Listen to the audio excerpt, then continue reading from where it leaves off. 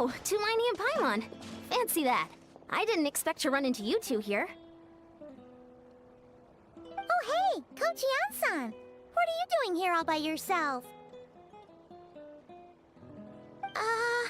Just so you know, Paimon didn't come here to train. Paimon's not looking to sign up for any diet plan or bodybuilding class right now. Alright, got it. But seriously, what do you take me for? Some coach from hell? I'd never force a student into something they didn't want to do. That being said, a little aerobic exercise would probably do you some good. You could take over my patrol for a while. That would count. Yeah, all jokes aside, you're right. I'm looking for some help. The Collective of Plenty is holding a bodybuilding competition soon, and so many people have been busy squeezing in their last-minute workouts that we've run out of staff for patrols. Oh, so you've stepped in to cover their work. But don't you have a last-minute workout to do too?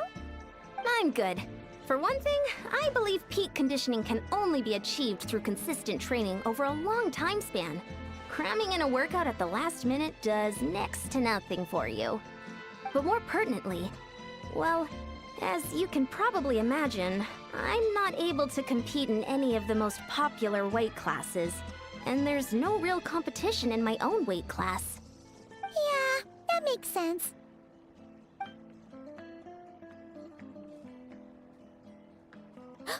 Oh no! Don't look at Paimon like that! We are not the same weight class, and no way is Paimon competing against you! Traveler, let's just help with the patrol, alright? Otherwise, Yan-san's gonna make Paimon enter a bodybuilding competition!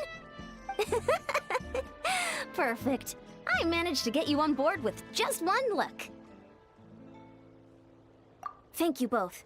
It should be pretty routine. Just keep your eyes peeled and make sure nothing strange is going on in the area. That'll free me up to check the other section. Let's meet back at the settlement when we're both done. Sure thing. Just leave it to us. We're experts at strolling and patrolling, don't you worry.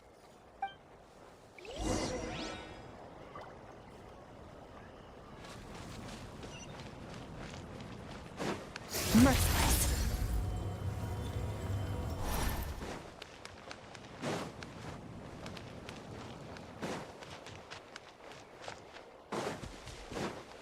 Annihilate.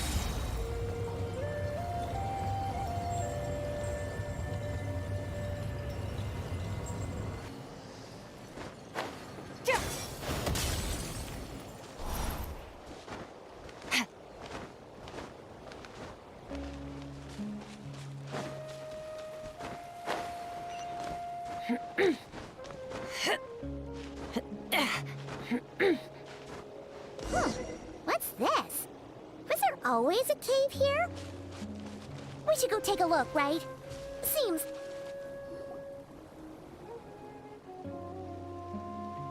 Hey! There's a hilichurl here. Is it sleeping? Doesn't look very hostile. Why is it hiding away here? Ah! You woke it up! Huh? It ran away! Oh, yes, our reputation in that land is more fearsome than we thought. Even hilichurls don't want to mess with us now. You mean that shiny thing? Huh. Must have dropped it as it ran off. Huh. Paimon bets that hilichurl thought it was a priceless treasure. It was probably planning to hide it here for safekeeping. Until we showed up. Let Paimon take a look. Hilichurls aren't the brightest, so it might not be worth much, but still. What is it? You look so serious all of a sudden. Isn't this just a regular old key? The style is unusual, though. Doesn't look Natlanese. Where do you think it's from? What do you mean? What hibernation chamber? What spaceship? Wait, you mean the spaceship? The one that brought you to Teyvat? So, how did that key show up here? Are you sure you didn't just drop it? Whoa! Yeah, these look identical. So if one of them's yours, does that mean the other one is... Knew it! Huh, the keys to a spaceship! Huh, somehow that really rams home the fact that you really are an actual alien. Oh, wait, no, descender. But anyway, now we know where it came from. The question is, how did it get here? The simplest explanation is that your brother lost his key somewhere not far from here. Then that hilichurl found it and ducked into the nearest cave to hide it. If that's true, it means your brother was here recently. Yeah. Man, this is so crazy. We only agreed to help with the Anson's patrol on a whim. And now, we've made this bombshell discovery and found a huge lead on your brother. Should we keep following this trail while it's hot? Or do you think we should check back in with the Anson? Ah, there you are. Looks like you went the extra mile today. Thanks for being so diligent. Oh, hey, Anson, what's up? Didn't think we'd see you again till we headed back to the settlement. We were actually just about to go meet up with you. We've made a huge discovery today. I came here to let you know that you don't need to keep patrolling anymore. The bodybuilding competition has just been canceled, so the usual squad will be resuming their normal duties. They'll be here to take over shortly.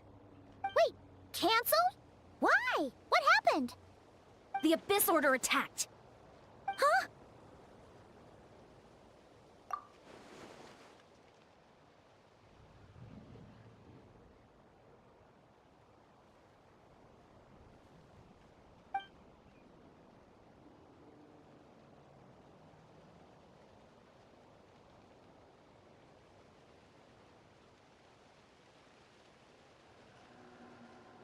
I've heard of the Abyss Order, but this is the first time I've known them to take organized action on such a large scale. It's like they're preparing to go to war against our entire nation. One little sect versus the entire nation of war? How are they expecting to pull that off? Based on everything we've seen from them so far, they usually prefer to act in the shadows. So, what's different about it this time? What could they be after? No clue. All we know is that they've attacked our tribe, but that doesn't tell us much. Our defenses are holding strong so far, so I'm gonna head to the Stadium of the Sacred Flame and see what Mawika knows. If there's any information out there, she's the one people report to. Oh, want to come with me? I'm sure everyone will feel better knowing that the hero of Natlan is on the case. Great, then let's head over together.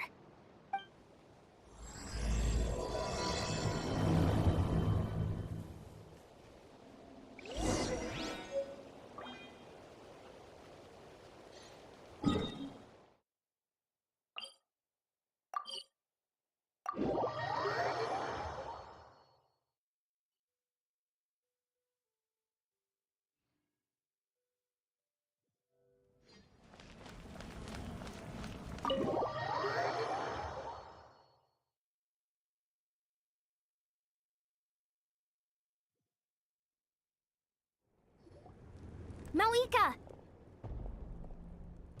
Oh? Ah, great timing, Ian-san. I was just about to send someone for you. And it's good to see the travelers with you. How are things looking? What's the latest word from the messengers?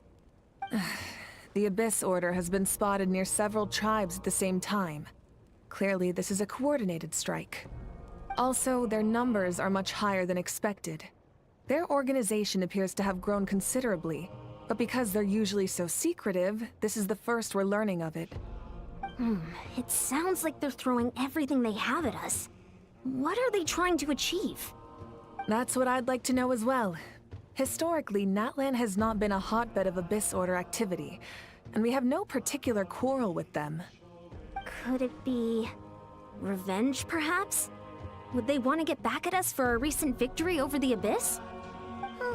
Seems unlikely. But then again, Paimon wouldn't put anything past the Abyss Order. It's too early to say anything definite. For the time being, we should continue monitoring the situation.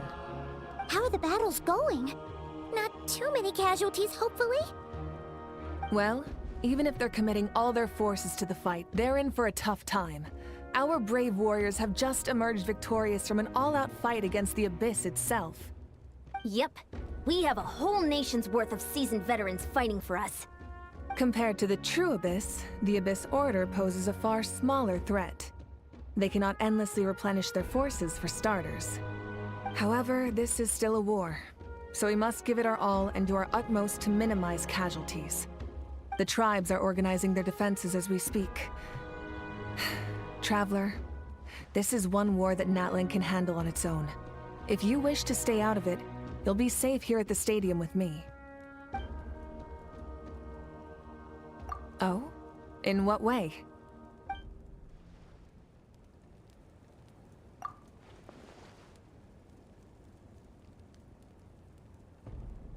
Yep, that's how it is.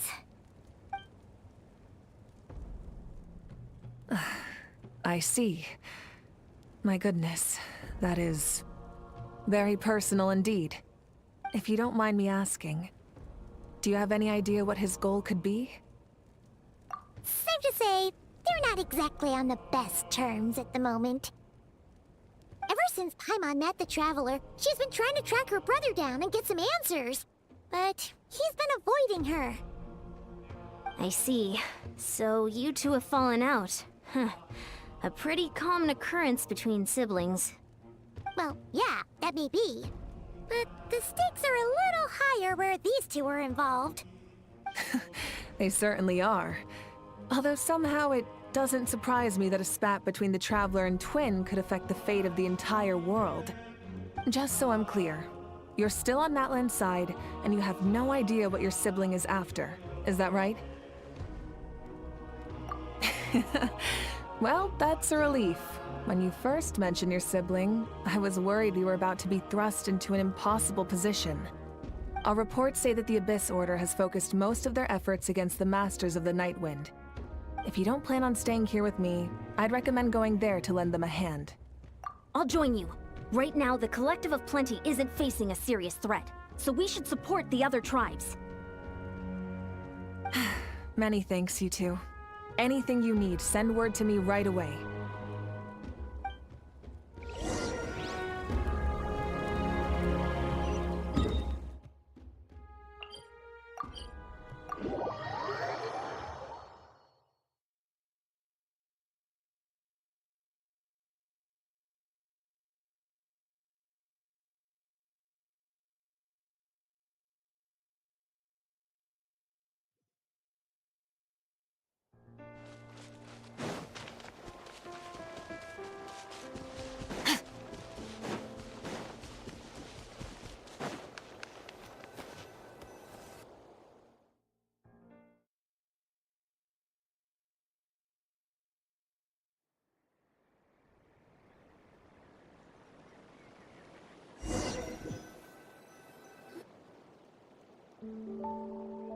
Look, it's Eulalie! Huh, I wasn't expecting to see you here. Are you here to reinforce us? How are things looking? Mawika told us to come here. Oh, the situation must be pretty dire if it's managed to get Eulalie out of the house. Dire? No, I wouldn't go that far. It's mostly just irritating. I heard we're being hit the hardest out of all the tribes. What are they trying to imply? They just think we're pushovers or something? The more I thought about it, the angrier I got. I couldn't exactly concentrate on my novel after that, so... well, here I am. So, that's how they earned the ire of Granny Eatsley, huh? They call themselves the Abyss Order, yes? Ugh, so tasteless. It's exactly the kind of two-dimensional name a clueless writer picks because they don't trust the rest of their writing to persuade the reader of who the real villains are. Hey, she's saying your brother has poor taste. Wait, what? Are you saying her brother is a member of the Abyss Order? I only said that because I was mad, but maybe I went too far. Hey, let's save the chat for later. We've got some enemies incoming. Good. A much-needed chance to vent my frustration. Not a moment too soon. Things were getting awkward there. Luckily, I'll never have to find out just how badly the rest of that conversation was gonna go. You didn't have to say that last part out loud, Sweet Lolly. Anyway, let's get 'em!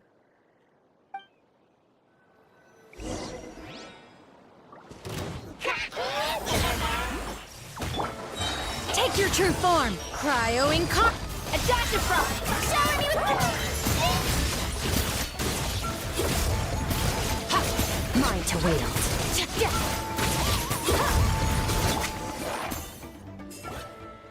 Phew, much better. That's more like it. Ooh, impressive work, Granny Eatsley. If I'd known you were on the case already, I might have reconsidered whether your tribe really needed reinforcements. If anyone should be reconsidering, it's the Abyss Order. They picked the wrong target this time. Experience says that if we head in the direction they were attacking from, we should find their stronghold. Why don't we press our advantage and destroy their base? They won't know what hit them. Hey, was there a battle here just now? Need any help? The warriors from the Masters of the Nightwind are here! The battle against the Abyss is still fresh on our minds, so everyone's used to working together. Well, morale's high and everyone's here. Let's go take down that stronghold!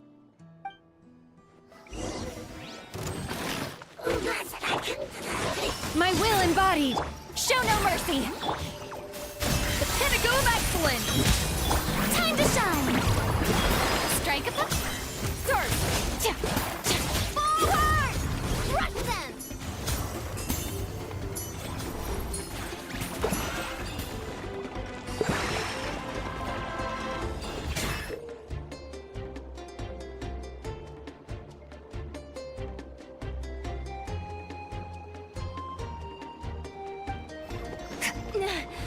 What is that thing?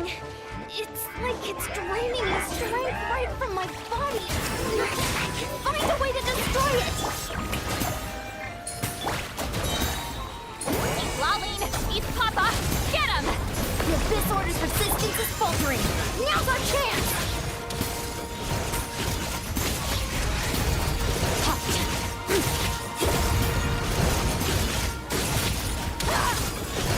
Warriors! Attack! After them!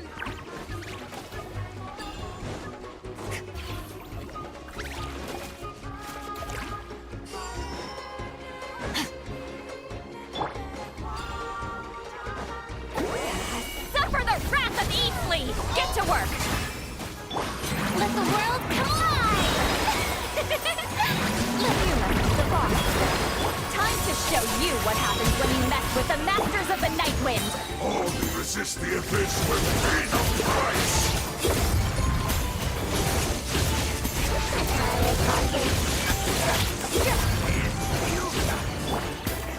Do your master's bidding! Eat Laline! Eat Papa! Get him! Fulfill our... A dash of frosting! The pinnacle of The world will. This stronghold is neutralized. Good work, everyone. The Abyss Order's all bark and no bite. To be honest, this was anticlimactic. I was hoping for a personal apology at the very least. And ideally, a whole speech acknowledging the superior might of the Masters of the Nightwind. Well, whatever. I'll just have to make up for it with some extra wine at the victory feast. With the stronghold cleared, this area should be safe for the time being. But still, something tells me we can't afford to let our guard down yet. Maybe it's just me, but an enemy under siege normally defends their stronghold at all costs. The fighting gets more and more intense right till the bitter end. But this time was different. With a few exceptions, most of the enemies here gave up and fled the moment that... well, I don't know, but it seemed like they sensed something. Huh? Not sure I follow. They did a tactical retreat, that's all. It's just a different strategy. I'm not convinced. Don't forget, they're radicals who chose to wage war on an entire nation. They don't do things in half measures. It seems out of character to cut their losses and run like that. So you're saying there's more to this than meets the eye? I'm saying we don't know enough to be sure of anything at this stage. So let's stay alert and keep our defenses at the ready.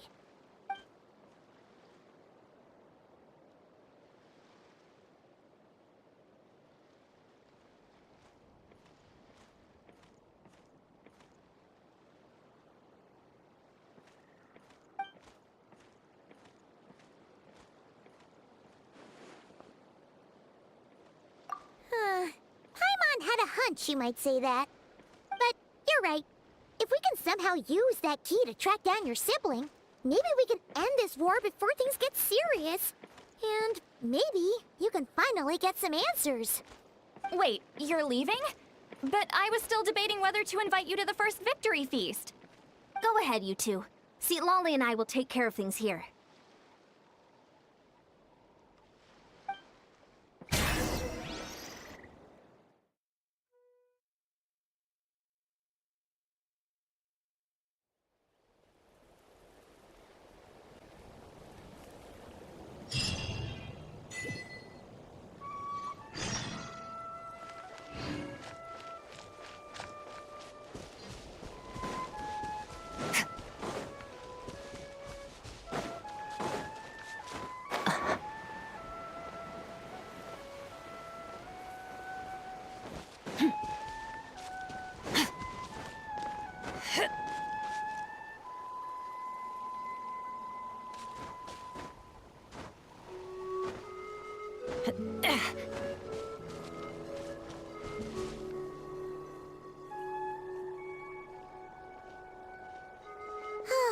And we're back where we started. That Hilichurl probably found the key nearby, right? Let's look around for clues. There's no time to waste. Beyonsan and St. Lolly are waiting for us.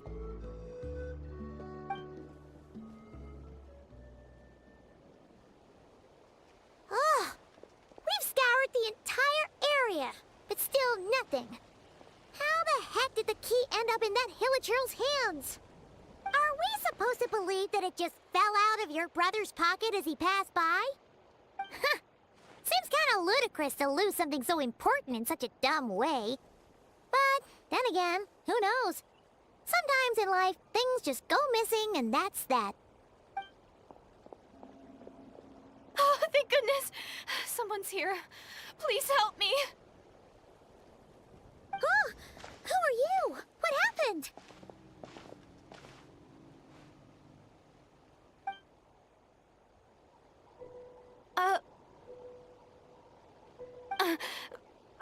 No, now isn't the time. Please, you've got to help me. I'm being chased by monsters and I can't keep running. Can you do something? Yeah, where are they? Paimon doesn't see any monsters behind you. Huh? I'm sorry, I don't quite understand. They're almost here. This really isn't the time to be joking around. We're not. We're completely serious. We don't see any monsters. But how? Ugh, there's no time. They're coming. We gotta run. What's wrong with that girl? She must be seeing things. Oh no! It looks like something really hit her. Maybe she was right. Quick, let's see if she's okay. What's wrong? Are you hurt? What was that? The monsters! They're right there! You need to get out of here. It's too dangerous.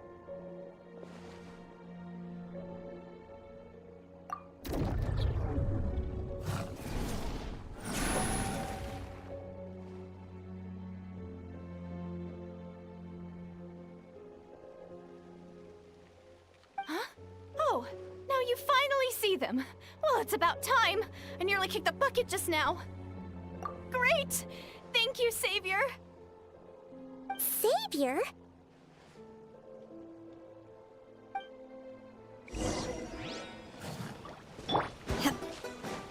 Transfiguration! Time to shine! Yoo-hoo!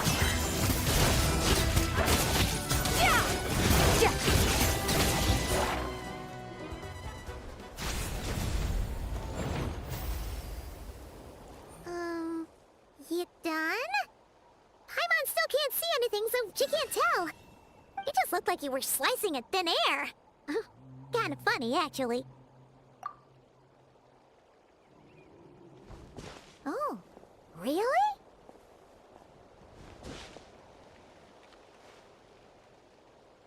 Sure.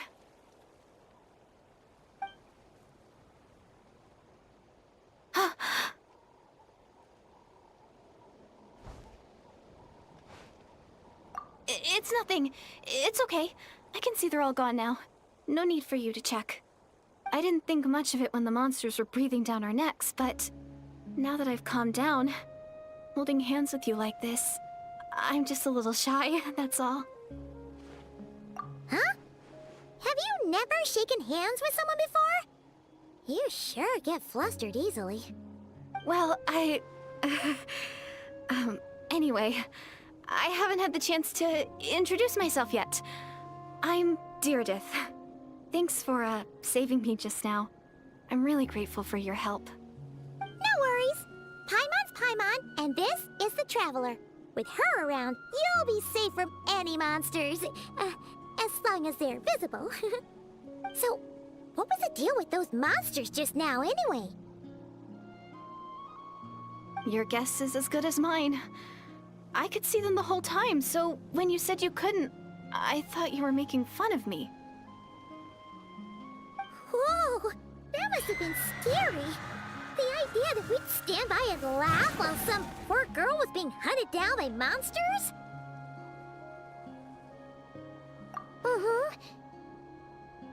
Don't worry, we aren't like that. When we say we can't see something, it's because we really can't see it. But more importantly, did the monsters hurt you? How bad is it? It's nothing serious. But I did sprain my ankle back there. I won't be doing any more running for a while. Good idea. We'll take you.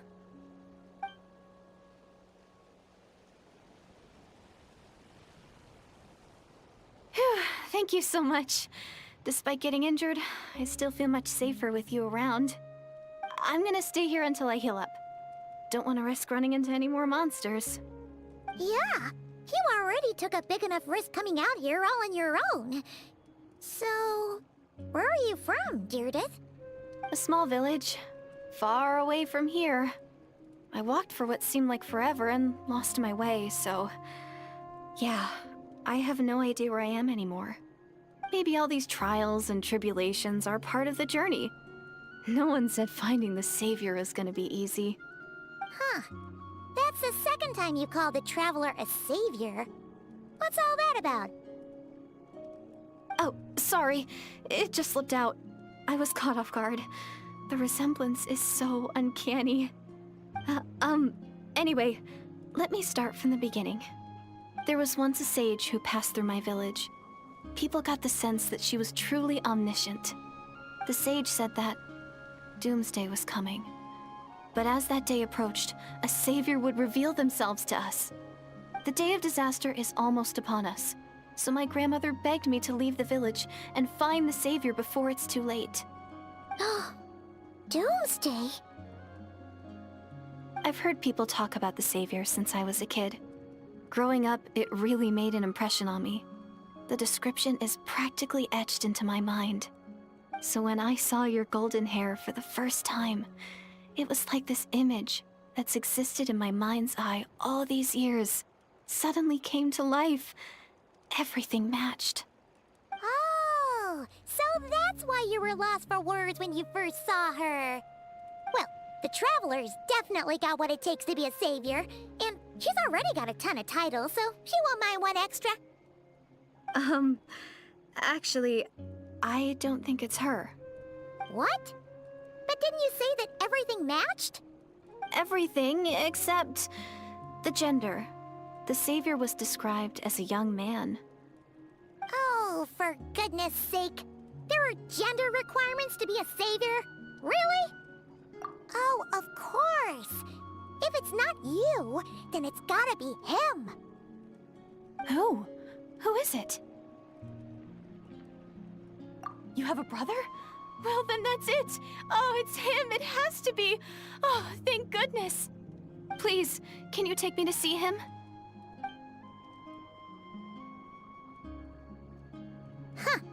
Maybe, if you're lucky. It just depends if we can find him. Huh? But isn't he your brother? Sorry. Looks like Paimon steered this conversation back to the fallout between you two. It wasn't on purpose, but that's the reality, so it's hard to avoid. Okay, fair enough. But since you're looking for him anyway, why don't we team up? We might stand a better chance if we work together. Yes, everyone says that the disaster is inevitable. But the Savior will rescue us all from our pain and suffering. I've always dreamed of meeting the Savior. Do you really buy this whole doomsday thing? Seems kind of far-fetched.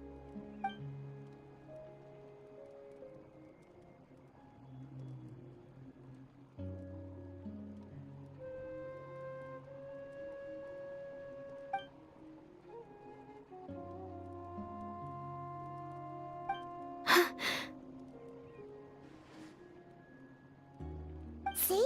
She broke eye contact. Sure sign of a guilty conscience. Time to press her for answers. What's wrong, Deirdis? Something's clearly bothering you. You want to tell us what's going through your mind? Oh, I just, how should I put it? The Traveler looks just like the Savior of my dreams. And it's not every day that the Savior of your dreams swoops in and saves the day in your moment of crisis. So I'm just a little overwhelmed, that's all. 3 seconds of unbroken eye contact is the limit. I don't think my mind and body can handle any more than that. What do you mean, limit? What happens after 3 seconds?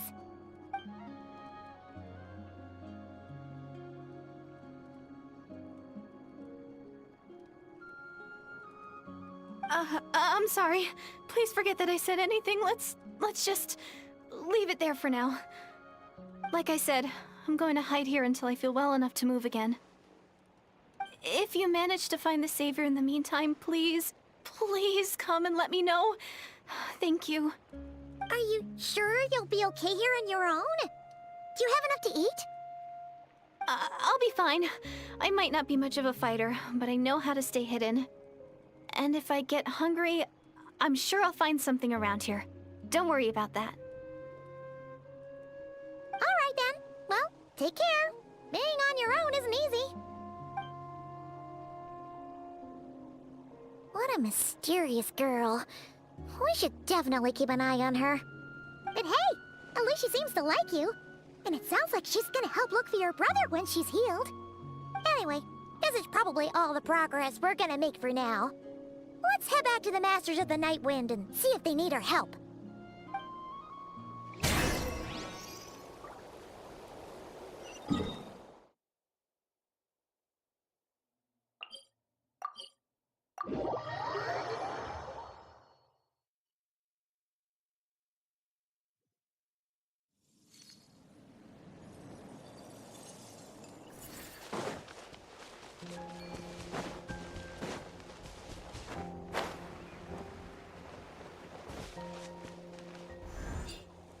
Oh, you're back! How did it go?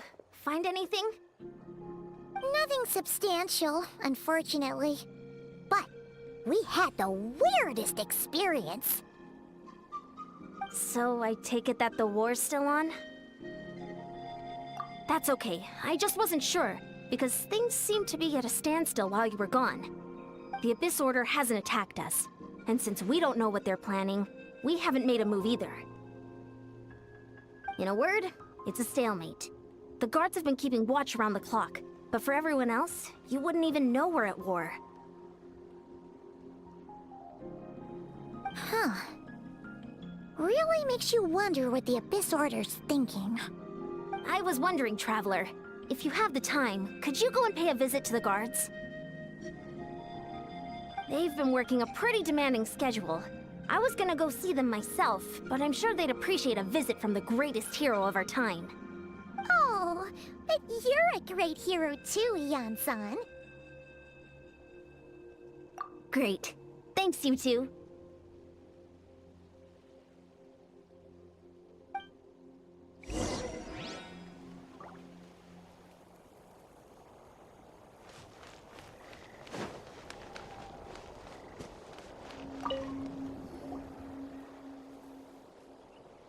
Wow, Tumaini, our hero.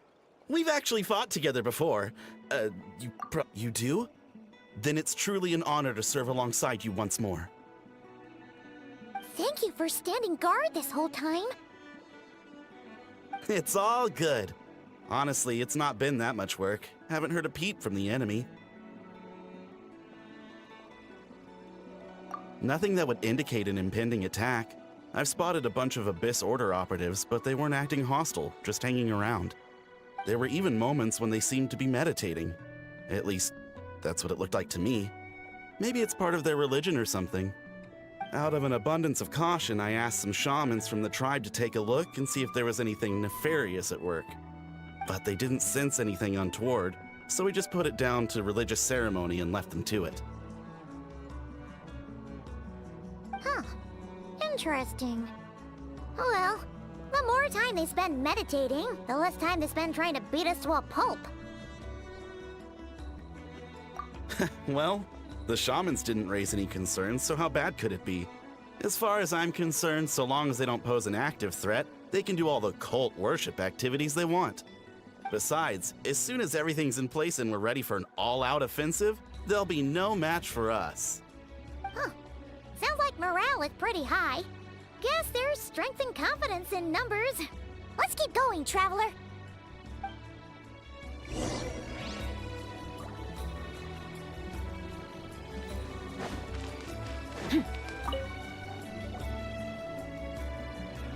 Huh?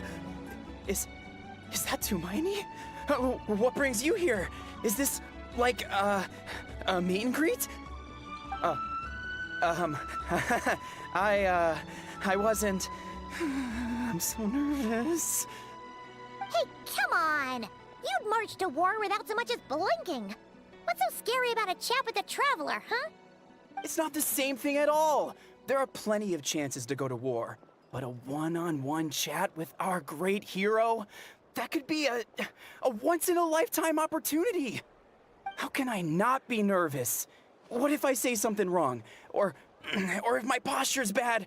Or if I accidentally make a weird expression with my face? One bad impression can stick for life. No one's here to judge you on your posture or your facial expressions. Relax! All right then. I'm sorry, great hero, but I have a small favor to ask. What Paimon guess? An autograph, right? That's easy. May I challenge you to a fight? What? How can you be so audacious and so sheepish at the same time? Huh. Paimon's starting to think your nervousness is all just an act. No, of course not. I just figured that if I don't ask now, I'll regret it for the rest of my life. But I am still on patrol, so please, Great Paimon, if you wouldn't mind taking over for me for just a few minutes? Ugh, again with the sheepish audacity. Just pick one or the other, will you? Woohoo!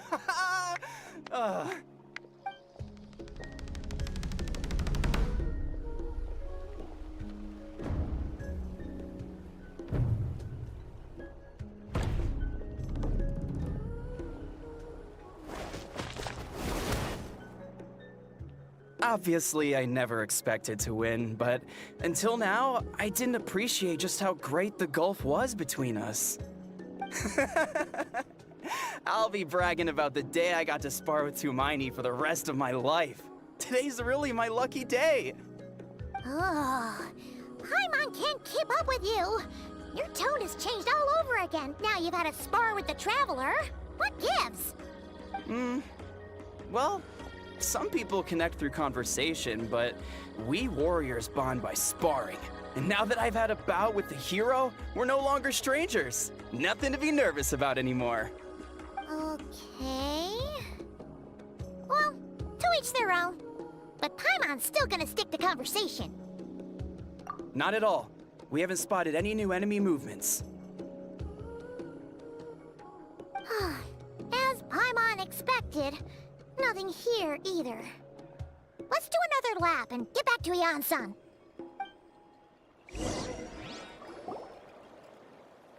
you're back. So, did the guards find anything? Nothing much, no. Someone mentioned that the Abyss Order has been doing some kind of meditation or prayer, but apparently it seemed harmless. Paimon wants to lodge a complaint about one of the guards, though.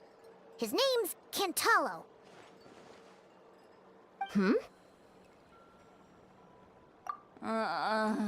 Traveler? You're back already? And no one thought to wake me up, huh? In fairness, you look pretty hungover. Can't imagine anyone wanting to wake you up in that state.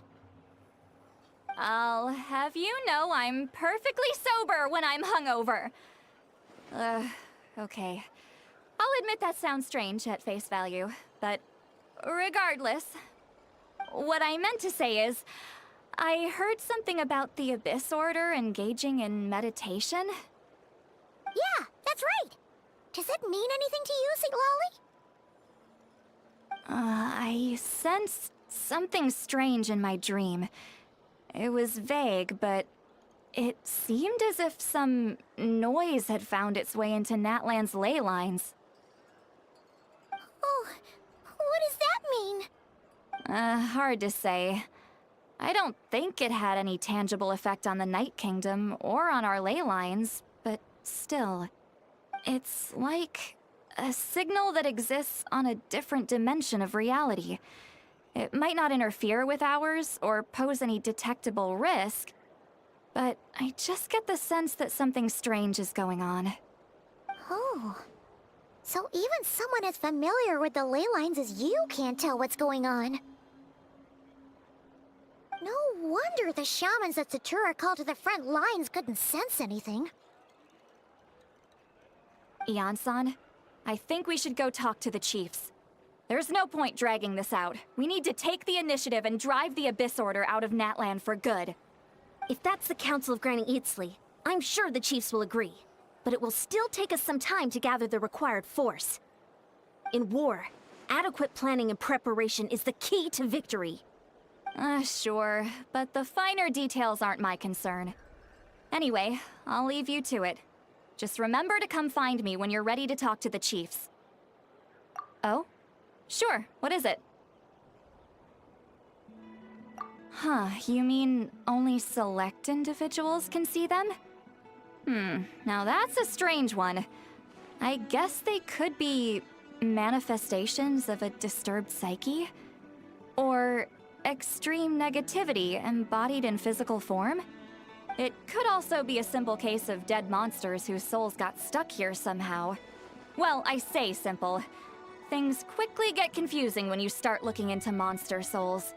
For starters, trying to figure out which classification system to use is a real pain in the... Alright, we get it! Granny Eatsley's learning and wisdom knows no bounds. But could we just get the short answer?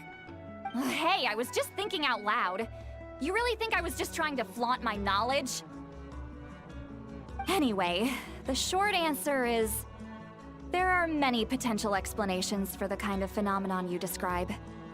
That said, it's not something I've ever encountered in all my years. Oh, wow. Okay.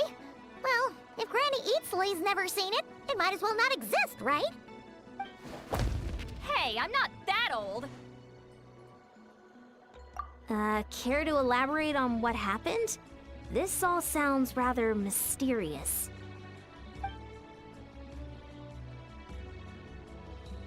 Really?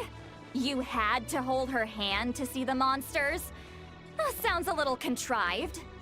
Huh? That's the part that bothers you? Maybe the point is more that it requires direct physical contact, whether that be hand-holding or otherwise. But that's neither here nor there. What bothers me is, it sounds like she's convinced that your sibling, the leader of the Abyss Order, is a savior. That really makes me question whose side this girl is on, and whether what she told you about her background is actually the truth. Sorry if that comes across as paranoid. It's just hard not to be suspicious of everything when we're in the middle of a war. Actually, Paimon feels like you make a fair point. Whoever this girl is, she sounds like bad news. Okay, well, you're clearly just jumping to conclusions. It's hard to know what to make of it. A young lady all by herself, lost in the middle of nowhere, sees monsters that no one else can, calls the leader of the Abyss Order her savior. At the very least, we should remain vigilant. Keep a close watch on her. Sounds sensible. On that note, we probably shouldn't have left her by herself in that cave. Traveler, we still need some time to muster our forces. Maybe you could check on her if you're not busy. Just be careful. It's settled then. Let's go check on her.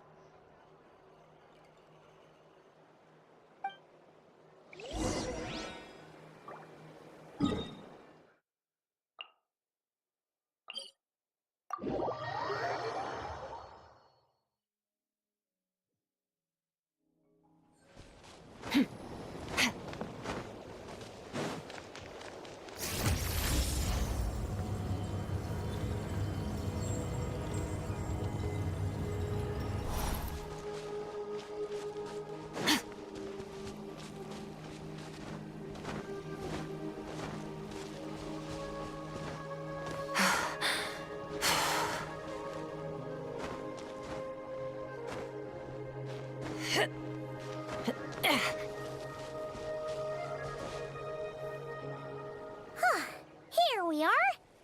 Deirdre will still be here, right? Oh, it's so quiet, though. Uh-oh. What if Yansan was right? Maybe she never intended to stay here at all.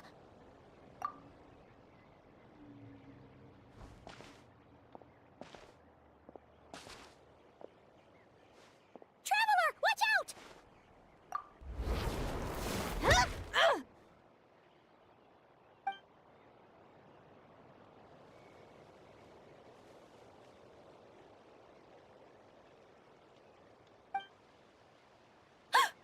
Oh, sorry.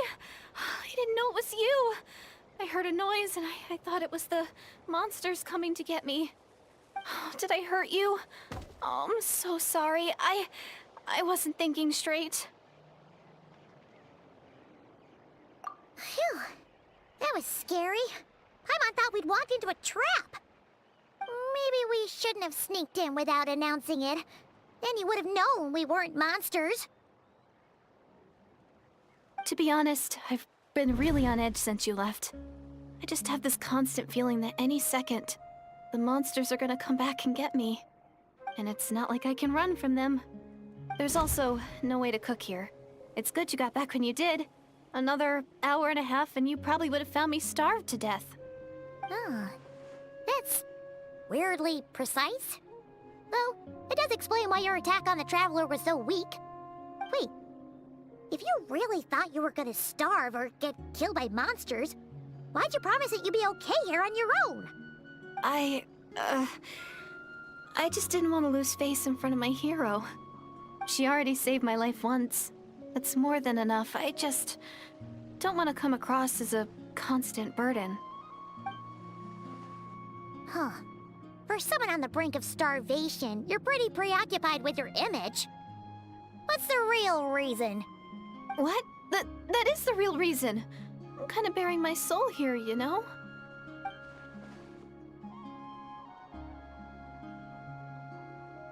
Anyway, so, could you make me some food now?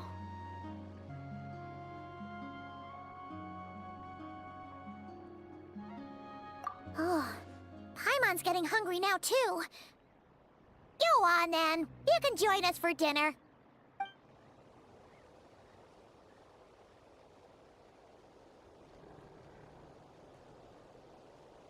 Whew. I am so full. Thanks for saving me, again. Starvation feels like a distant memory now. Huh.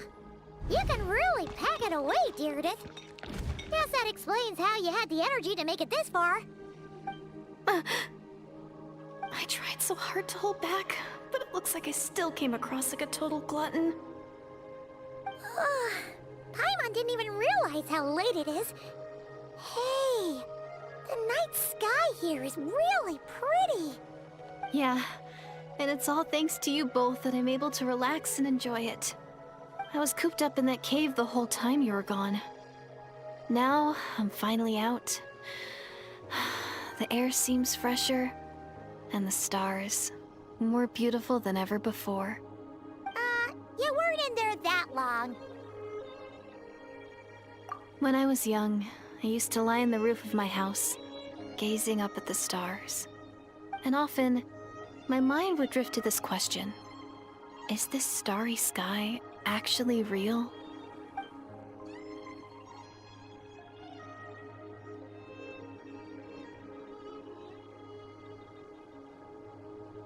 But my grandma would tell me the answer to that question doesn't really matter. Think of all the people in our village who spend their entire lives here, she'd say. To them, that little village is their whole world. And so, if it's our destiny to live beneath this sky all our lives, then whatever may or may not lie beyond, this is our world. And that sky is real to us.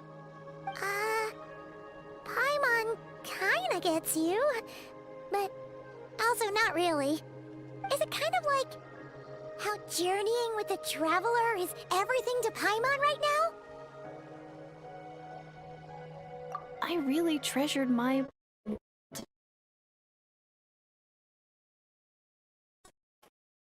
The houses, the scenery, stories I always loved to hear about the Savior. But I could never bring myself to agree with Grandma. Even if the village was my entire world, I still had to know what lay outside its borders. Yeah! Go you! So, I finally ventured out, and set off on my journey to find the Savior. I'm going to make my world bigger, one step at a time. And I'm not going to stop until I've seen what's beyond the stars. Maybe then, I'll finally get an answer to the question I had as a child. Who knows? Maybe one day, I'll be sitting and chatting just like we are now, but with someone from another world. Yeah, one day. Oh, if only we could tell her. But it's probably best not to open that can of worms right now. I need to find the Savior and protect my world. Then, I can make sure it continues to grow. That's the most worthwhile thing I could think of doing, so I've been giving it everything I've got. You know what? That's pretty cool. Paimon kinda wants to root for you now. Oh, sorry. I got a little carried away. I always get chatty after a hearty meal. Just like my grandma.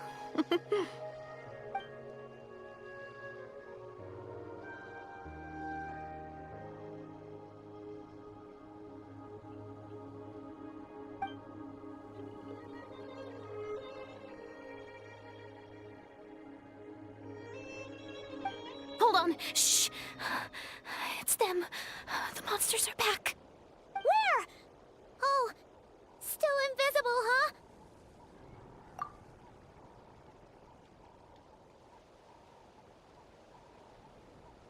Can you see them now?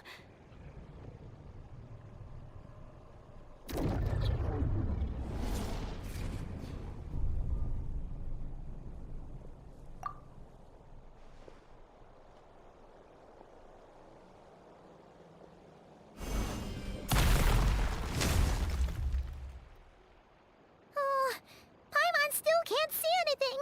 But please, be careful.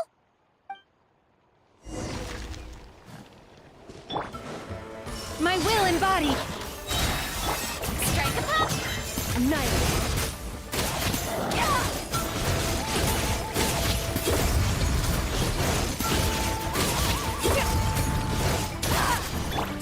By ordinance divine! Goose on the loose! A little moose! Let my name echo in song! Yup! Ha! Ha! Yeah! Yeah!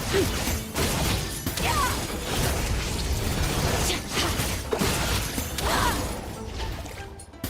Huh? Wow, that was fast. Did you get all of them? Oh, Paimon's slowly but surely getting getting used to the sight of you fighting thin air. You doing alright, Deirdith? Deirdith?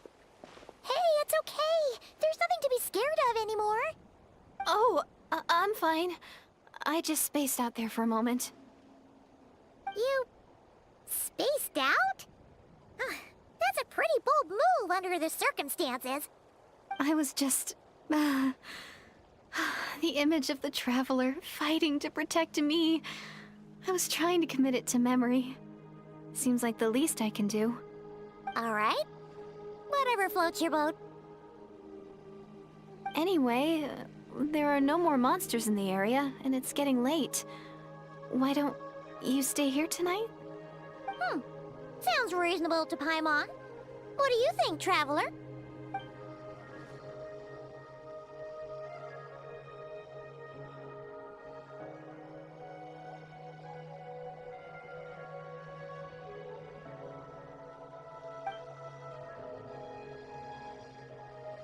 Alright. Deirdith will be... Huh? Deirdith? Why are you going in alone?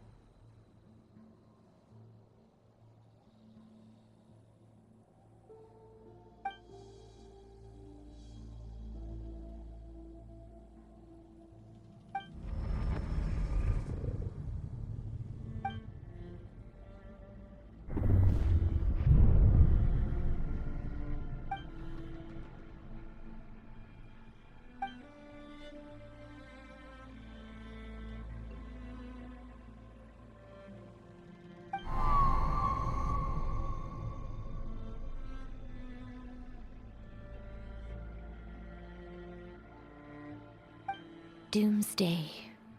A fitting name indeed.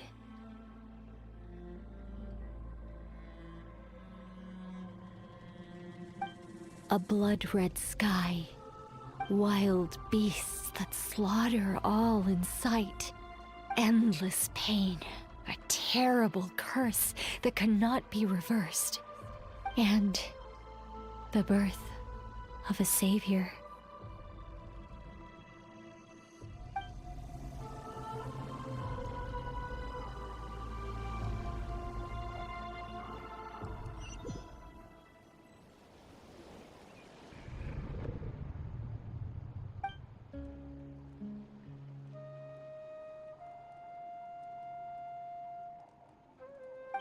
You're awake. I'm sorry. I didn't mean to,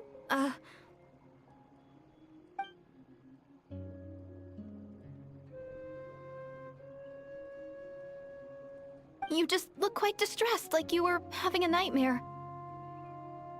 I thought if I took your hand into mine, you might find it soothing. At least, that's what my family always did when I had nightmares. But it didn't seem to work on you. In fact, I think I made it even worse. I'm so sorry. Oh, is that right? You better not be trying to pull a fast one on the Traveler. What? Don't be so... I have more self-control than that. Self-control? What does that have to do with it?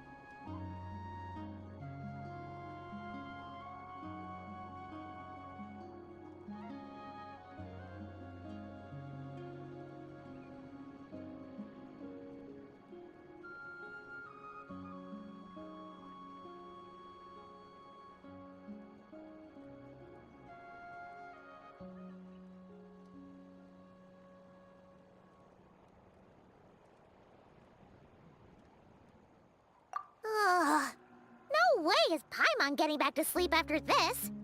You go ahead. But for the rest of the night, Paimon is staying up to keep an eye on this young lady. Oh, do I really seem that shady to you?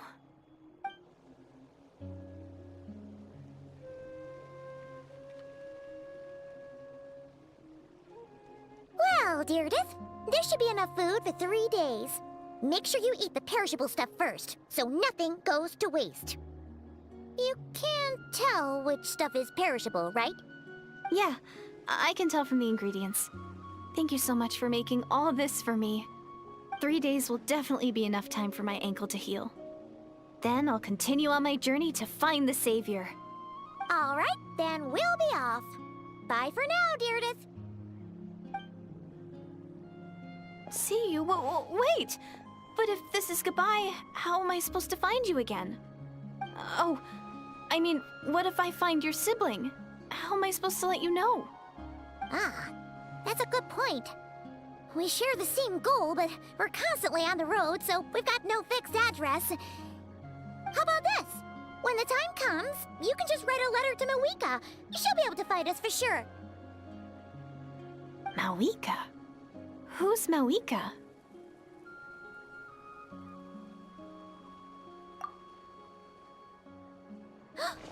It's the Abyss Order! They're here! But it doesn't look like they're marching to war. More like they're running away? Where? What are you talking about?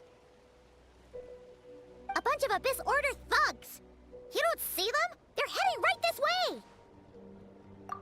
That's strange. I guess it's my turn to not be able to see the monsters.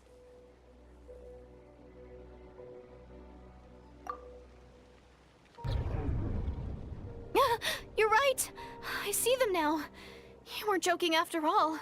So this is what it's like. What a weird situation. What is making these monsters invisible? Is it Deirdith? Or the monsters themselves? Or is it us? Well, might as well mow these ones down, just so they can't pose a threat to the tribes.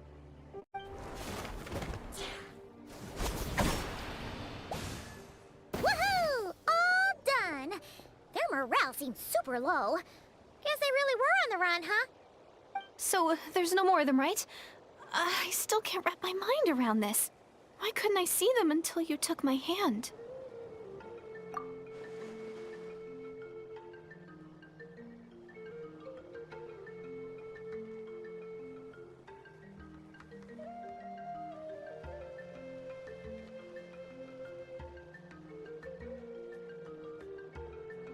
So, any ideas on why those monsters might have been running away?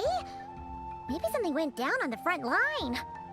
Oh, Paimon's getting a little worried about Eon-san and the others. Let's head back to the Masters of the Night Wind right away. We gotta go. Bye for now, Deirdith. See ya, and please take care.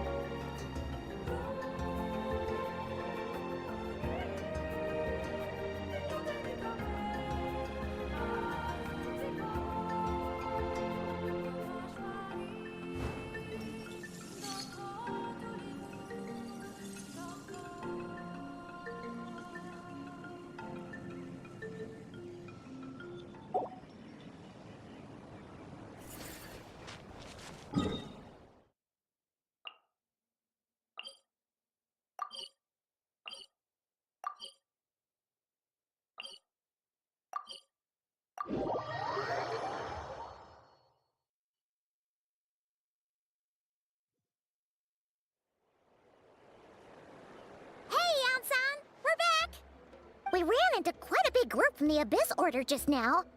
Has something happened at the front?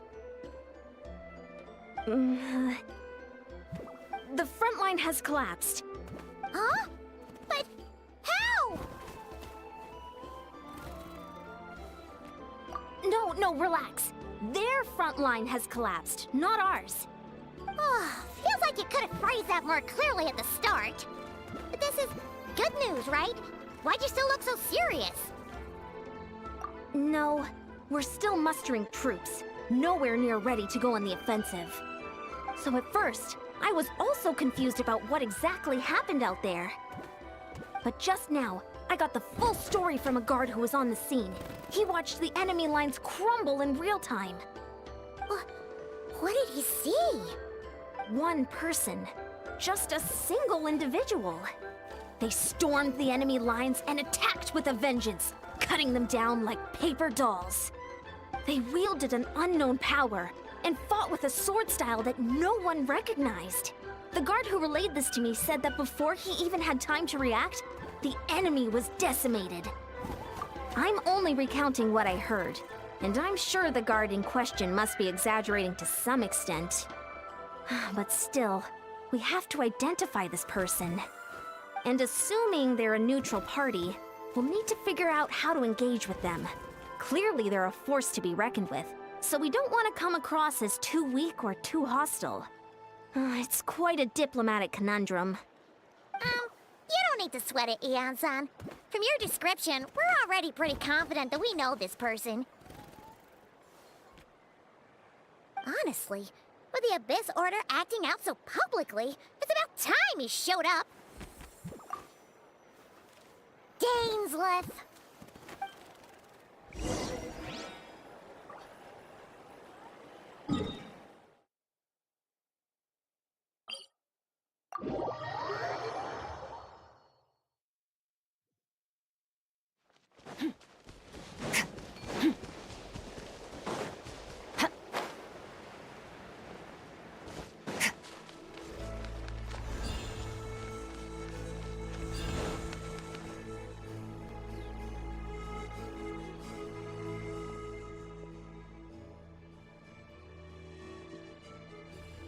It's been a while, Dane.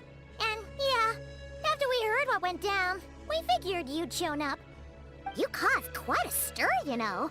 Oh, this is a friend of ours from Natlan. Her name's Ian-san. She insisted on coming here to thank you in person. It is my honor, Mr. Dainsleif. Thank you for breaking the stalemate in our war against the Abyss Order. Natlan is fortunate to share a common enemy with such a mighty warrior as yourself.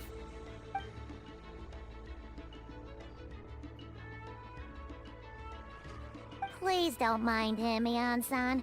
He always talks like that, but he's a pretty nice guy deep down. It's quite all right.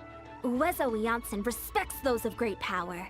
It's quite clear that he meant no offense, and I am still delighted to make his acquaintance. Anyway, since you're old friends, I'll leave you to catch up for now. Take your time. Sure thing. You probably have plenty of other stuff to do anyway, right? Since this war isn't exactly over. See you later, Ian-san!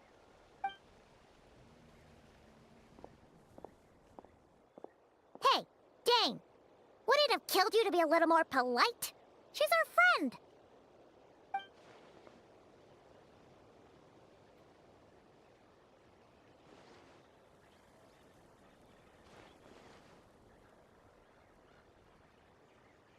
Ugh, so stubborn. But whatever. So anyway, Dane, do you have any new info about the Abyss Order for us? Any idea what they're trying to achieve with this war, for example?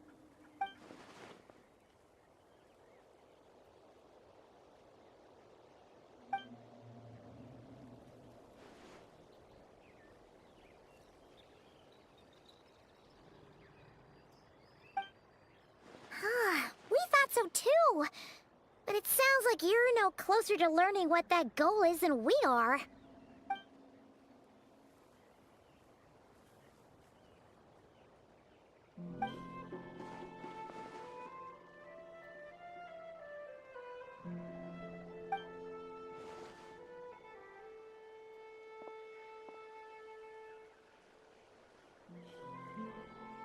What do you think we should do?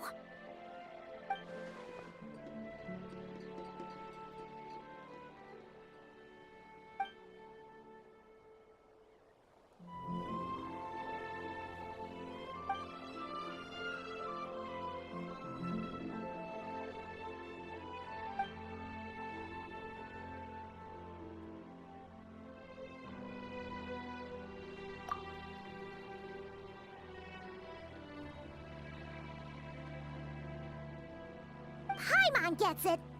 Nothing in the world can satisfy you like making mincemeat out of the Abyss Order, right?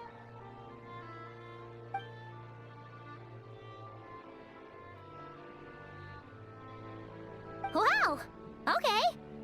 A rare, candid response from Dane.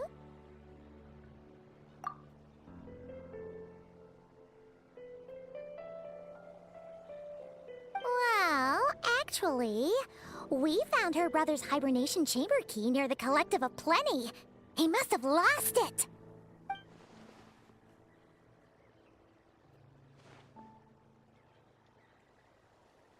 Oh, and there's more! After finding the key, we also ran into this weird girl. She kept seeing monsters that we couldn't see, and then, this other time, we saw a load of monsters, but she couldn't. She also said she was on a journey to find the Savior. Her description of this Savior matched the Traveler pretty closely, so we figured it's probably her brother.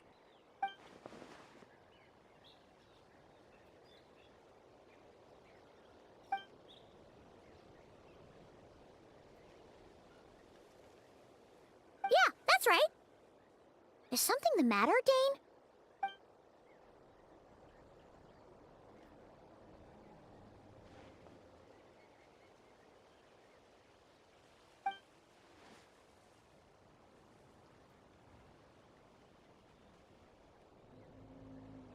Wait, wasn't her brother called the Prince, though? Where did this Savior thing come from?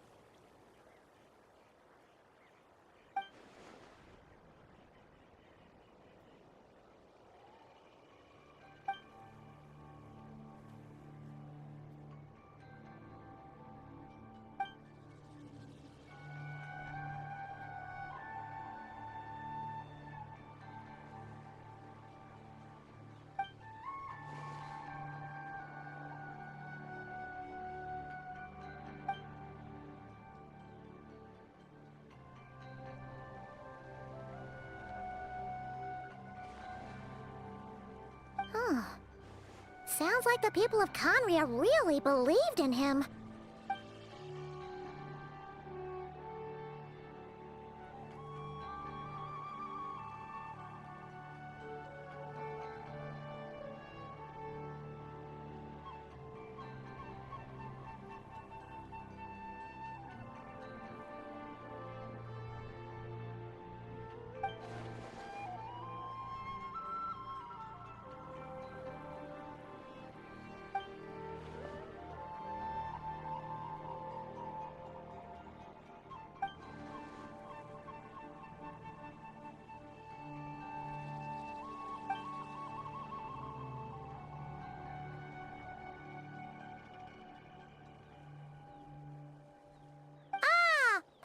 Gets it now.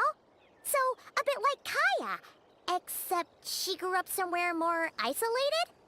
Still, that doesn't explain the invisible monster situation.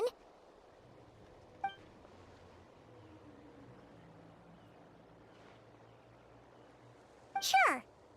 Also, why don't you stay with us at the Masters of the Night Wind for tonight? You must be tired after all that fighting today.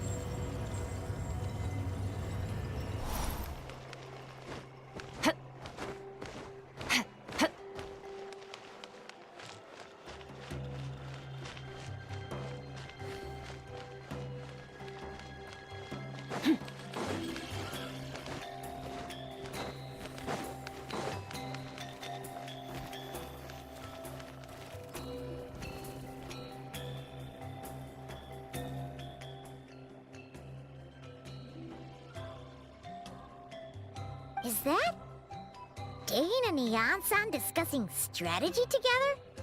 Huh. Looks like they're getting along just fine.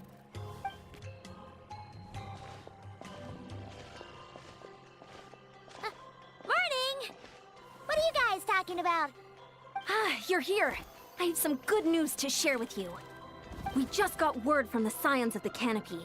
Their intelligence has reported that they've discovered the Abyss Order's headquarters in Natlan. After their front lines dissolved, the bulk of their forces fell back to that area. It's also where their central command is located. The location? The Cinder City. Cinder City, huh? That tracks. Seems like their kind of place. Hey, this is great! This could be our chance to crush the Abyss Order once and for all! And with any luck, maybe we'll find your brother there too! Yep, our army is almost ready, and we've sent a message to Mawika to let her know the plan.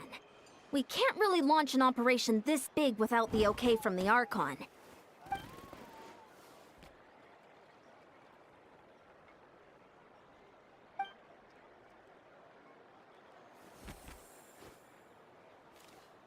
I've already explained my reasoning, Mr. Dainsleif. I understand your concern, but an immediate strike is not on the cards for us.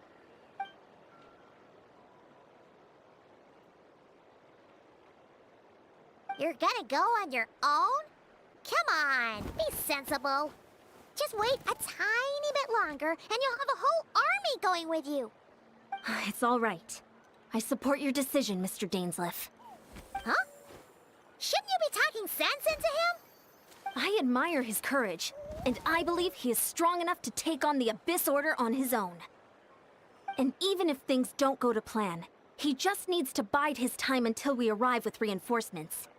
Mr. Dainsleif, I wish you the very best of luck.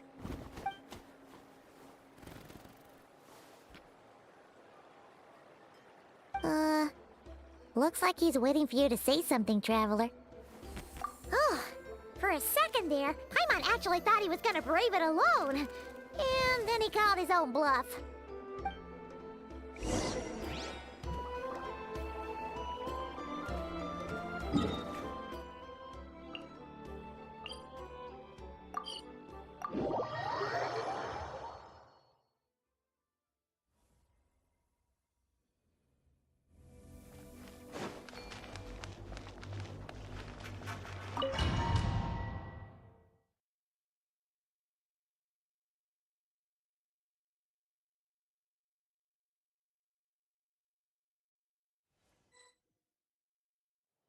Is this the place? The Abyss Order's hideout in Natlan?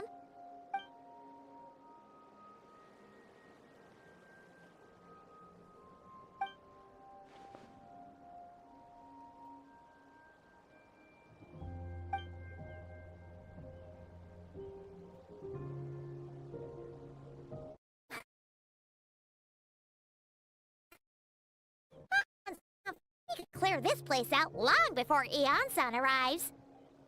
And if you get to meet your brother again, even better! Let's go!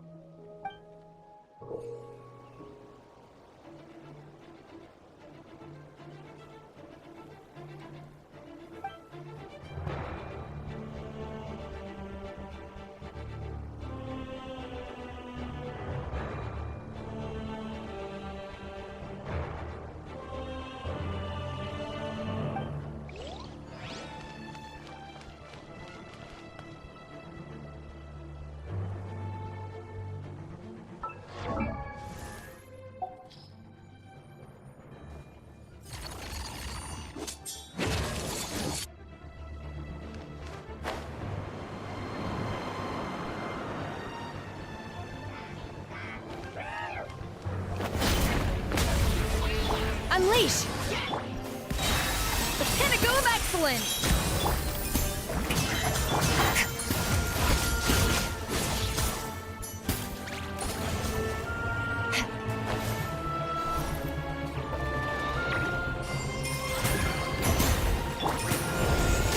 Do your master's bidding! Transfiguration! Off to the freezer! Goose on the loose! Time to shine! Shower me with... Ha! Ha! Yeah!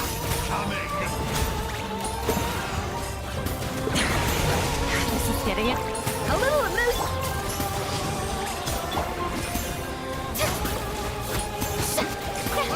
Strike a pose!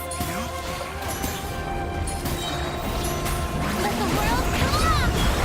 This is a very different battle from the one we fought with the Ansan. No one's backing down! They're fighting back with everything they have!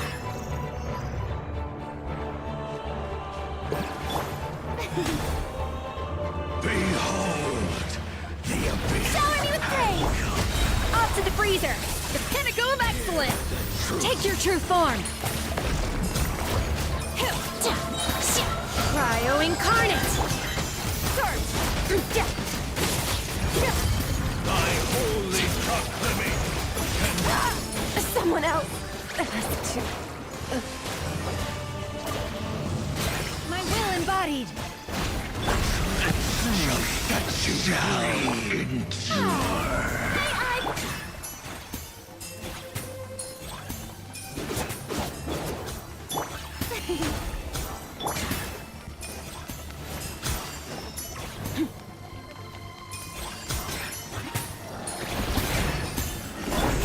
Transfiguration! Do your master's bidding! Adaptifrost! Strike a pose! Time to shine! Extinguish! Yeah! Yeah! Mine to wield! Yeah!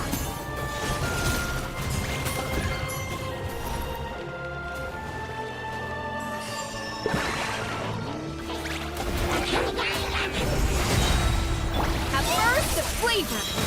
Off to the freezer! By ordinance divine! Respect and process. The abyss is all present. Sweet resistant thing. Let the world come!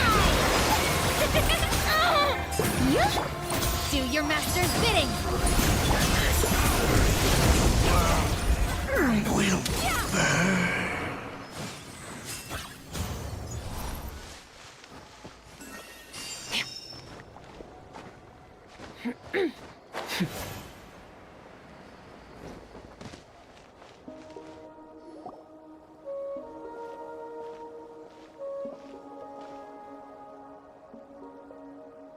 Twilight Sword Dainsleif.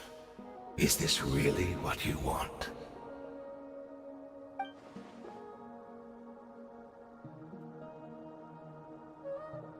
So where's the Traveler's brother then?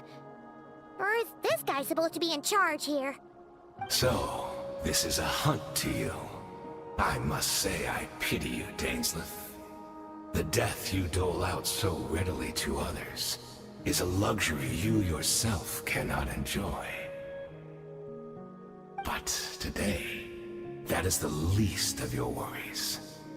Do you realize that all your years of pursuing us are being rendered utterly meaningless, even as we speak?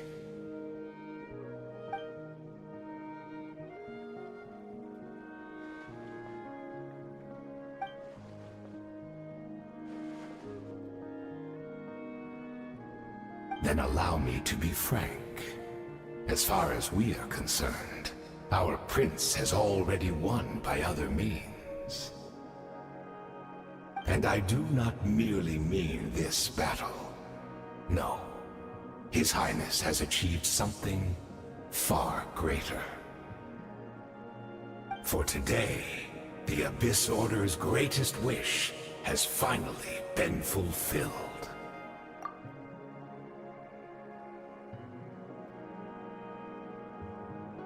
Our Highness quietly infiltrated the Night Kingdom to exploit that realm's past experience with ley line reconstruction.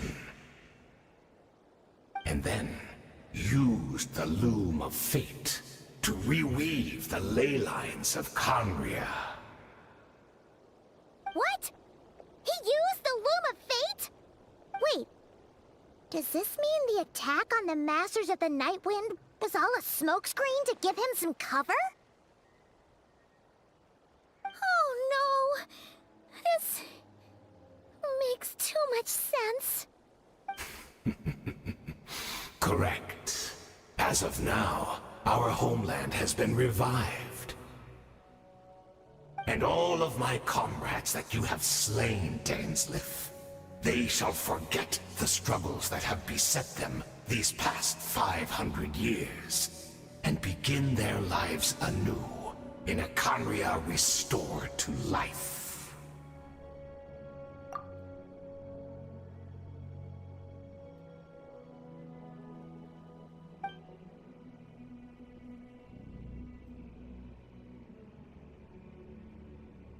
Right! You still need a few steps after that, such as finding a place to host the ley lines you just rewove. Plus, if it was really so easy, Malika and the captain would have had a way easier time during the war.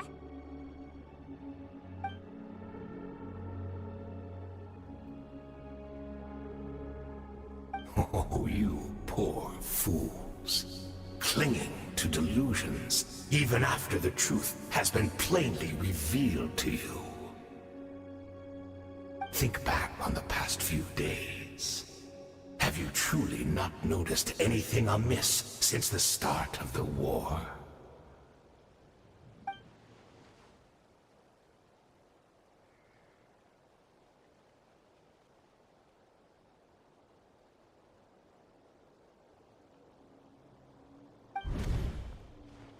I sensed something strange in my dream. It was vague, but it seemed as if some noise had found its way into Natlan's ley lines. Oh, what does that mean? Hard to say. I don't think it had any tangible effect on the Night Kingdom or on our ley lines, but still.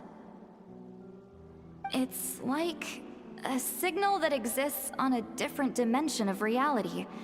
It might not interfere with ours or pose any detectable risk, but I just get the sense that something strange is going on.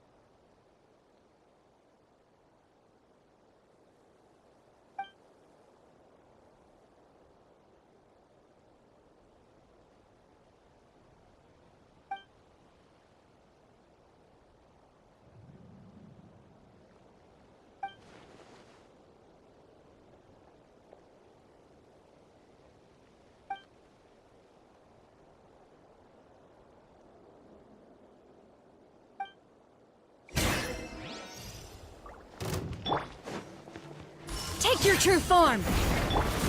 Adaptive! The embrace of the abyss. Goose on the loose! And be baptized. This is getting interesting. Start! Mine to wield. You battled in vain. The Abyss Order's mission has been fulfilled. Time to shine!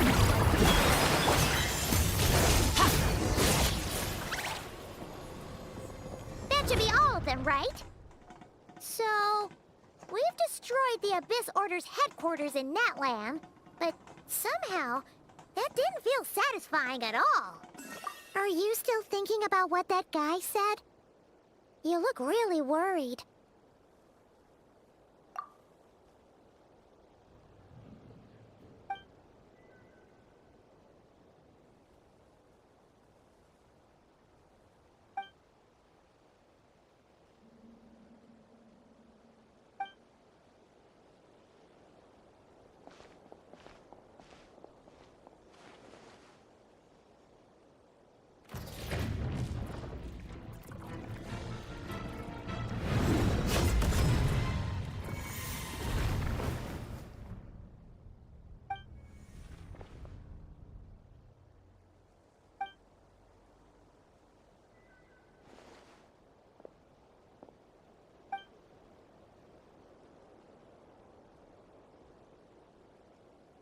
"500 years on, and you still refuse to address me as Master. Don't forget, Dainsleif. You may be the renowned Twilight Sword, while my arm has grown too feeble to swing a blade. But I taught you everything you know about wielding a blade.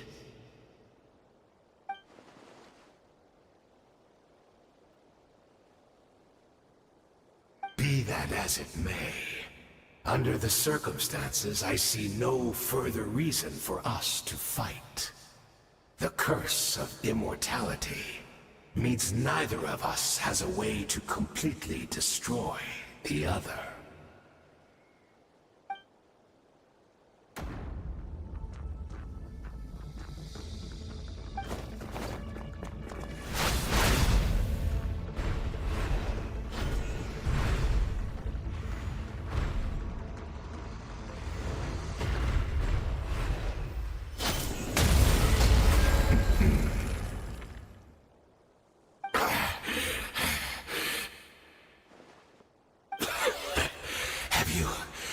Finally had enough.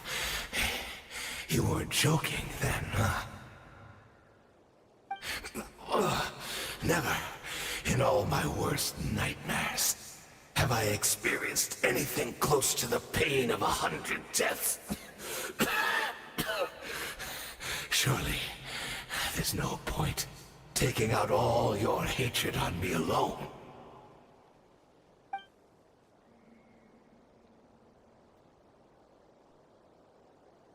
All right, I believe you. Still, aren't you at least a little tired now? Why don't we sit down, perhaps? Chat a little, hmm?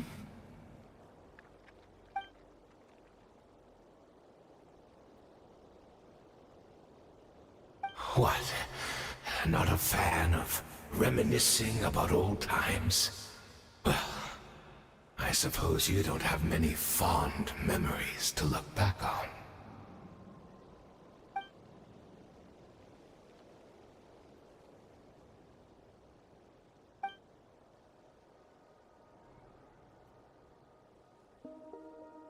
Indeed. When the cataclysm first struck, everyone prayed for the Savior to deliver them, but he was nowhere to be found. Yes, we knew that the great abyssal power within him had been divided up. Yet we still despaired at his choice to leave us. Still, I believe that everything he's doing now, including his regret over what happened, comes from a genuine place in his heart. And besides, Who else can we place our faith in? We are proud Conrians, are we not? I mean, we can hardly turn to the gods.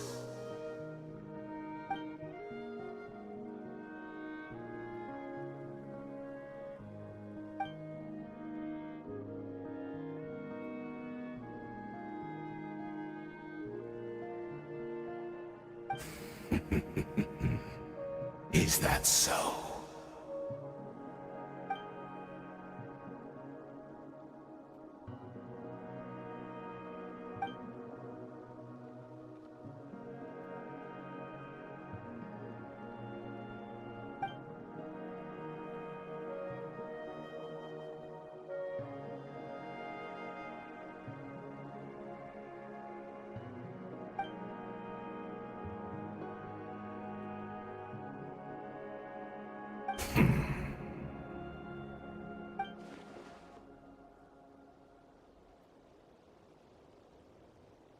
I'm sorry, Dainsleif. I would apologize to you for those actions, truly.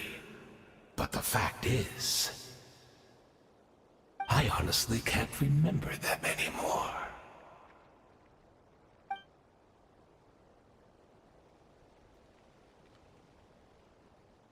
Look at me. Look at what has become of me. Only by the Abyss's grace have I managed to maintain this physical form. But as for the rest, memories, spirit, emotions, personality, they have long become eroded, fragmented beyond recognition. Even if mine was a past steeped in sin, or in shame I once longed to hide, I would wish to remember it. Without my history, I fear I will become another person entirely. I would like to apologize for any misdeeds that are mine. So please, tell me everything. Tell me about the Conria we once called a home.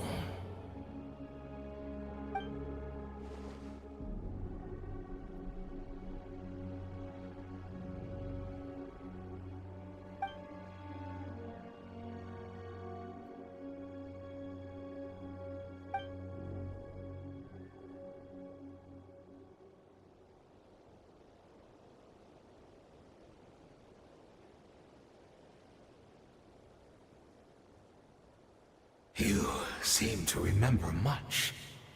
Could you tell me more about it? About our golden age?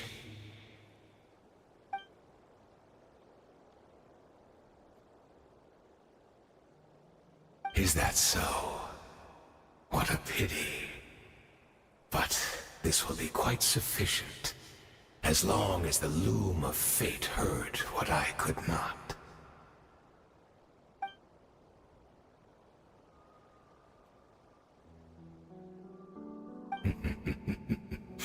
I'm afraid I owe you yet another apology, Dainsleif. You were right. I lied to you earlier. Your wits are too sharp to be fooled by me. The homeland hasn't yet been revived.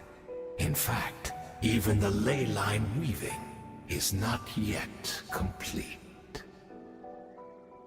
Think of ley lines as the collection of memories concerning a given place. To reweave Conria's ley lines as they were 500 years ago, we would somehow need to retrieve almost all the memories of Conria from that age. The loom of fate cannot weave without an abundant supply of memories. And so, we relied on everyone in the Abyss Order to provide what they could. Even though fragments are all that remain in most cases, the more we all share, the more that can be restored.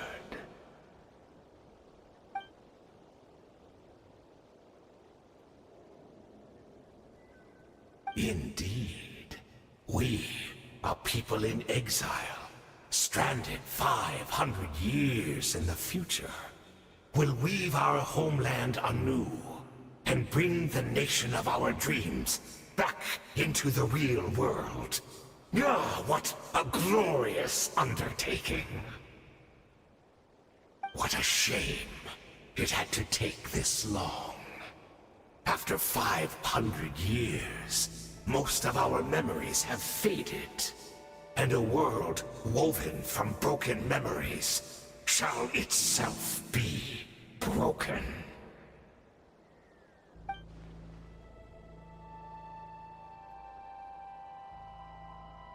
Precisely. For you possess a ring left to you by your elder brother, which continuously resets your body's condition. Of course, your memories are susceptible to erosion just like ours. But of all Conrians who remain, you are sure to remember the most. We had to obtain the memories in your mind, whatever the price. Even if it meant sacrificing our entire army as bait.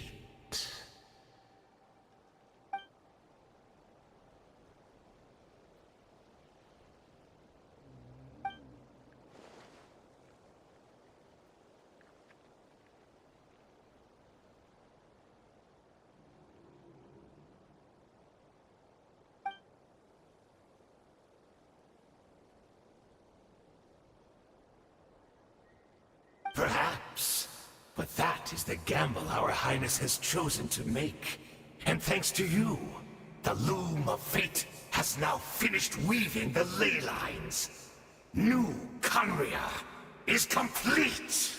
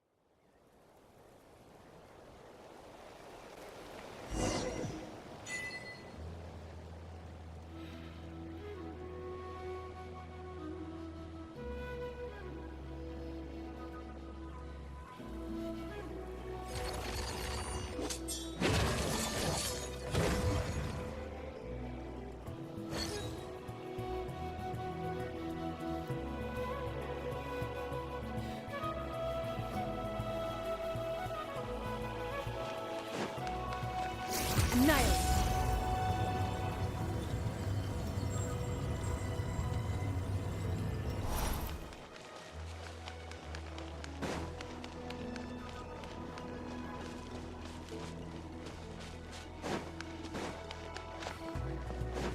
It's Judith! Great! She's still here!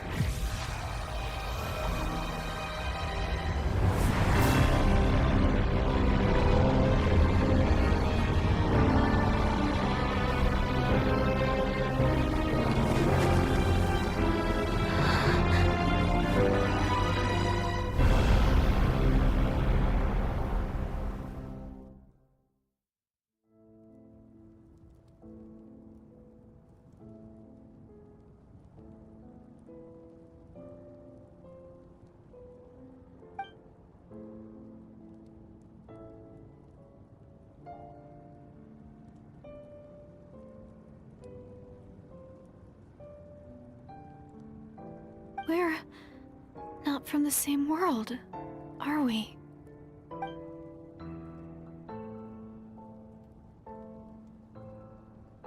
Wait, but that's great! That means the world isn't going to end. In that case, tell me, what happens to Conria? What happens to my homeland? No, wait. Don't answer that. We can only fight for our future. If the future is unknown, I still believe the Savior can turn things around. I'll carry on looking for him, even if you're not there to protect me. Although, in a way,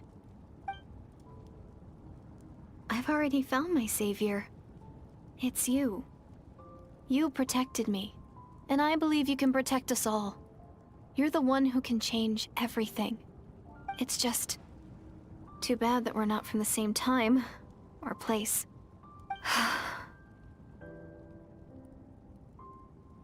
Oh, one last thing before I forget. I know how much you want to find your brother. Surely he must be desperate to find you too. So, is there anything you can give me as a memento? Proof that we met? That way, when I do find him, I can convince him that you're also searching for him.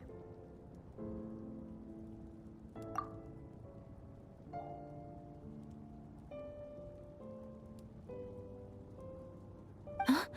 What is it?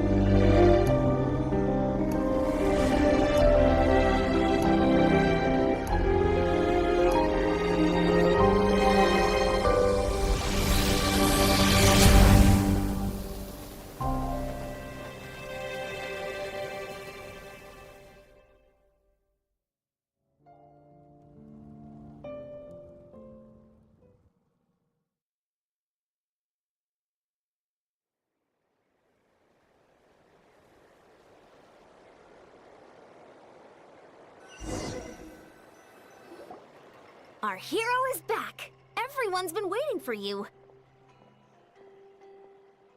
The Abyss Order made a full retreat before our forces even arrived on the scene.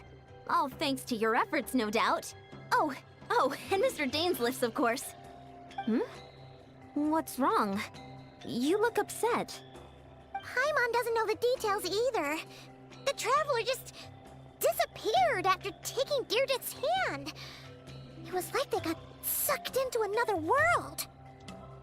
Paimon was looking all over for her, and then she suddenly reappeared, right back in the same spot. But looking a lot more glum.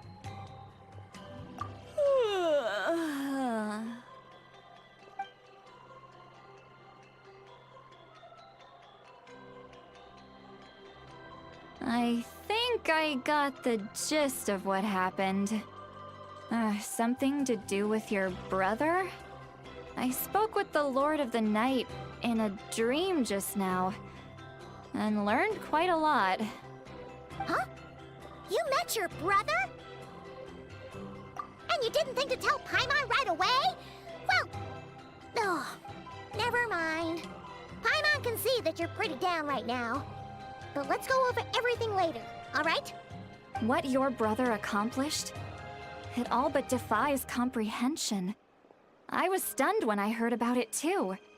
But what surprised me the most was that the Lord of the Night actually chose to allow it.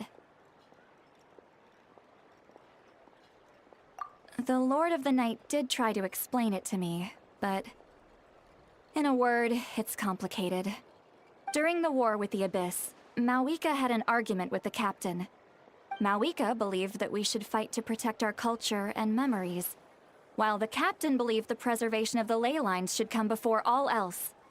So, the Lord of the Night was very intrigued when presented with the Loom of Fate, and informed of its ability to weave ley lines.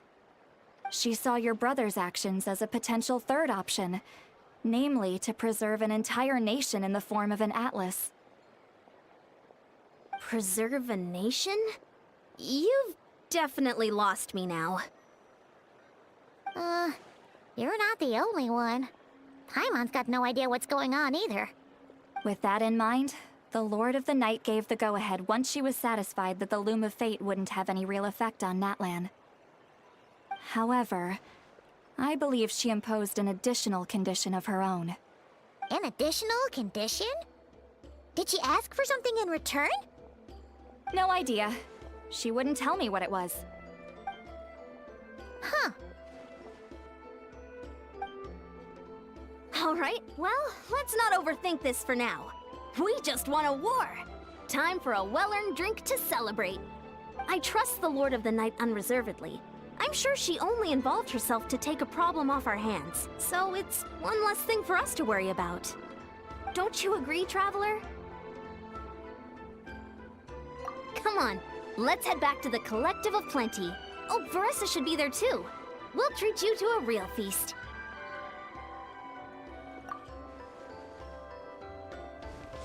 Huh? Eon-san, leave her be. This might be hard to understand for an extrovert like you, but some people need alone time to recharge every once in a while. Traveler?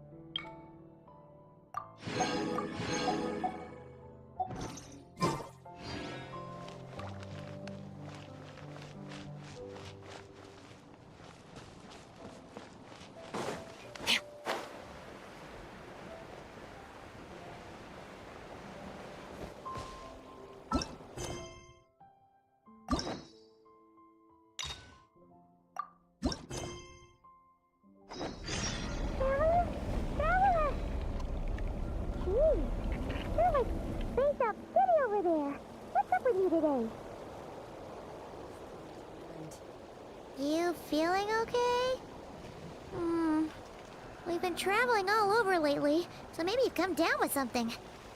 That's it. We're getting Baiju to check you over.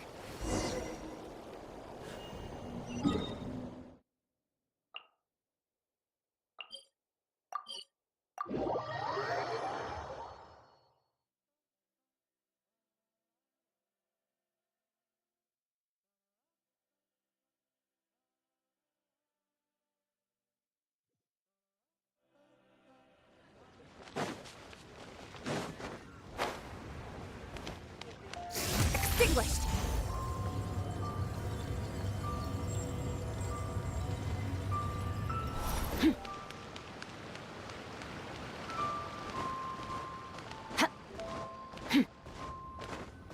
Oh. Baiju isn't in his shop. Oh, you're looking for Dr. Baiju. He's resting today, but he said to send any patients to the back room. Ah, okay. Thanks. We'll head on through.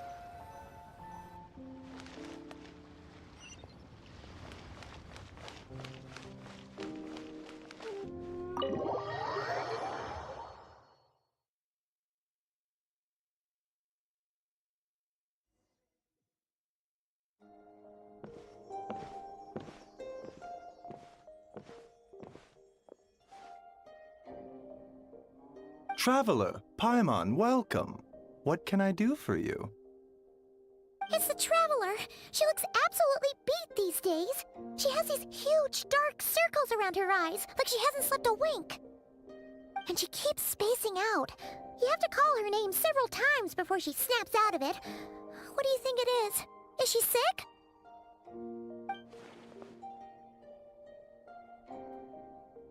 Very peculiar. In all the time we've been acquainted, this is the first time you've come to me with a health complaint. Come, let me take a look at you.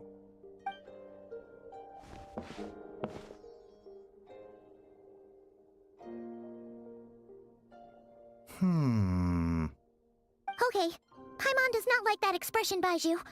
It's not serious, is it? Complexion is good, eyes are clear, breathing is steady, pulse is strong. Physically, you appear to be in good condition, Traveler. In theory, your energy level should reflect that. You should be feeling right as rain. Hence my concern. A clean bill of health is usually a good thing, but in this case, it likely means your situation is more complicated. Physical illnesses come with detectable symptoms that can be used to diagnose, medicate, and cure the condition. But afflictions of a non-physical nature, they fall outside a doctor's realm of expertise. Huh? What do you mean, non-physical nature? Curses, dark magic, it's hard to say. It could just as easily be a simple case of mental fatigue. Why don't you rest here for a bit? Whatever it is we're dealing with, clues to your condition are sure to reveal themselves in time. Once we know the root cause, we can administer the right treatment.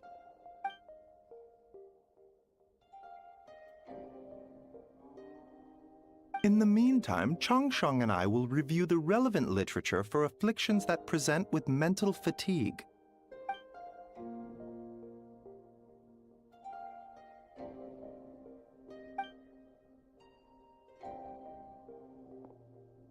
Oh, must be a rare condition if not even Baiju and Changsheng have seen it before. Well, all we can do is take their advice. You look like you're about to collapse anyway. Just get some rest. Paimon will be right here by your side. Fingers crossed you'll be all better when you wake up.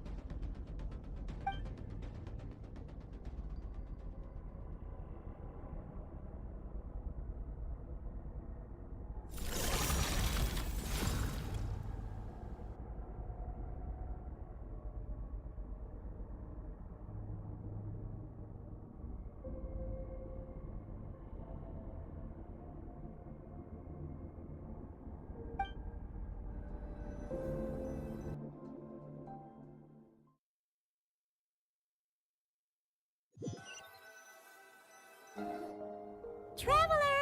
Traveler! Rise and shine! Time to wake up!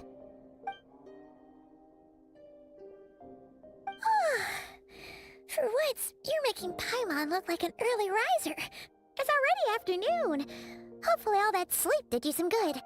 Feeling any better? A cut? What? Did you scratch yourself in your sleep? All right, let Paimon take a look.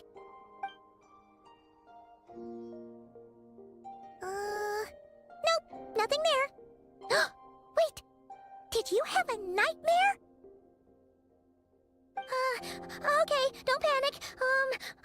Paimon heard that dreams tell us what we need by showing us the opposite. So, if you had a nightmare, maybe all you need is something to cheer you up. Come on, Paimon will treat you to something yummy.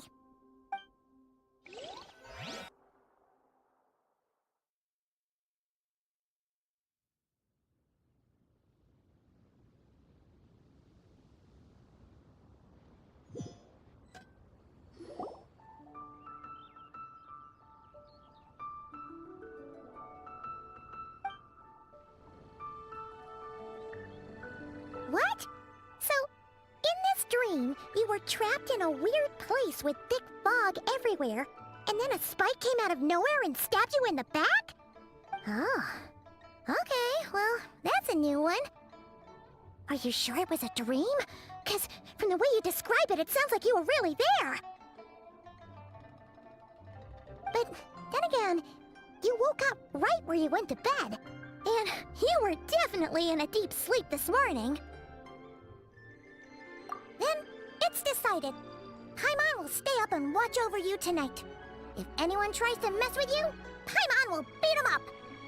Or, wake you up first and then we can beat him up together.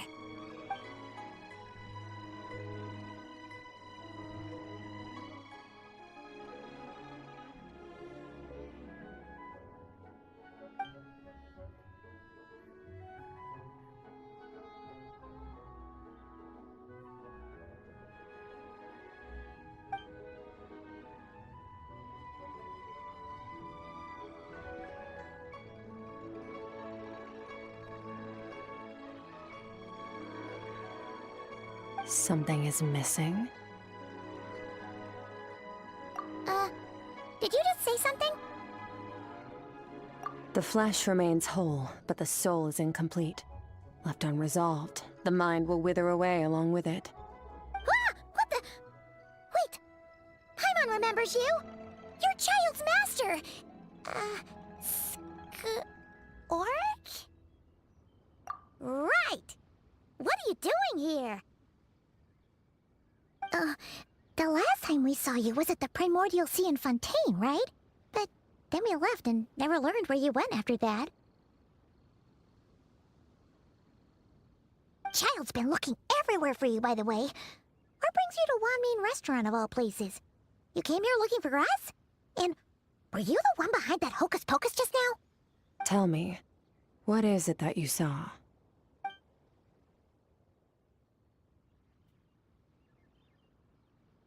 Tight-lipped, huh? I suppose that's fair. You, I'll take a glass of wine. Hmm? Oh, of course! Coming right up. We make this one in-house. It's not too strong. Enjoy. Chef Mao, I'll take a grilled tigerfish over here. Coming right up. Ah, if I knew we'd be this busy, I wouldn't have approved Shenhe's vacation. At the end of the day, what happens to you is of little consequence to me. I'm not here to try and win you over. Trust me or not, the choice is yours. If you want my help, now's the time to speak up. You have until I finish my drink. I was investigating an abyssal disturbance in the area and happened to notice you. Part of your soul is damaged, and the wound bears traces of abyssal corrosion. Need I say more? Neither of those things sound good.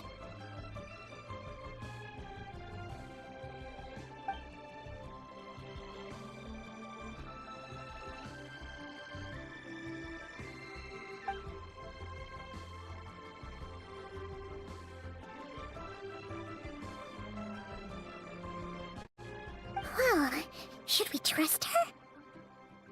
She mentioned an abyssal disturbance.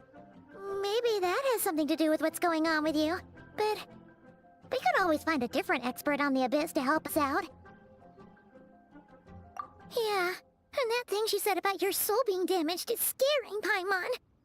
Definitely something we should fix sooner rather than later. Skirk's an interesting one, that's for sure. But from what Childs told us, she doesn't seem evil, at least. 1, 2, 7, 10. That'll do. Well, have you made up your mind?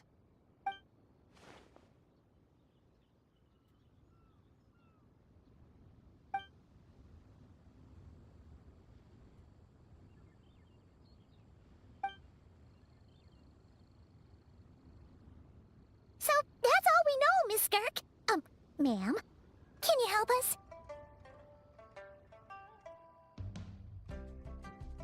So, you couldn't disperse the fog.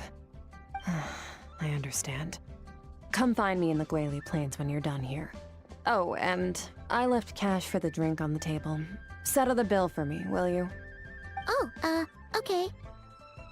Huh? She disappeared!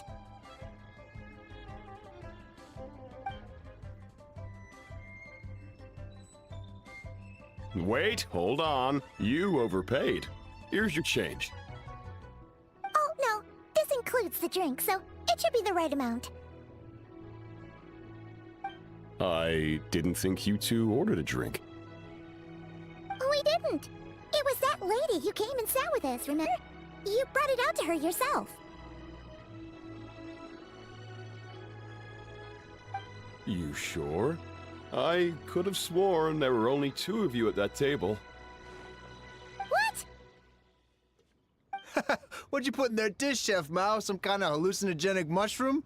You got them seeing things. Seeing things? Wait, so neither of you noticed her? Young lady? About this tall? Wearing a purple dress? She ordered a glass of wine! Oh, now you mention it, that vaguely rings a bell. And it looks like I did open the wine jar, so it must have just slipped my mind. In any case, that settles your bill. Come again soon.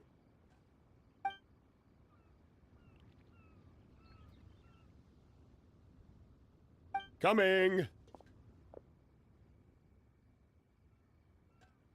Okay, what was going on there? It's like they didn't remember Skirk being there at all. Even Paimon was half convinced we hallucinated the whole thing. But that Mora she left for us was definitely real. Oh, this whole situation is giving Paimon the creeps. But anyway, she told us to head to the Guili Plains, right? Let's not keep her waiting.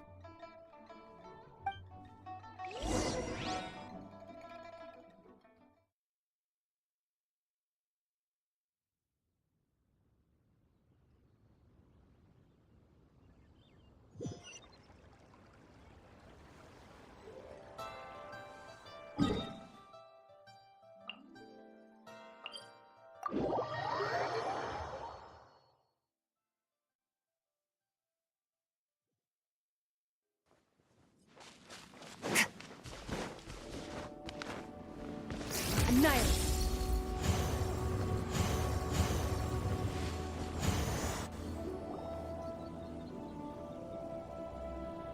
Whoa, what are all these rift hounds doing here? Huh, looks like they're collecting something. Oh, let's go check it out.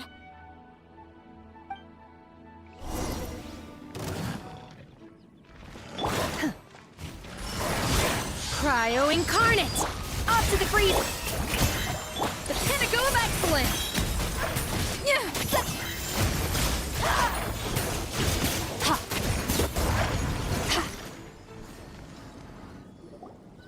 So, this is what they were collecting.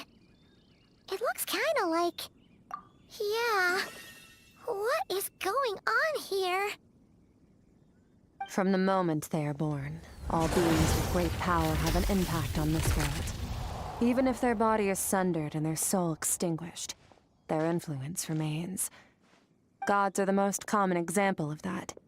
The remnants of gods who fell thousands of years ago remain buried deep within the earth, carrying within them a warped will and a dark curse. Together, these remnants form what you call god remains, and it appears that some of those sealed here were dug up and removed. There are traces left, but they're fading fast. What are you doing? Nothing! Just wanted to make sure you were, real? She's definitely not a ghost traveler. Paimon poked her, and she's solid.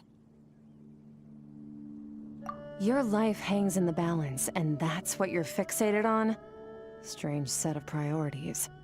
It was just a trick to avoid being perceived. If someone notices me, those memories are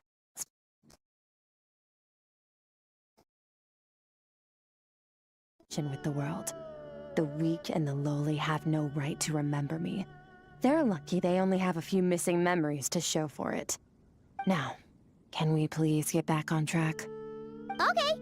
Where were we? Right. The god remains. So, basically, there's now less of them here than there used to be, right? Isn't that a good thing? In our experience, god remains are 100% bad news. A lot of terrible things have happened because of them. Maybe it's a good thing by human standards, but power doesn't come from nothing, and it doesn't just disappear for no reason. The remains aren't just gone. They were taken. Very clever, Traveler. You aren't the only one who had something taken from you. There are victims like you everywhere. The only difference being, you can speak, and the remains cannot, so it went unnoticed. Something similar happened in Sumeru. Within the span of one night, countless consecrated beasts were slaughtered, and a large amount of the god remains buried in the desert went missing. Of course, god remains are just one of the targets. The culprit is chipping away at sources of power all over this world, including the Stella Fortuna above. Wait, you mean... the stars? Mm-hmm. 42 of them have died out in the past few months alone. In Conria, people believed that powerful individuals have corresponding Stella Fortuna. Even should that individual fall, their Stella Fortuna would not disappear, but gradually evolve into a new constellation. Yet now, stars are disappearing from the skies entirely, and it's not hard to deduce what's happening to the power they contain. Something has been leeching power from this world like a parasite steals nutrients from a host. And now, it's no longer satisfied with the remains of the dead. It wants you. This time, it only took a fragment of your soul. But next time, there's no telling how far it could go. No one knows. All I know for certain is this. Getting back what you lost will not be easy. Considering how much power this entity has stolen, it must be a god-level being by now at least. But that's not the real concern. Souls are fragile things, and yours could easily be crushed if you go up against it. So you're gonna help us, right? We're going to help each other. You are my ticket to uncovering this thing's true identity. Well, great! You seem super strong, and you know a lot about the Abyss, so Paimon will take it. Don't get all mushy on me. All I'm doing is helping you get back to normal after a sudden crisis. And I should warn you, getting mixed up with me can have unforeseen consequences. We're on very different journeys. You don't want to be in my debt, trust me. You help me uncover the truth behind this entity, and I'll help you recover what you lost. This is a transaction, that's all. You would do well to remember that. Now, come along. Yeesh! You'd think she'd be a little friendlier since she's agreed to help us. But nope, she's just like when we met her in the Primordial Sea. So cold. Well, whatever. If that's how it's gonna be, then she doesn't deserve our friendship. What she does deserve is a super embarrassing nickname. Ah, Paimon's got it. Frosty the Lavender Melon. Serves that Ice Queen right. Anyway, the important thing is that we get that piece of your soul back. So, let's follow her and see what sort of plan she's got.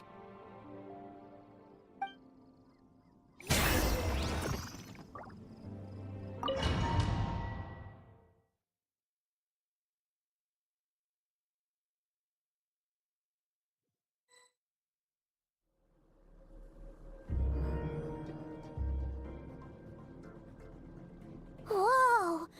This place is way bigger than Paimon expected. Where are we? This is where I live. I suppose it's the closest thing I have to a home here. It is. I brought you here because time flows differently in this place. I don't know how much Ajax has told you, but when he fell into this space, I mentored him for 3 months. In that time, only 3 days passed in the outside world. Ajax? Oh, right! That's Child's real name! Yeah, Paimon remembers him mentioning something like that. So, a month here is equivalent to 1 day in the outside world? That should mean we're safe from that power-hungry soul snatcher for now, right? Yes, well, I didn't bring you here just to show you around. In the outside world, the Traveler could be attacked at any moment. But coming here has bought us quite a bit of time. Now, we just need to figure out how to investigate that place you saw. The one full of fog. Both your description and the abyssal disturbance I felt point to that space having some connection to the Abyss. It could even be a domain similar to this one. The thief who stole that fragment of your soul is hiding there. But the Abyss is a chaotic and turbulent place. If we want to pinpoint their location, we need to see what that space looks like without the fog. Abyssal power can grant a special form of sight. Have you ever wielded abyssal power before? Okay. Do you plan to learn? That tracks. All the information you have suggests the Abyss is something sinister, and that abyssal power is a wild and dangerous force that always spells disaster. And you're saying that's not true? Depends on your perspective. Floods and hurricanes take countless lives too. But if one day you gain the power to control them, what was once a calamity is now just another tool in your arsenal. I'll respect your opinion, though. Just means we have to turn to the second best option. A little abyss crystal that contains my power. Wear it on your head, and we'll be able to perform dream mirroring when we fall asleep. Dream mirroring? It means experiencing whatever the other person is dreaming. Everything they see, think, and feel. Since you haven't studied the art of using abyssal power, and have no plans to jump in the deep end right now, I'll have to do the investigating for you. With dream mirroring, every time you slip into a deep sleep, I'll see with my own eyes whatever scene plays out in your mind. Then, I can guide you through the dream environment, and we'll take back what was stolen from you. Huh. You make it sound so simple. Tough to say. This is an unprecedented situation for both of us. Even assuming we do manage to find where this entity is hiding, like I said, getting your soul fragment back won't be easy. To play it safe, I need to give you some special training first. Wait, you're gonna teach her some of your martial arts? Does that mean the next time we see Child, we have to treat him like our senior? Do as you want. For my part, I don't see you as my disciples. You're already a pretty good fighter. All I'm planning to do is build on your current skills, and train you for the specific scenarios that I think we might face. But that's enough talk. If you're ready to do this, then come with me. Time might be more lenient here, but that's no excuse to waste it. Oh, she moves fast. Paimon can hardly keep up with her. So, special training, huh? Kind of a rare opportunity. With your skills, there's not a lot of people qualified to train you. The last time something like this happened was probably anti-Raiden Shogun training, right? Oh, feels like a lifetime ago. It's pretty strong too, though. Remember how she said that the all-devouring narwhal was just her master's pet? Maybe we really will learn something here.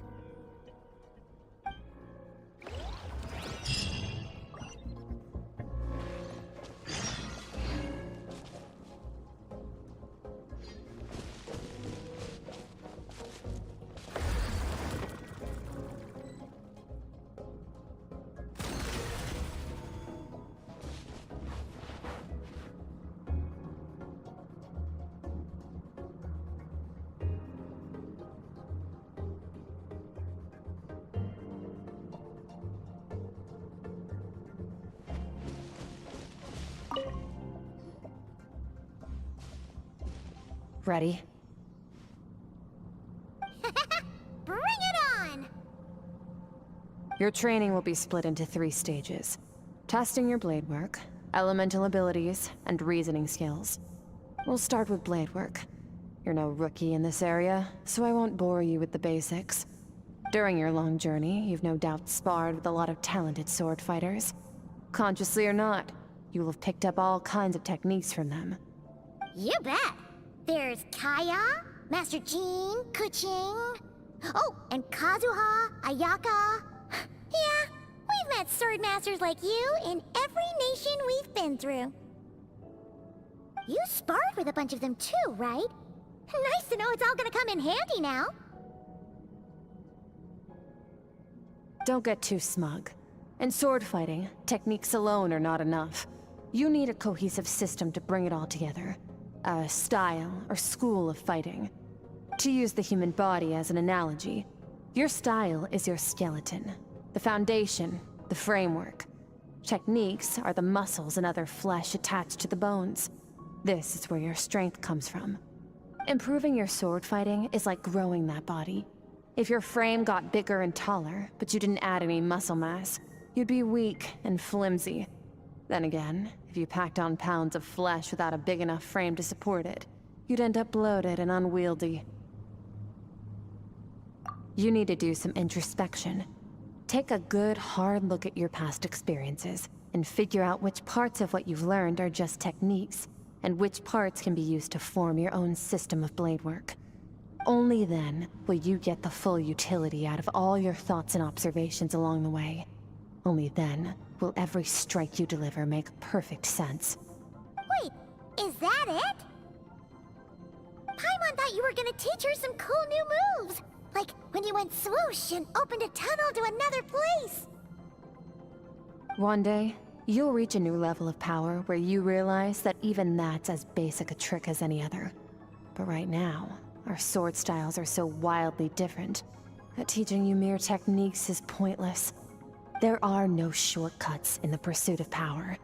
Failure is your best teacher, and rigor is your coursework. That's all I have to say. Time to make a start.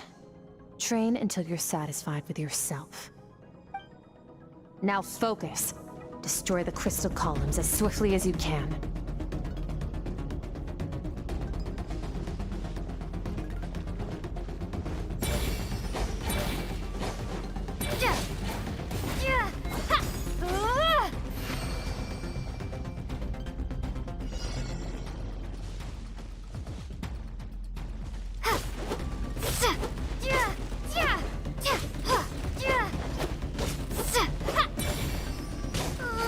This is making Paimon's head spin.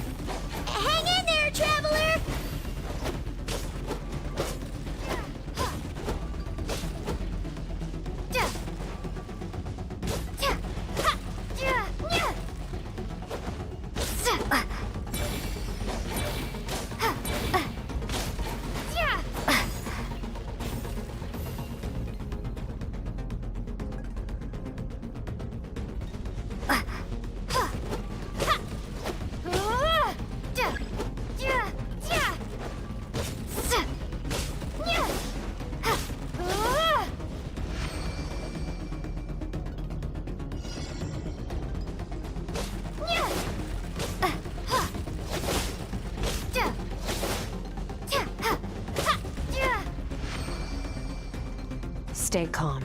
Use your head. You have to keep it together.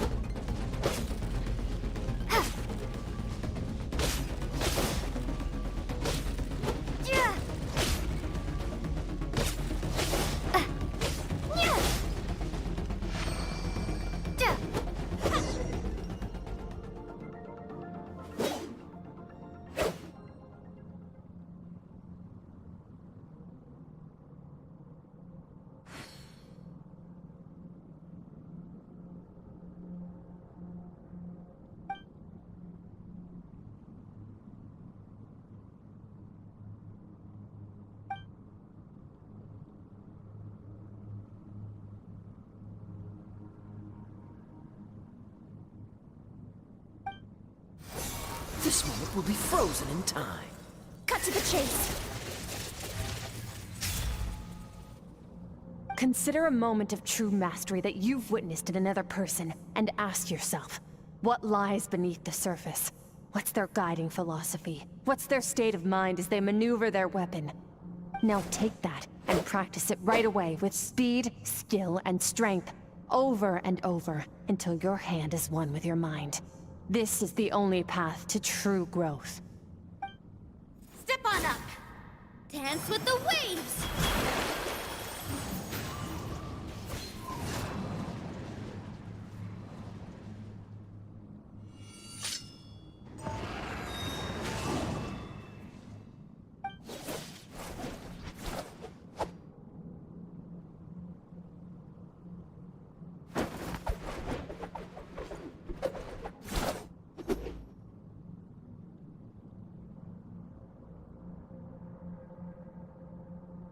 If you start to tire, empty your mind, but do not stop. Stay in that frame of mind as you keep up the fight. Get rid of all redundant movements. Imagine your sword is an extension of your own body. Wield it just as you wield your arms, hands, and fingers. 'Twas on a deserted, moonlit night that the hero approached the vile dragon's limpid lair. Ring cutter! Feathers fleeting wet, the white heron treads water, a sight without flaw. Master of Inazuma Kamisato art Tachijutsu.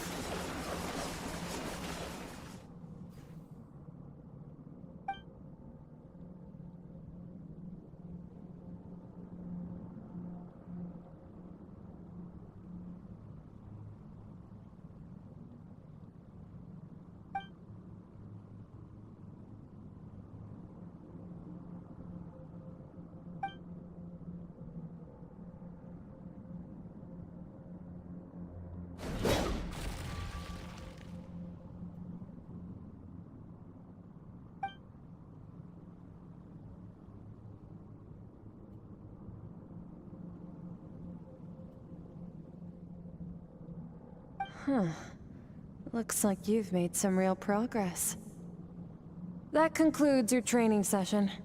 Awesome! Paimon knew you could do it! How do you feel? As you should be. Time flies when you're training hard. You've actually been going for several days now with no rest. Yeah, meanwhile Paimon's had a whole bunch of naps. But you were so focused, she didn't want to interrupt you. Go get some sleep. I'll be doing the same very soon. Let's hope you see that foggy place in your dream, so I can get this investigation over and done with.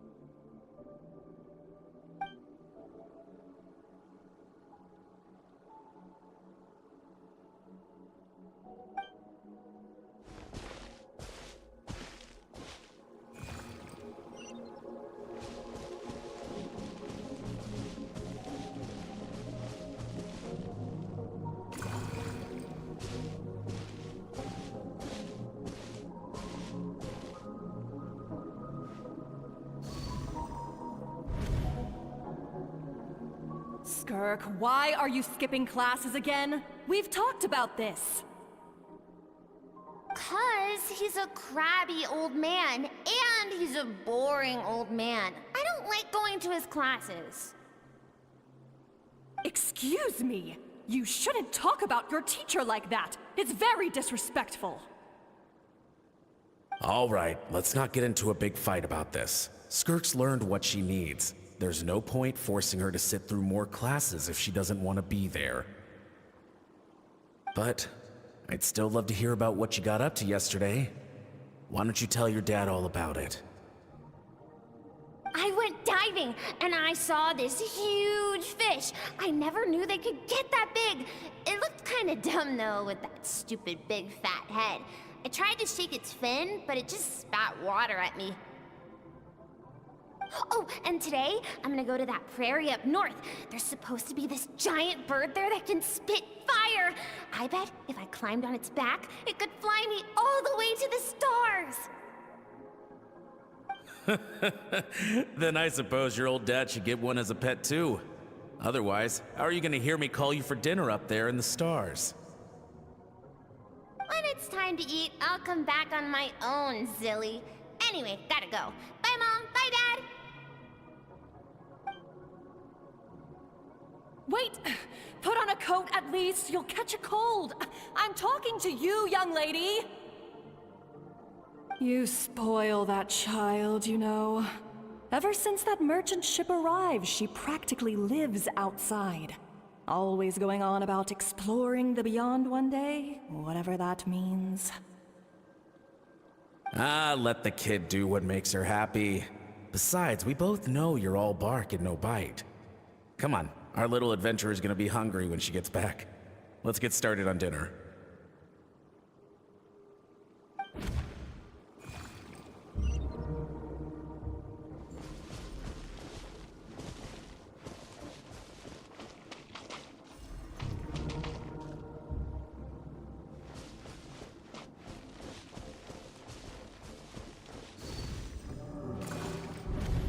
The stars shimmer high above.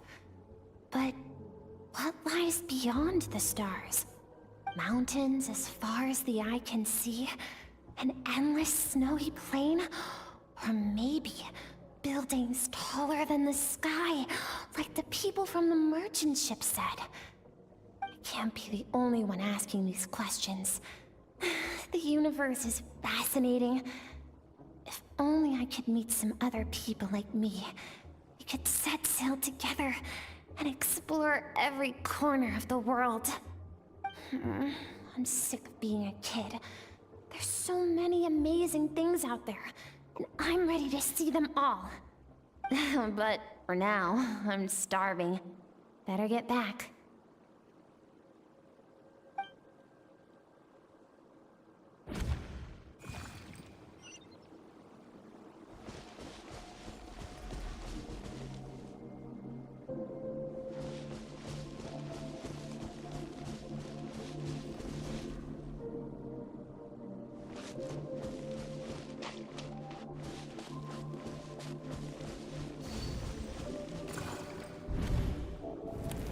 Don't let a single one of them get away! No, please, spare Why? the children! Stay back! They're coming! Run! Help! Eliminate the threat. Take them down. Don't be scared. This way!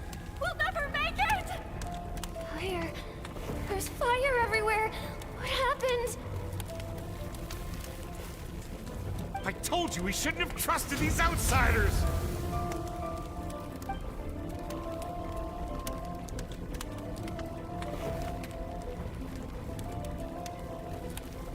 Why are you doing this? What did we do to deserve this?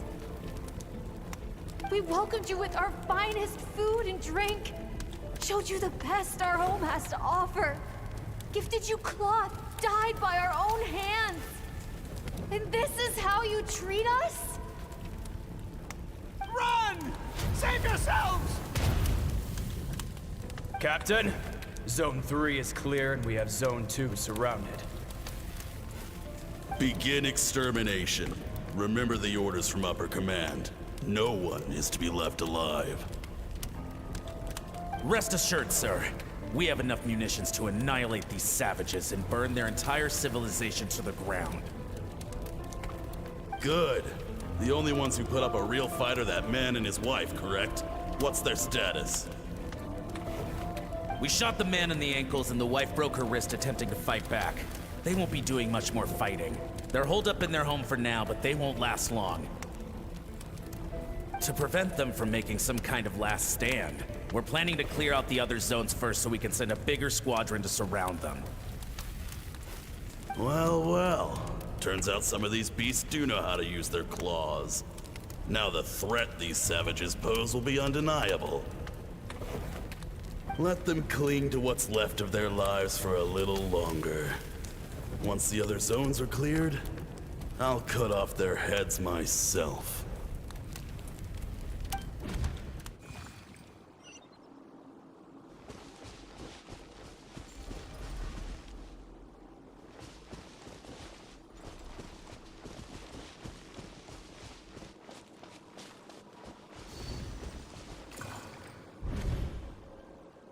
Dad? Mom? Skirk, you're all right? Thank heavens. I'm so happy to see you, sweet girl. But you need to go. It isn't safe here. They'll be back any second. What happened? You're bleeding a lot. Dad?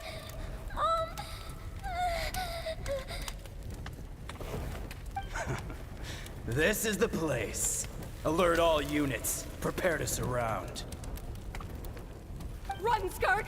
Run as far away as you can! Don't trust anyone!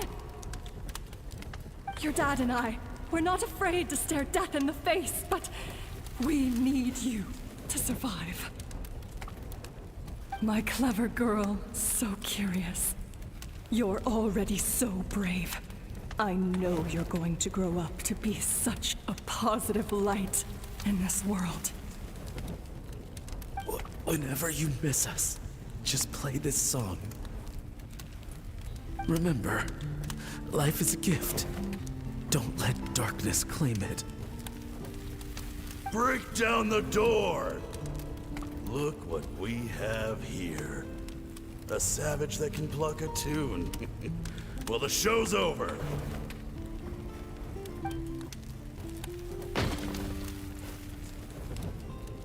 You!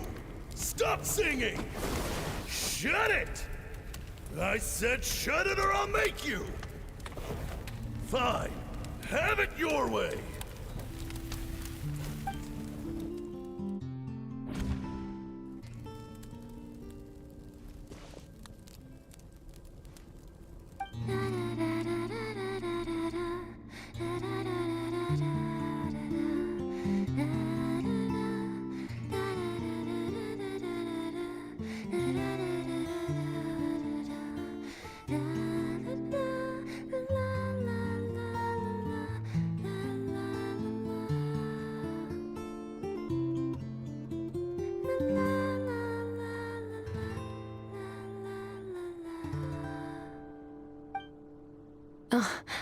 You're awake? I found a few clues while you were asleep, but it's only a start. Now, time for the second stage of your training. This time, the focus is elemental energy. Come find me when you're ready to begin.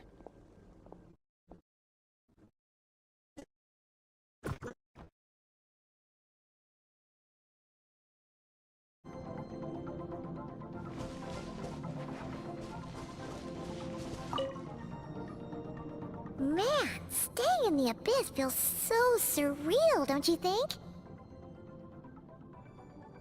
No day and no night. It's like time hardly exists. If we weren't careful to keep track, it feels like we'd have no idea how long we've even been here. Well, except for the fact that Paimon still gets hungry like clockwork. You go do your training.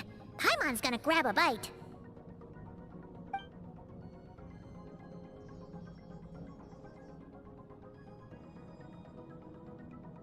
The way I see it, The pursuit of power is divided into 3 stages.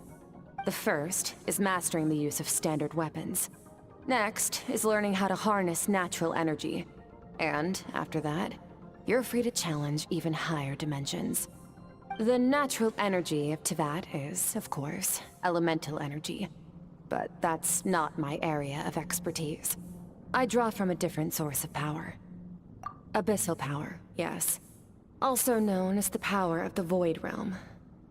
My master, Sertologi, is a true expert in that area. After all, he was one of the group of 5 that infamously stole the all-encompassing power of the Abyss. An act for which the people of Conria gave them the epithet, the 5 Sinners. The elemental energy of Teyvat, on the other hand, is derived from the power of the Light Realm. These 2 forms of energy exist in direct opposition to each other. Suffice to say, there's not much I can teach you this time. A keen observation, traveler. Call it respecting local norms. The Abyss stands in direct conflict with the will of this world. So, to make my life easier, I disguise my power to make it appear cryo-like in nature. It's a technique I learned from some Conrian ruins, known as the 7 Shifting Serpent. If you ever change your mind about delving into abyssal power, I can teach it to you. So I've heard. You seem to have a knack for removing abyssal power. But is purification really what's going on there? Like I said, power does not simply disappear. Just thinking out loud. Let's focus on your elemental training. That's what's gonna help us if the situation gets tricky. True growth comes from adversity, but only if you make the choice to pick yourself up again every time you fall. So, it's time to push yourself to the limit, and then keep pushing. This is the only way to advance at pace. Use the power of Animo to clear the field as fast as you can.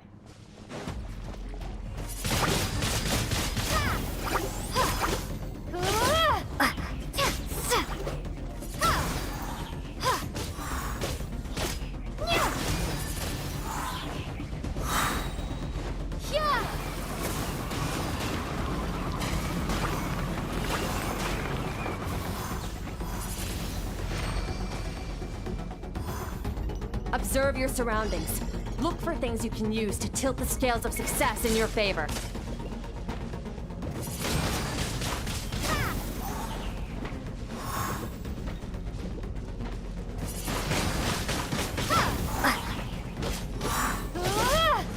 Windblade!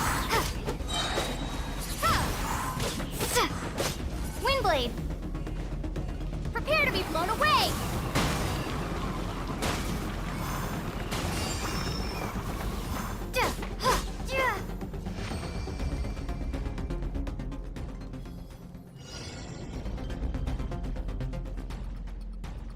Use the power of Hydro to destroy the spikes.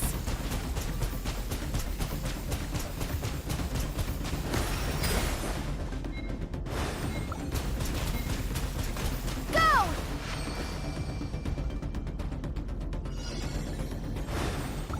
Faster! Don't give them a chance to strike you. You need to be quicker than you were in your dream. You can't afford another injury like that.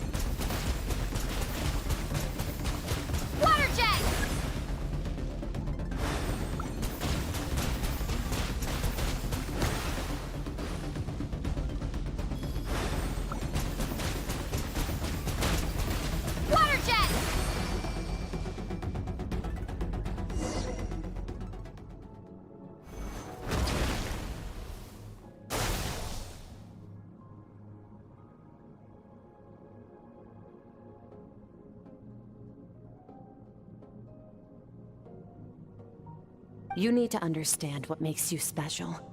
The ability to wield elemental energy without a vision and switch between the elements at will. It means your aspirations need no approval from the gods. Your power is not bound by the rules of this world. So be bold. Do not be afraid to chart your own path.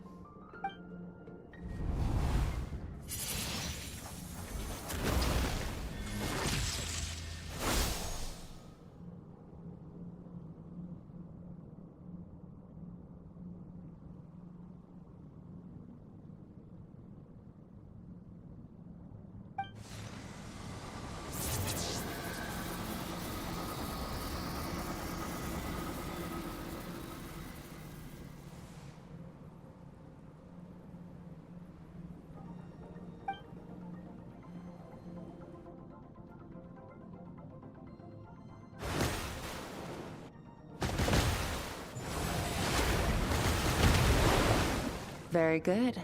It seems you've reached a deeper level of connection with the elements. Long enough for you to lose yourself in your training, which is a good sign.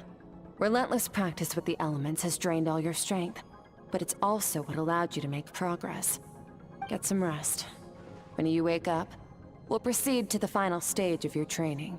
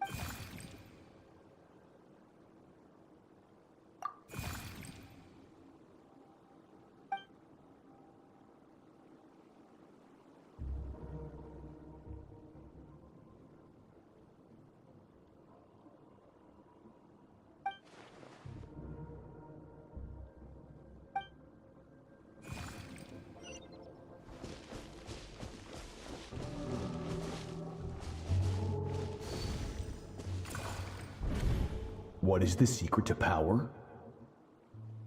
Longing, hatred, self-preservation. No, it is fear. The fear of losing those you love. The fear of watching your home burn. Fear of loneliness. Fear of death. Fear is the source of evolution. It forces humanity to adapt to their environment and overcome hardship. It is in the process of prevailing over our fears that we surpassed first ourselves and then the rest of the world. That fear is now part of you. It calls on you to evolve. And it is time to answer.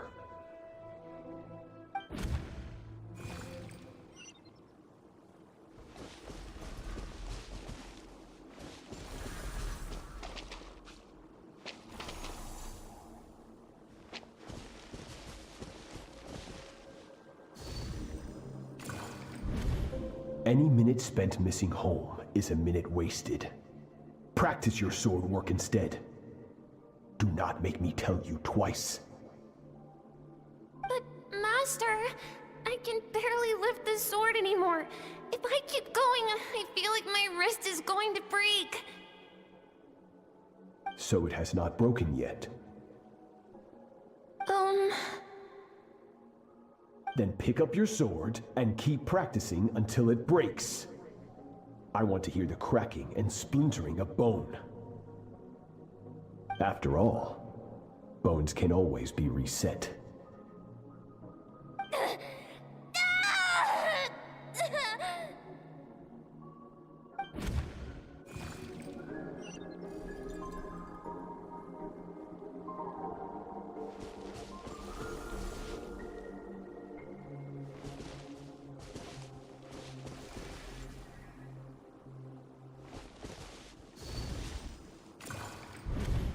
Good, Skirk.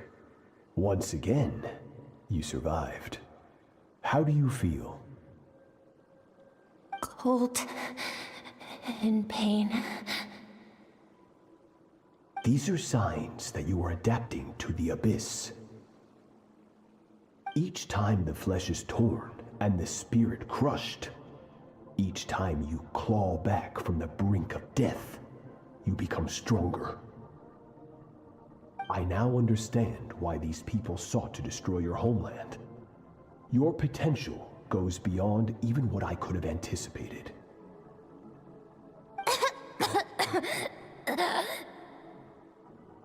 But you still have much to learn in your pursuit of strength. Your mind is rife with distractions. From now on, I shall show no mercy in your training. You must learn to shut out all the pointless emotion, crush the self that makes you weak, and become master over your physical form. Get up, Skirk. Wipe the blood off your face. Cut away the rotten parts of your flesh.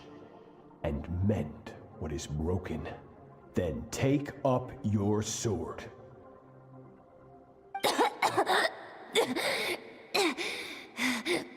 Yes, Master.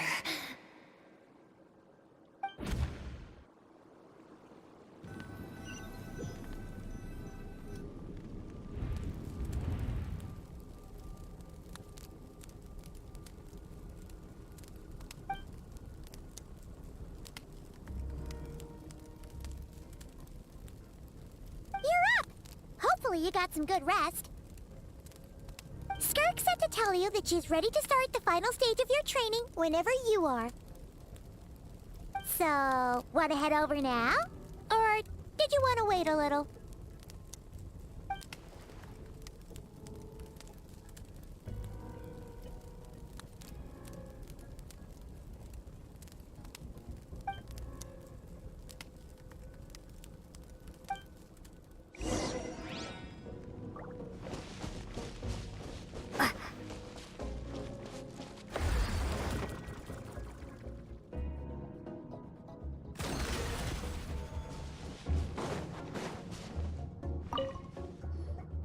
From your training so far, you have gained better command of the sword, and more control over your elemental abilities. That's only part of it. Experience is the real teacher. Your journey, the friends you have made, the dangers you have faced. These have taught you more than I ever could. Now, it's time to focus on how you react under pressure. You must be able to think rationally, even in unpredictable combat situations. To simulate this, I'm going to attack, and you're going to block. Ready?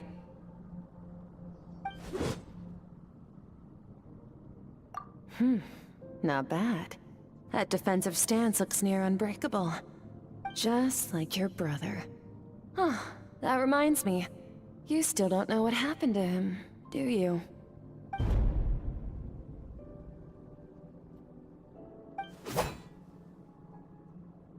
Hey, no fair! That's cheating! You think every opponent has the same moral code as you? You can denounce their deplorable methods all you want. But only if you live to tell the tale. The dead don't get to complain. Strong emotions will always arise in combat. Anxiety, anger, fear. But a true warrior is never at their whim. Only when you are free from the influence of emotion can you make the right choice, no matter the situation. How amusing. Almost sounds like you think you know me. But you don't. You can choose your own path. We are not the same. Let's begin. Try to use reason over emotion. Make the most rational and advantageous decision in any given moment. This is your final training session. Look alive. Same drill as before, but this time I'm going to interfere. Hold your focus.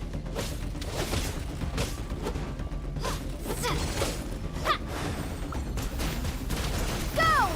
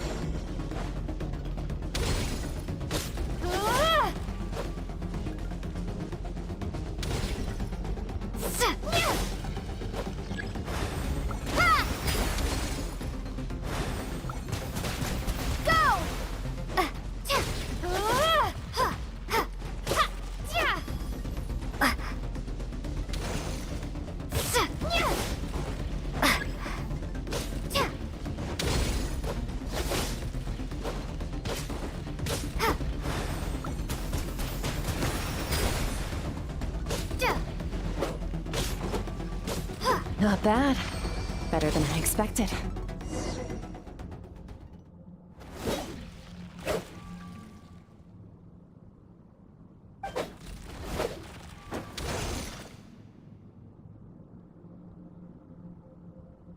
You're getting the hang of it. The first step to controlling your emotions is controlling your mind. You want a unified train of thought. It all comes down to focus.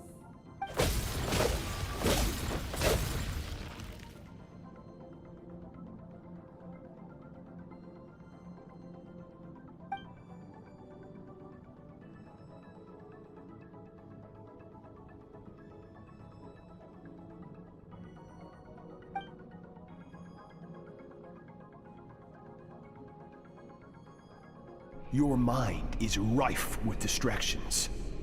From now on, I shall show no mercy in your training. You must learn to shut out all the pointless emotion, crush the self that makes you weak, and become master over your physical form.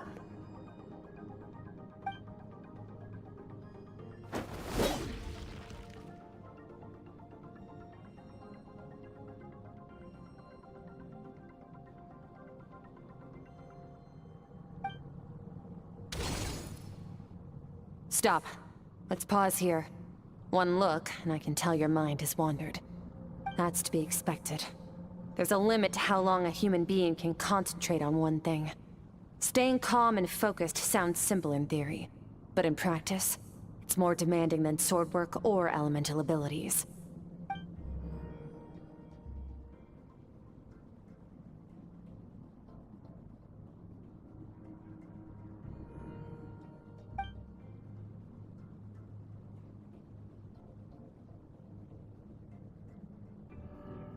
Get some rest. No point training further if you're already dead on your feet. Like I said at the beginning, the only goal of this training is for you to reach a point that you're satisfied with. You managed to push past your limits, which is a good start. You can be proud of that, and sleep well knowing that you've earned it.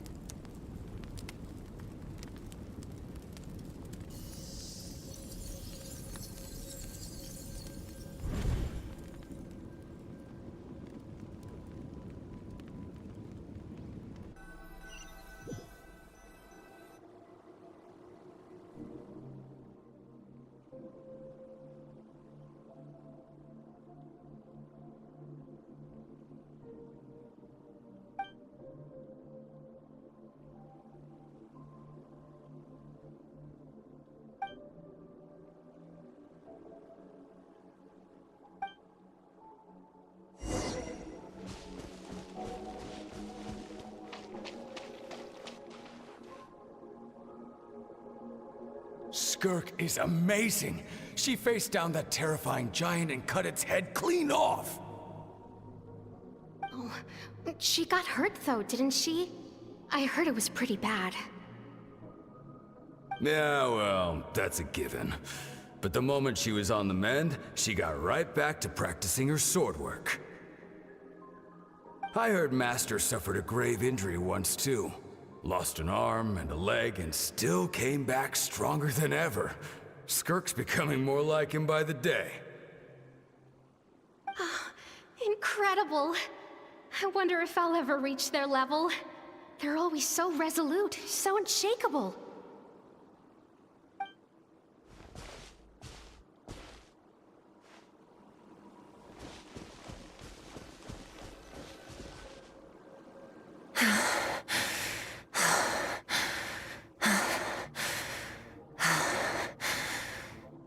Pathetic. You're not even trying. You're so much weaker than you think. Skirk, Have you become a positive light in this world?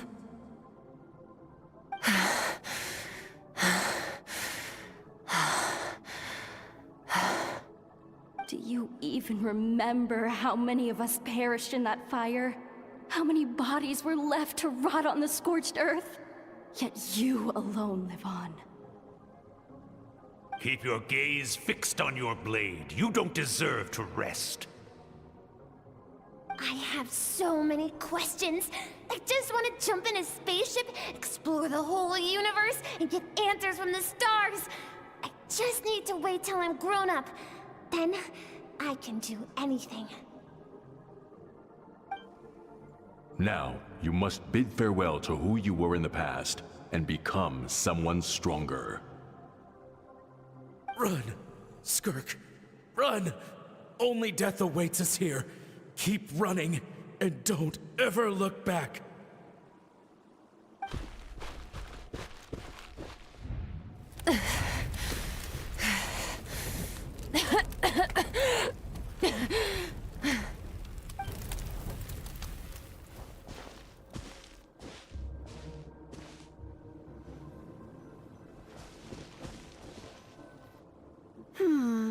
Let's see here. First things first, you need a new identity. Going around telling people you're from somewhere beyond the stars won't do, now will it? How about saying you hail from beneath the earth instead? As the Conrian saying goes, venturing out into the universe and down into the abyss are the same in that both are braving the dark unknown. Well, I'm a visitor on this planet, so I'll follow the rules. Ah, splendid. That saves me quite a bit of trouble. Let me offer you a piece of advice in return, although it might not be what you want to hear. I know the pursuit of strength is important to you, but taking a moment for yourself every once in a while is never a bad idea. Ignore her existence for too long, and there will come a day when you can no longer hear her voice.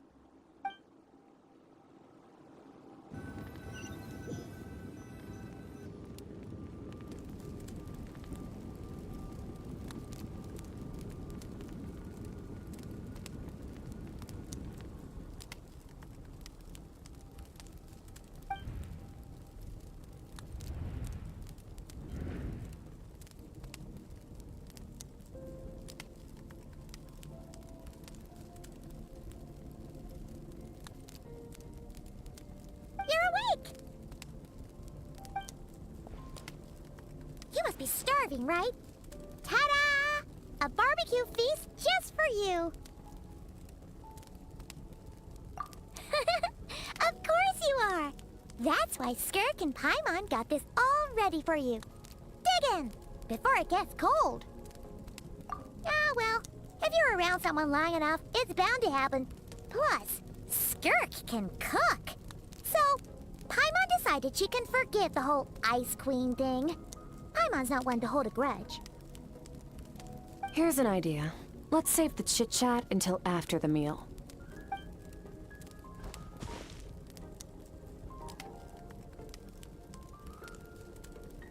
Ugh, so full.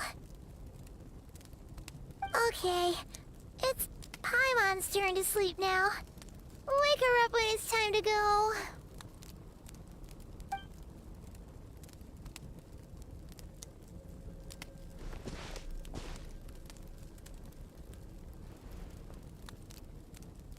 I have good news. First, your training is complete. You have what it takes to wield immense power. Now it's just a matter of putting it into practice. Continue to learn from your journey and hone your skills against formidable opponents. Second, I've located the culprit we've been searching for. Next, you just need to retrieve the missing part of your soul, and our business will be concluded. When Ajax trained with me, he once told me he was bursting with questions. So I allowed him to ask me 3 of them before he left. You and I may never meet again, Traveler. So if there's anything you want to ask me, now's your opportunity. Just like Ajax, I'll answer 3 of your questions.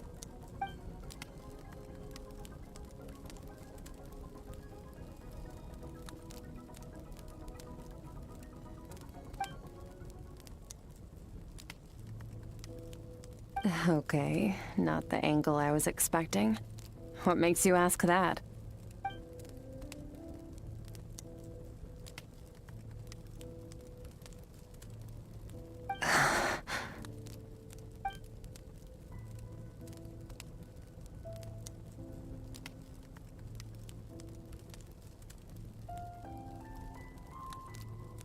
I knew that was a possible side effect.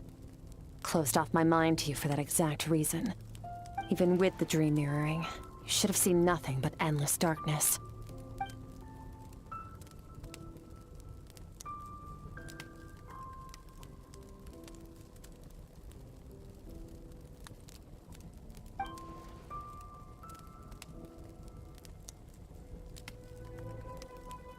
Whatever. Must have been a flaw in my execution. I shouldn't be too surprised. Due to some recent circumstances, my self-control has been lacking as of late. Since you've seen what you've seen, there's no reason to hide the truth. All I ask is that you keep it a secret. No, I'm not from Tevat. I'm from a different planet. And there was a time when I journeyed through the stars. A lot like you in some ways.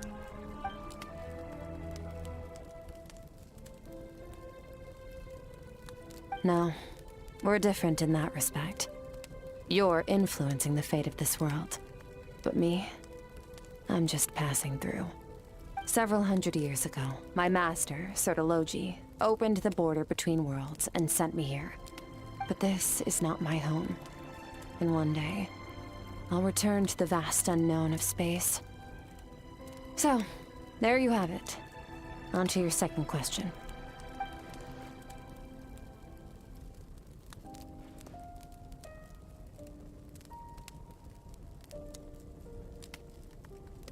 To become stronger. For certain reasons, I need to bridge the power gap between me and my master as quickly as possible. But first, I need to understand the source of his strength. To do that, I need to follow in his footsteps. Walk the path he once walked.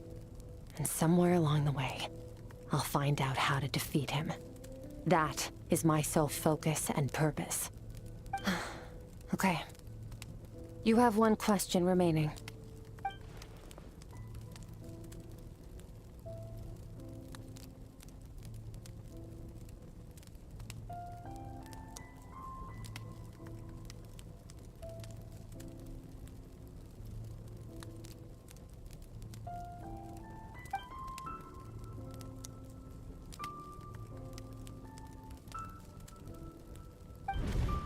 You make it sound so easy. Ever since the incident I experienced there, I've never stopped searching for Master Skirk and that unknown abyss. But it's been years now, and I've still found nothing.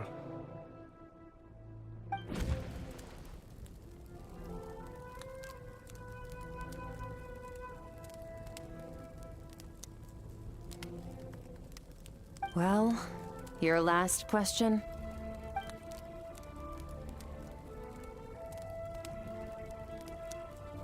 Ajax. His situation is different than yours. Before you ever crossed paths with me, you'd already encountered many formidable people, studied their techniques, and developed your own skill set. So, during your training, all I had to do was build upon that foundation. But Ajax was so young when he came to me. A complete blank canvas. Children can't help but imitate their role models. In the long run, that would only hinder his growth. Once Ajax has enough strength in his own right, I will allow us to meet again. Until then, let that motivate him to reach his full potential.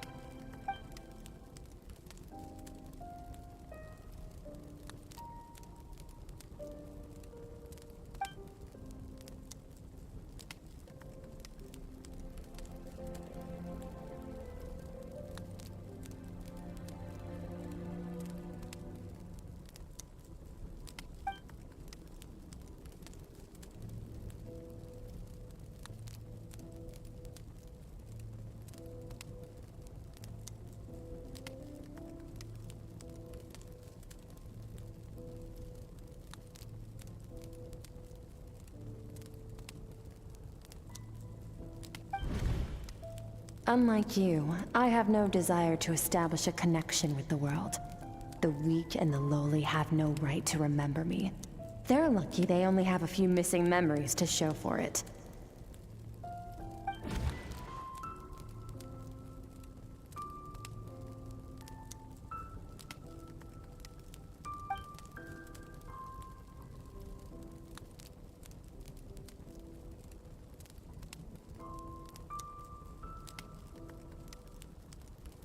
Wake up your companion. It's time to go. Oh, and everything I just told you. Best keep it a secret from her as well.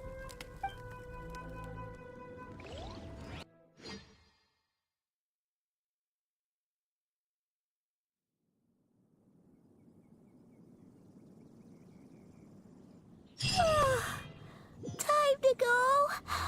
Oh, finally. Where...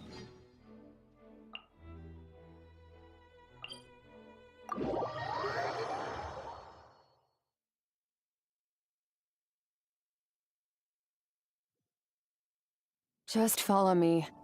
I'll open an abyssal rift close to the culprit's location. It will take us to where he's hiding.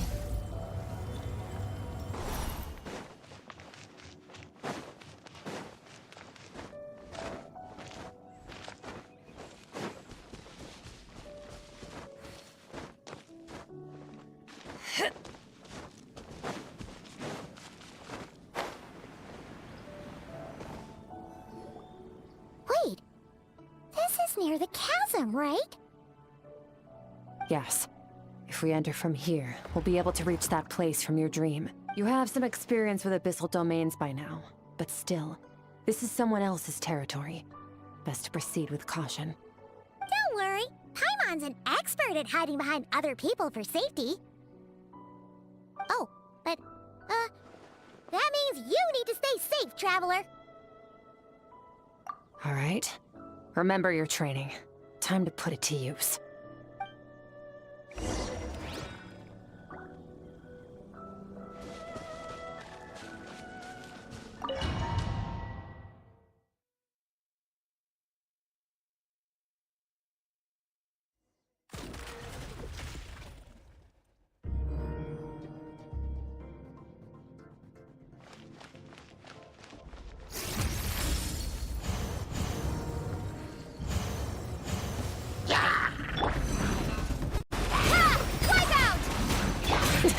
That's more like it.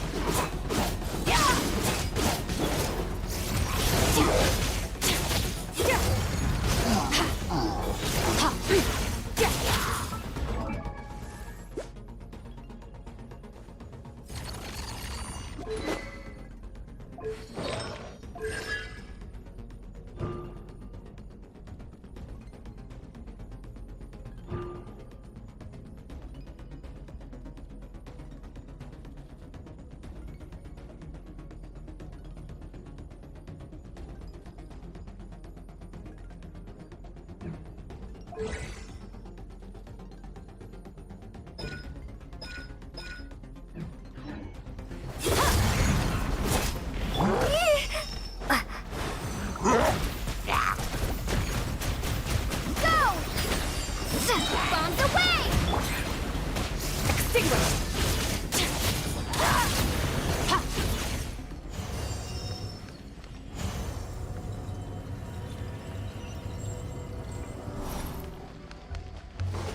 Whoa!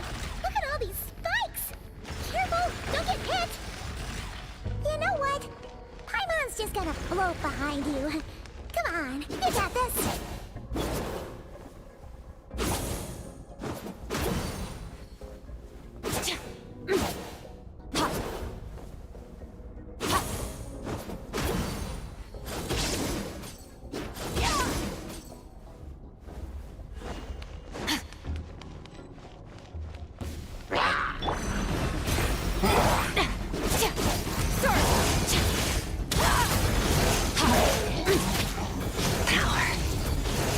Hey, what are you two doing?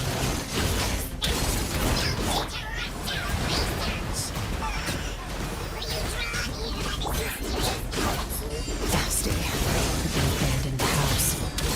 Let's press on.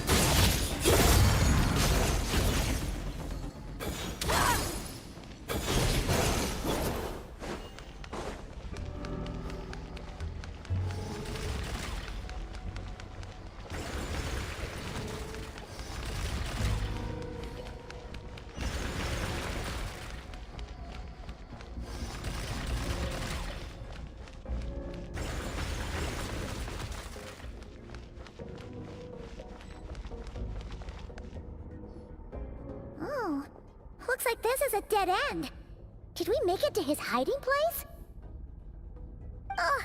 This fog is making it impossible to see anything! This should be the place where you were attacked, Traveler.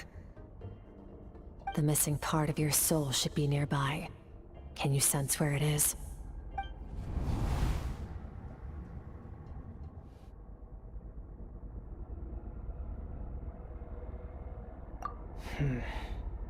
Our opponent must have covered his tracks just in case. Otherwise, you should have sensed it much more strongly. Hold on! Look! The spikes are back! Stay calm. Let's hold back a little. Give our enemy some wiggle room so we can see what we're dealing with. If you're too reckless, we might be playing right into his hands. Our enemy took part of your soul for a reason. It's likely he integrated it into his attack somehow. If we're smart about this, we can track it down.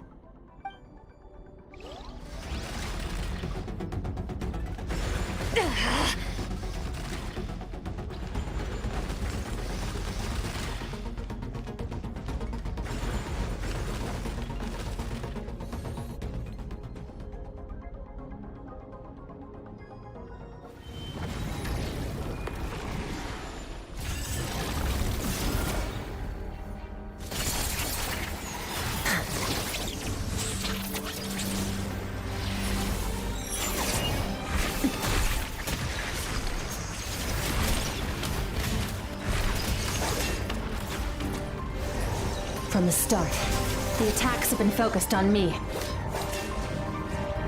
Trying to break through my defenses? I see.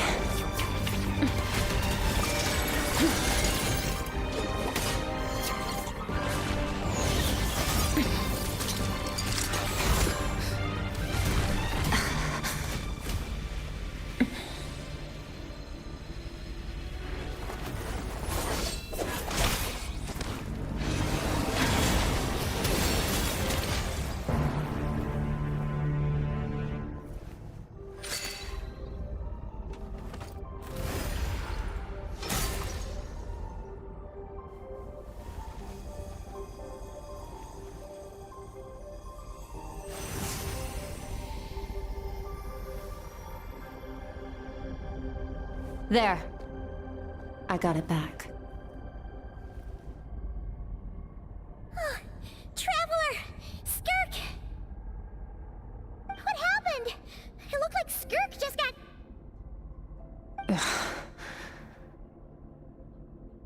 In the Guili Plains, you asked me why this enemy chose you as his target. Now, the answer is clear. It's not just the fact that your strength is impressive. It's also because of your ability to, as you put it, purify abyssal power. Whatever that actually means. The fact is, that ability allowed him to do something that should have been completely impossible. Namely, break through my defenses and steal my power. No. He couldn't have known I'd come to his domain.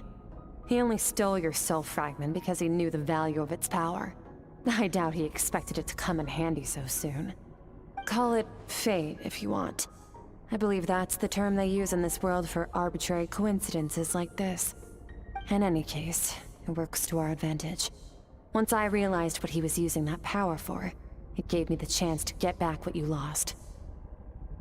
I'll cope. Well, done gorging? Good. Time to answer some questions. How did you get the power of the all-devouring narwhal? The all-devouring narwhal? Oh, of course! Paimon knew that spike thing looked familiar. It looks just like that narwhal's horn! I highly doubt you acquired that power through your own strength. Tell me I'm wrong. You're desperate enough to scour the land for god remains and whatever vestiges of power you can find. That alone proves you wouldn't be able to defeat a creature like that. Which leaves one possibility. You know my master, the Foul, Sertologi. The Foul? Who dares call him foul?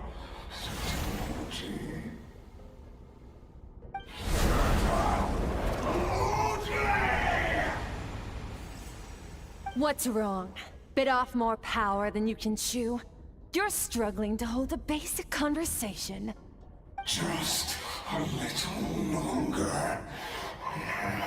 I'm still...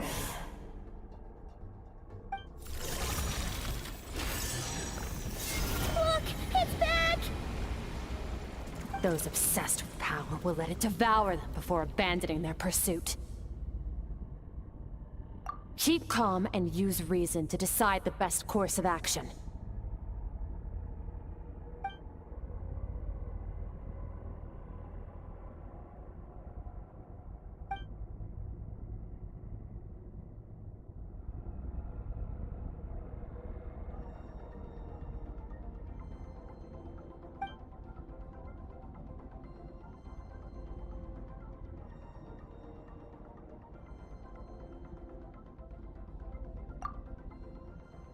Wise decision. Final victory doesn't always come after a single battle. You've got your soul fragment back, so we both got what we came for. Let the enemy draw breath while he can. It won't be for long. Get us out of here, Traveler. You'll need to lead the way this time.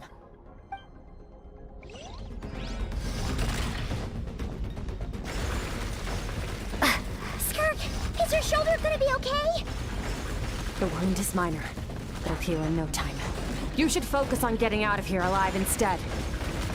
Uh-oh! Falling spikes! Run!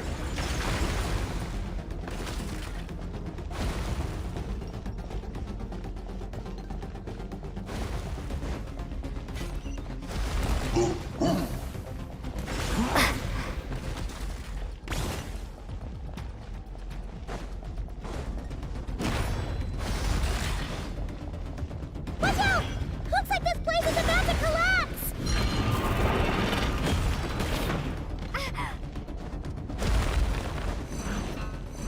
So, this guy's power has something to do with the all-devouring narwhal. Did you know that all along, Skirk? I had my suspicions. That's why I decided to investigate in the first place. But suspicions only get you so far. I needed to verify it for myself.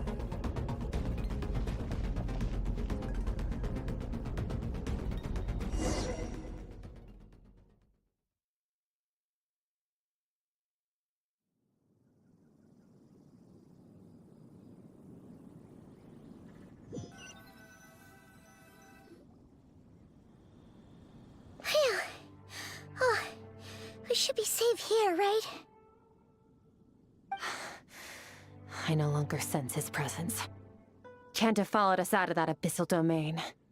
Weaklings like him will find that my power is not so easily controlled. He won't be leaving that place until he's managed to digest it.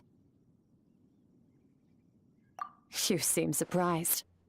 I suppose that's fair. You've seen but a fraction of what that whale is capable of. That gaping maw could swallow a planet whole.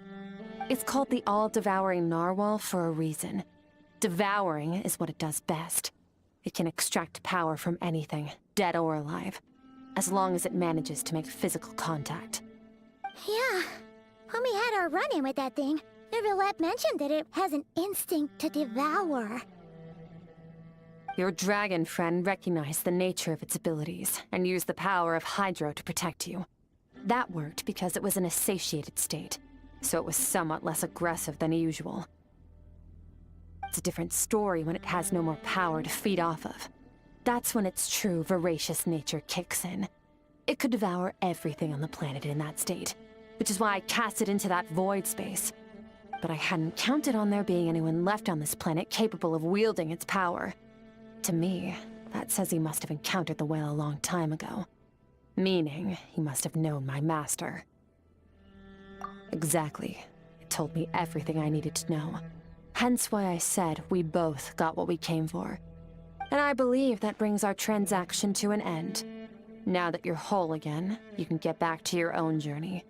I'll handle the rest of this situation myself. No way! We can't leave now! Something was stolen from you because of us! We have to help you get it back! This isn't my first taste of failure or losing power. When you fall, you get back up again and become stronger. That's how it is. But what if that monster finds you before you're all better? Plus, how are you gonna get home? It's not like you can just go swoosh and open a door to the abyss again. Not without your full strength. So, sticking with us for the time being doesn't sound so bad, does it? Fair enough. Then take this. What is it? A bag of Mora. Nothing in this world is free. I know that much. I'll leave the planning to you. Hurry up and decide where to go. We shouldn't linger. We should take Skirk somewhere she can rest. But where? Paimon gets the feeling Skirk wouldn't like being around a lot of people. Oh wait! Baizhu said we could rest in the back room of the pharmacy, didn't he? Let's head there!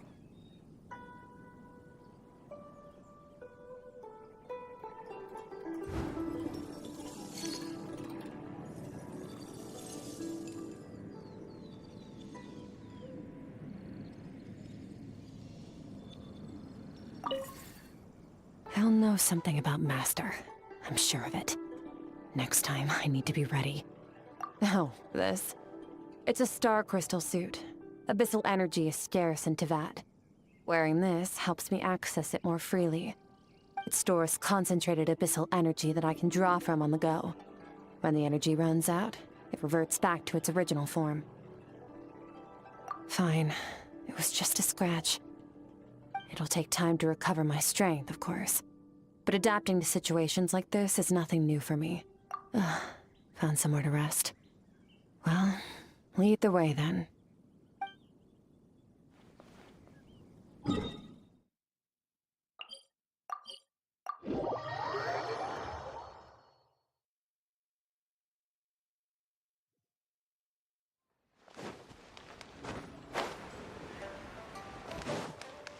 Extinguished!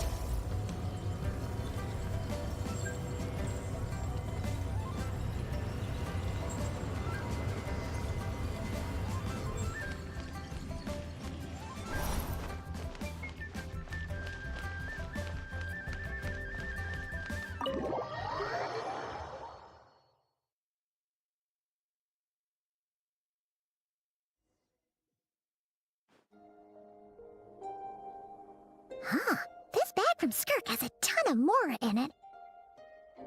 Does she have a job or something? Wait, no. After what we saw at Wamin Restaurant, that seems impossible. Can you imagine? It would go something like... I'll be collecting my paycheck now, boss. Oh, sure thing. Wait, who are you? Have we met? Huh.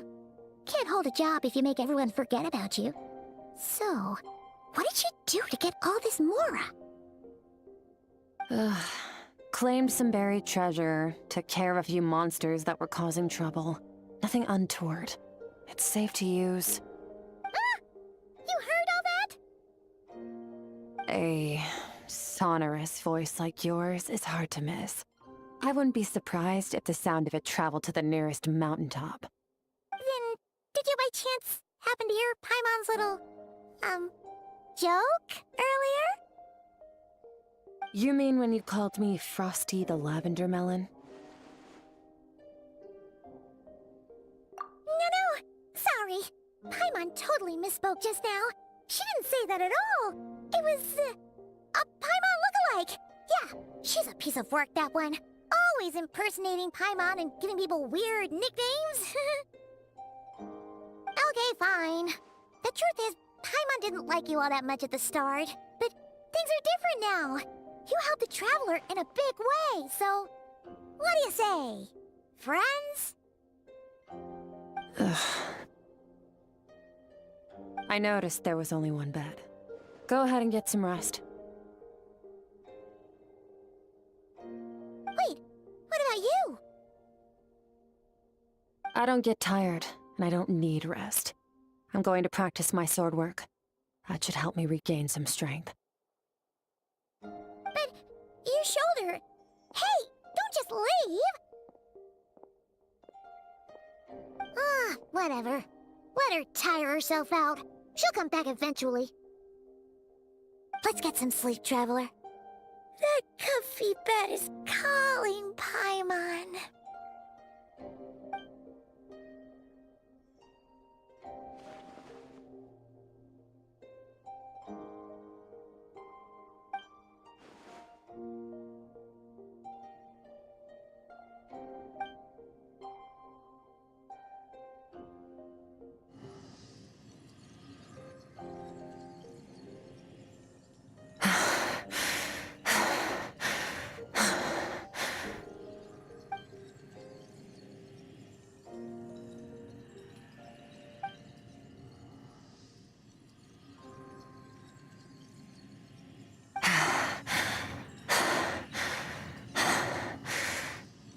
Quiet.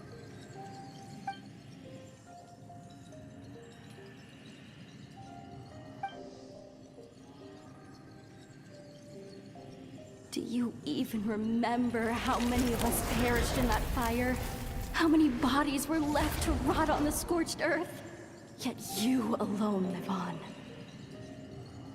Keep your gaze fixed on your blade. You don't deserve to rest. Run, Skirk. Run! Only death awaits us here. Keep running, and don't ever look back.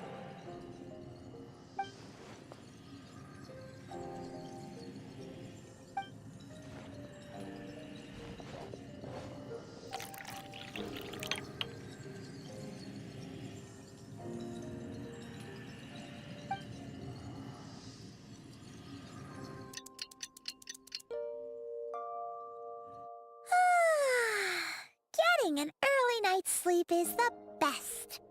That bed was so comfy. Wait, Skirk? Have you been sitting out here the whole night? The bed's all yours if you want it. About 60%. Maybe 70. Whew! Paimon thought it would take at least a couple of days. That was fast. No, not fast enough. That's 20% less than last time. Same training regimen, same intensity. Nothing felt different, but somehow the outcome fell short. No, I think the problem's with me. I need to meditate for the next 2 days. Deep introspection should help me find the issue. Ooh, sounds intense. We'll watch over you in the meantime, then. Thanks. See you in 2 days.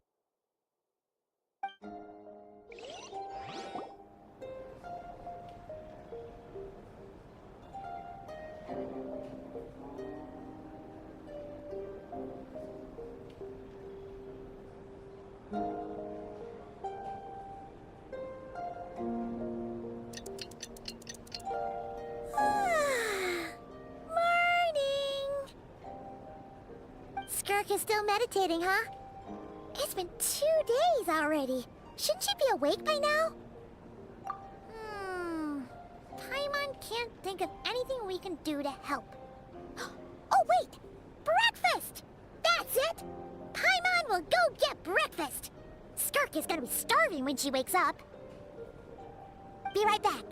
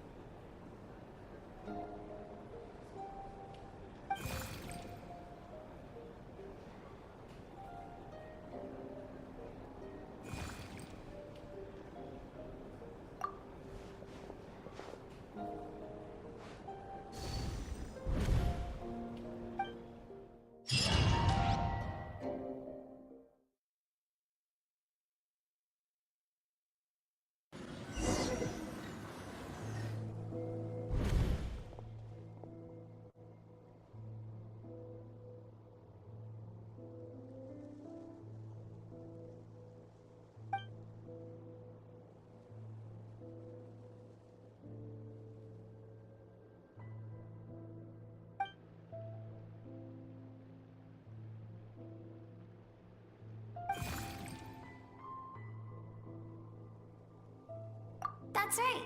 This is Skirk's inner world. Think of it as the threshold between the soul and dreams. This isn't your first time here, but what you remember is probably a space covered in darkness. I only managed to illuminate a small portion for you back then.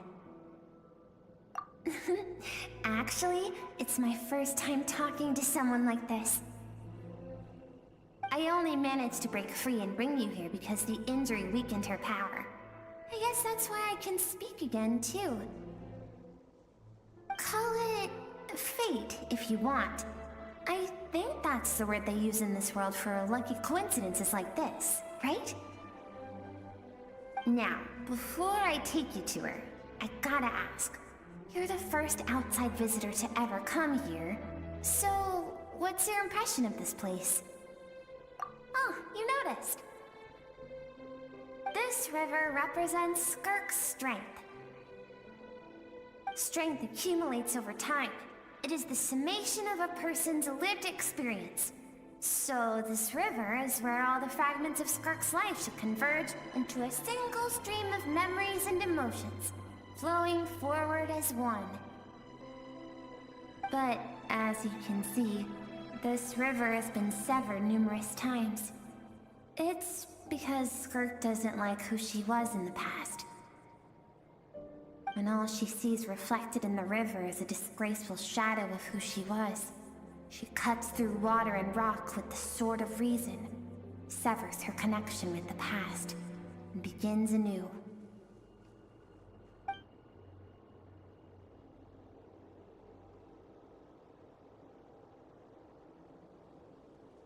You must learn to shut out all the pointless emotion. Crush the self that makes you weak, and become master over your physical form. This isn't my first taste of failure or losing power. When you fall, you get back up again and become stronger. That's how it is.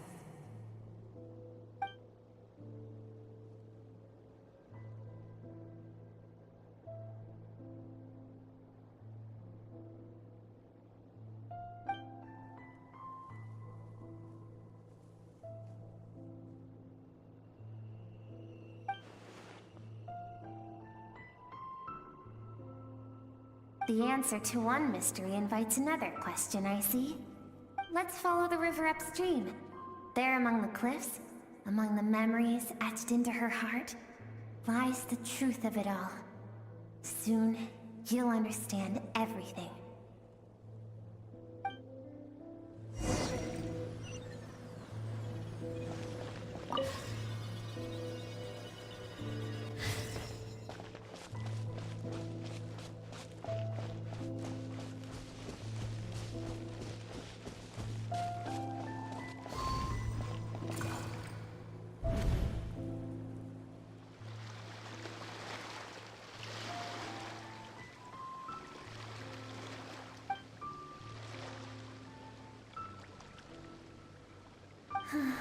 I've always thought that, even when falling leaves don't come from the same tree, they can still form bonds of kinship when they meet.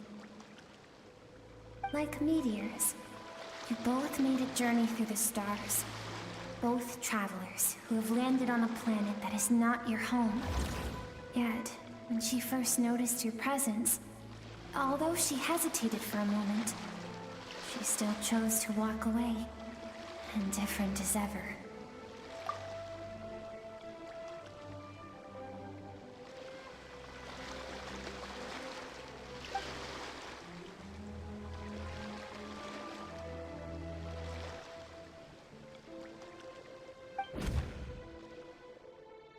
Seems like you've answered your own question.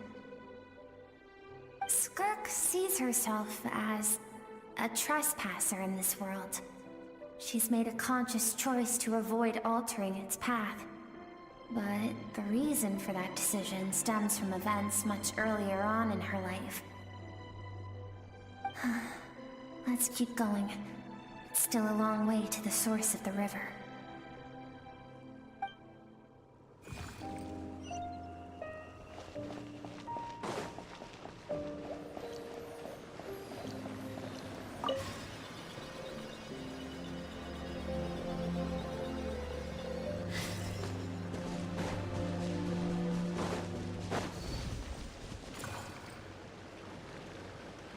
now have what it takes to wield immense power. From this day forth, I shall teach you no more. No one can become a worthy warrior through imitation alone. I have given you fangs and claws.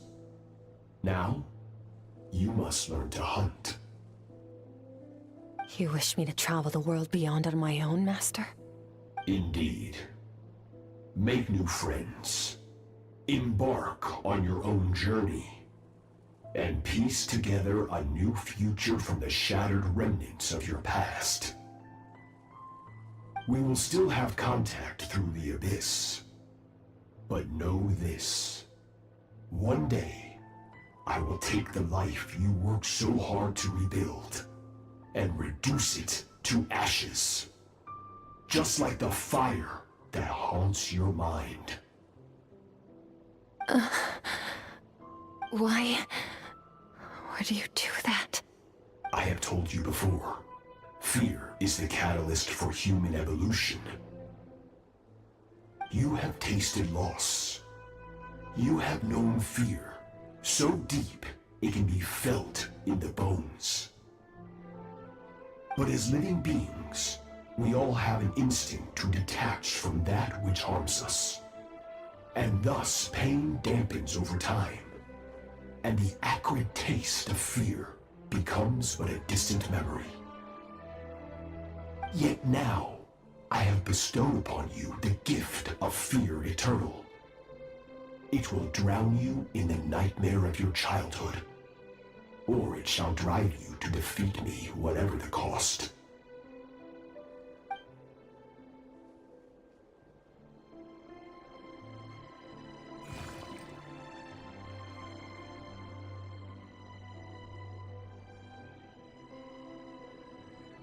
That is what Skirk's master, the foul Certology, looked like at one point in time. Of course, as a higher being, physical form is a triviality to him. He could appear as a beast, a human, or even a monster that defies description. The form you see him in here, clad in abyssal armor, is the one he usually wears when traveling through the stars.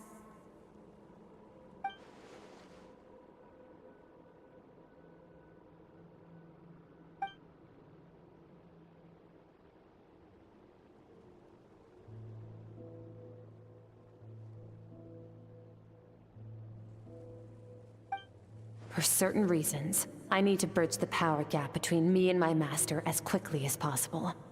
But first, I need to understand the source of his strength. To do that, I need to follow in his footsteps, walk the path he once walked, and somewhere along the way, I'll find out how to defeat him. That is my sole focus and purpose.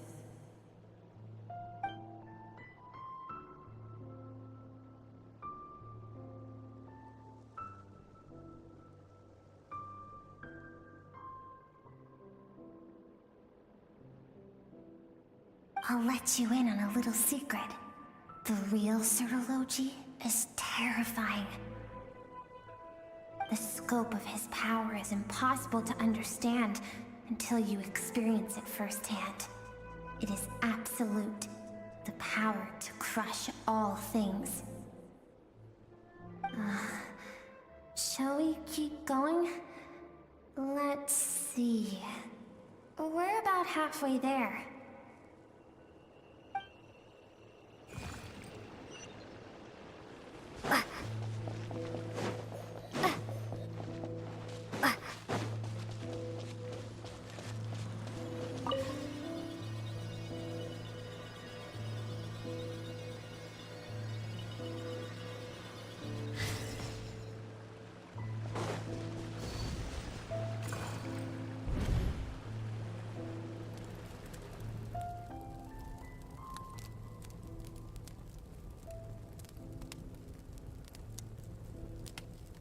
We've made it quite a ways already.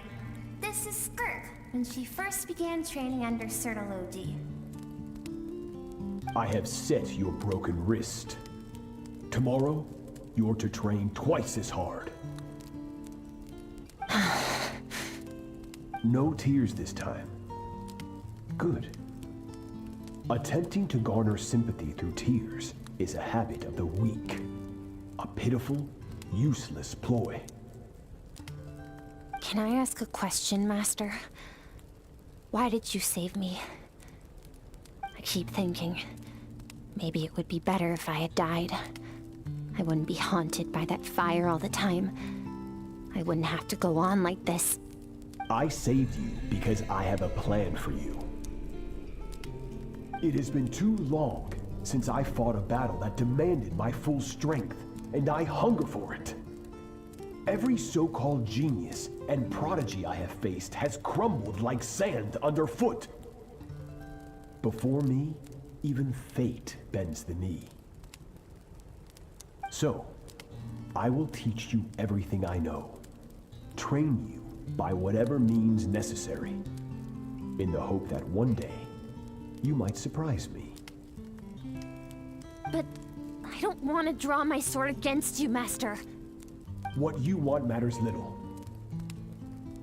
Among the boundless sea of stars, the cries of the weak are but faint murmurs that disappear into the void. You of all people know that well. Yes, Master. From that day forward, all she knew was grueling training, emptiness, and fatigue. After some time, her talent bloomed, and she gained control over her emotions, like her master. How should I put it? It was not that human emotion disappeared from her heart, but that reason came to dictate all she was allowed to feel. I suppose it was at this point that she became the Skirk you know today.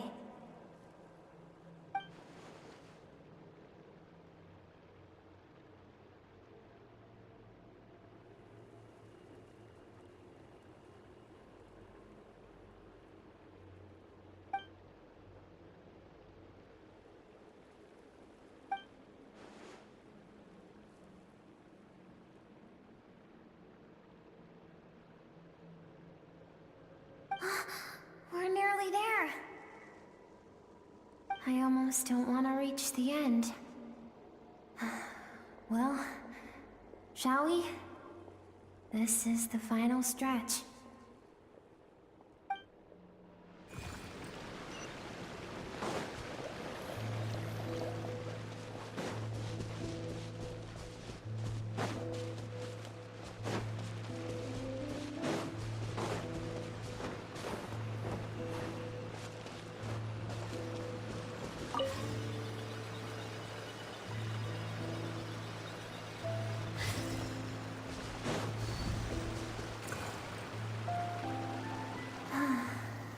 These are Skirk's happiest memories.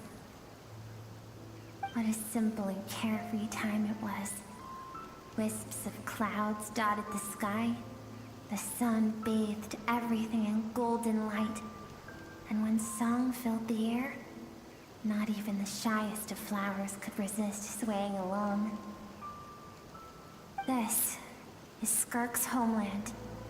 She was so curious about everything as a child. Always skipping school to go exploring instead. There was so much to discover. The treasures at the bottom of the sea. The secrets beyond the stars. And that merchant ship packed with adults wearing those strange clothes. Yes, the ship. That was the beginning of the end. It was a spaceship. When it arrived, the people that disembarked wore smiles on their faces and spoke of friendship. They claimed to be merchants from a neighboring planet, looking to establish trade. Skirk's parents, her relatives, her neighbors, everyone welcomed the newcomers with open arms and allowed them to explore the planet. To them, the visitors were guests, and should be treated with hospitality. No one had any idea of what was to come. Several months later, an army of unknown origin arrived without warning and carried out a ruthless campaign to destroy everything and everyone on the planet. Skirk had skipped school that day, like so many times before, so she was not caught in the immediate wave of destruction. But when she came home that day, only fire and ruin awaited her. Countless people cried out to her for help. People she knew and loved. Friends and relatives. The little girl who lived next door. The shop owner with the bad leg. The bad-tempered teacher she had made fun of just that morning.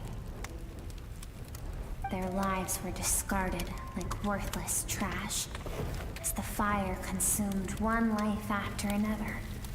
Skirk was helpless. All she could do was run. And so she did. She kept running until an unexpected figure crossed her path. If Sertology hadn't been there in that moment, the fire would have claimed her life too.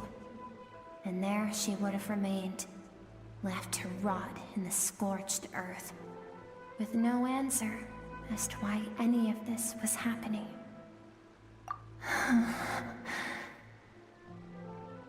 Because she and her people were seen as a threat. As the initial merchant ship explored the planet, they discovered that it hadn't always had the condition to support life. Yet there was evidence of human activity, even during the periods of extreme heat or cold in the past. Further research revealed that, over time, the people of this planet had evolved the ability to adapt to any type of environment or energy source. For that reason, the outsiders viewed them as a potential threat, and decided to eliminate them before the threat could rear its head. And so, the army was called, and the so-called danger was wiped from the face of the planet. Senseless, isn't it? Deemed a threat because of a gift they didn't even know they had. Perhaps it was their own innocence and kindness that doomed them. But in the end, that was lost to the blaze as well. If those with power get to decide good and evil, then all you can trust in is the sword in your hand. And so, before death could claim her, she ran. She ran and never stopped. No one wants to relive their most painful moments. Well, that brings us to the end of the story. This is as far as we can go. Skirk is waiting over there. For both of us. Let's go to her. It's time to fulfill my purpose. And my greatest wish over all these years.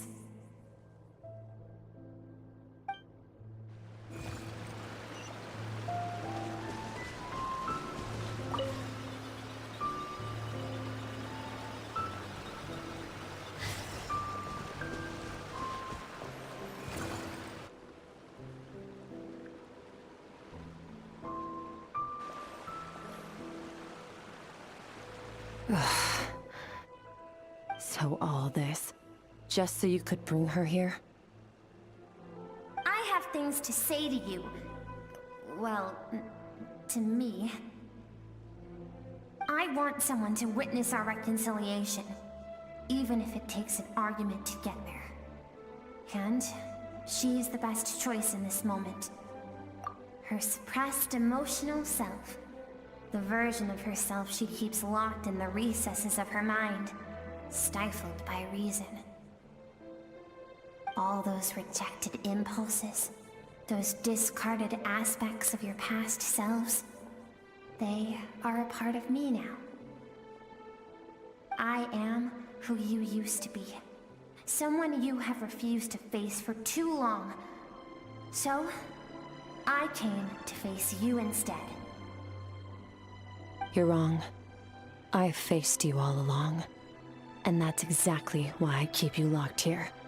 Your existence makes me weak.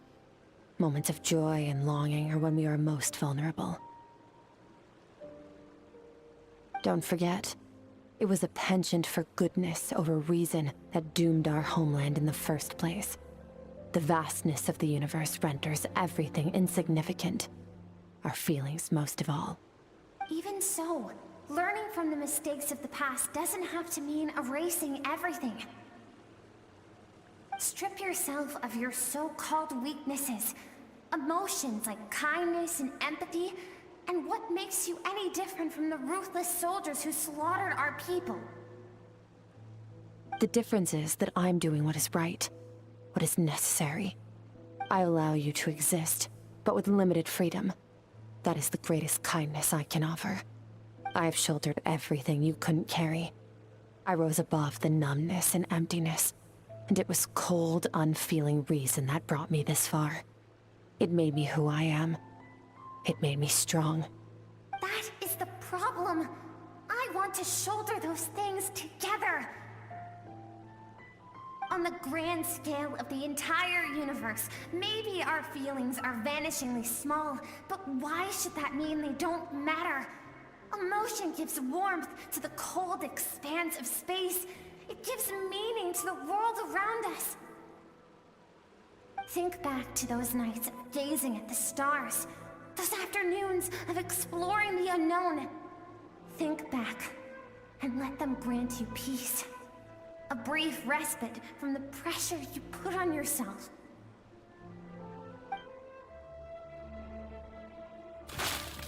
That isn't what we need. Exactly what we need! Aren't you curious about why recovering your strength has taken longer than normal this time?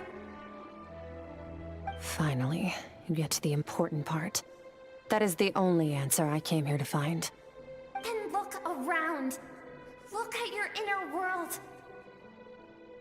You cast aside your dreams and curiosity, and in doing so, you lost your original motivation. You severed all connection to who you used to be, so you can no longer draw strength from your past. Now, the only things driving you forward are fear and survivor's guilt. But these cannot take you far enough. And so, this river, the source of your strength, grows more polluted by the day. And you think that means I should seek help from a weak little thing like you?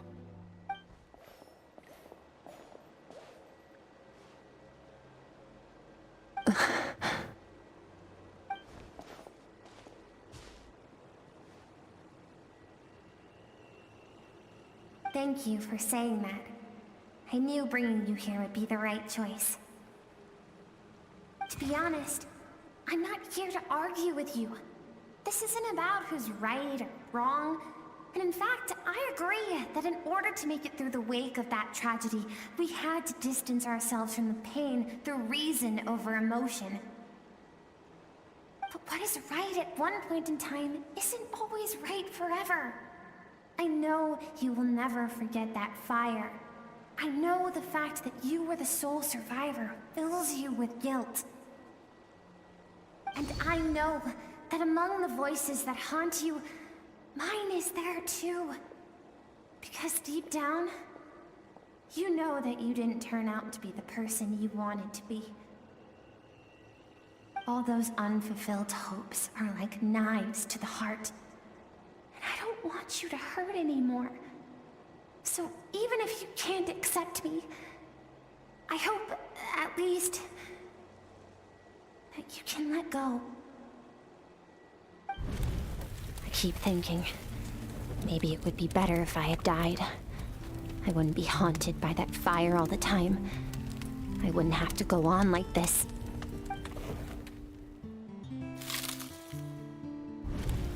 Your dad and I, we're not afraid to stare death in the face, but we need you to survive.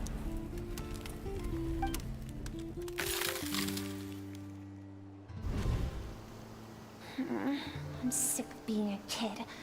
There's so many amazing things out there, and I'm ready to see them all.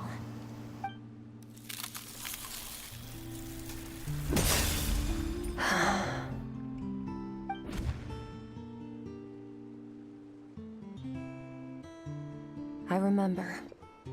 There was a song Mom and Dad always sang when we went out to fetch water. Dancing water. The sand along your path is begging for your song and movement. Will you carry this burden with you on your journey? I am not the dancing water, and you are not the burdensome sand. But if this is your wish, then I will carry you with me until the end. Thank you. I should be thanking you.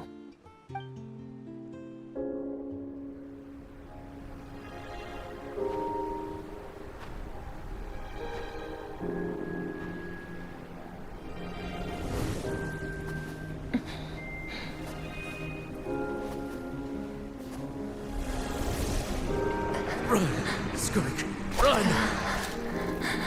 Remember, leave no one alive! Heed my words, Skirk. Let fear take root in your soul. Did you survive? Why was it only you? Skirk, did you become a positive light in this world?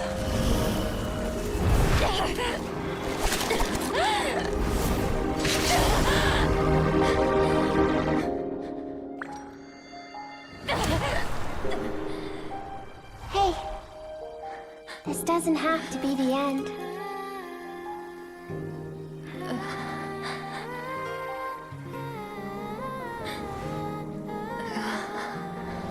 Life is a gift. Don't let darkness claim it.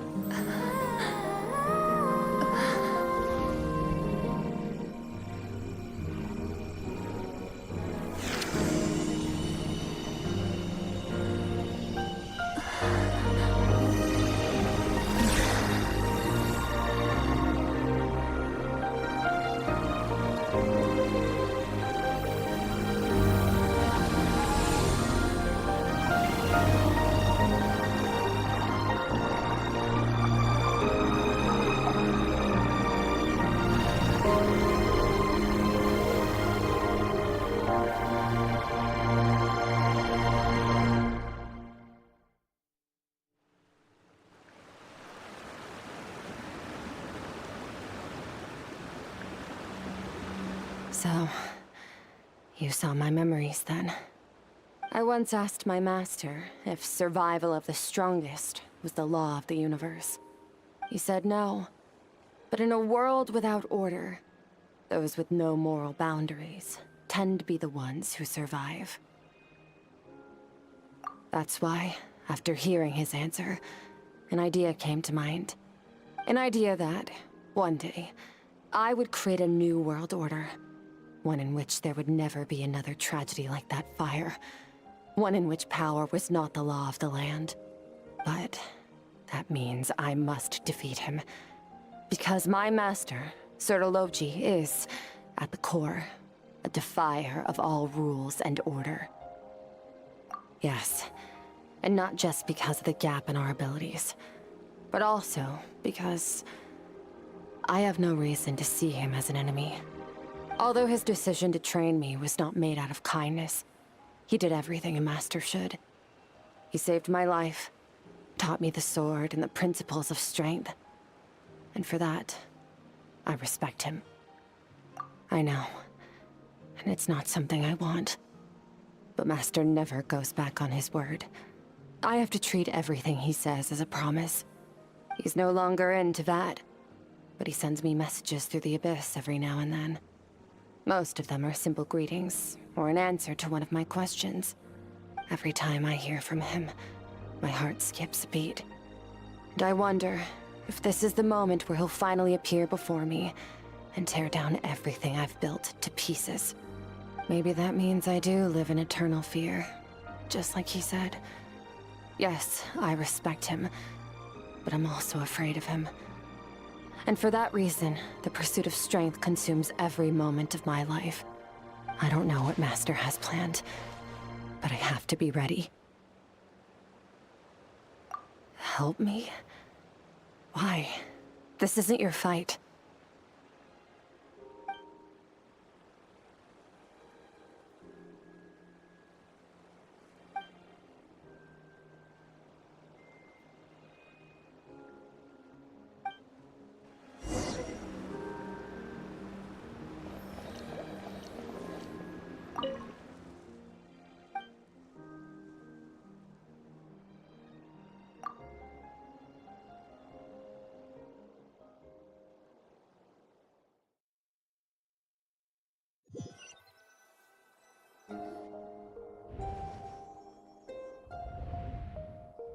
Oh, you're finally awake!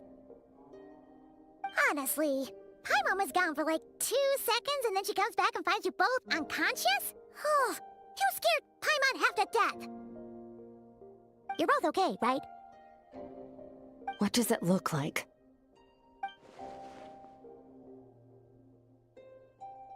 Only water from the source can cleanse the rot and filth that flows from the past into the future. I taught you to incorporate the experiences from your journey into how you fight. I suppose what happened today will become an inseparable part of who I am. Okay, so Paimon feels like she's missing some important context. But whatever. Paimon brought back tons of delicious snacks! Let's dig in!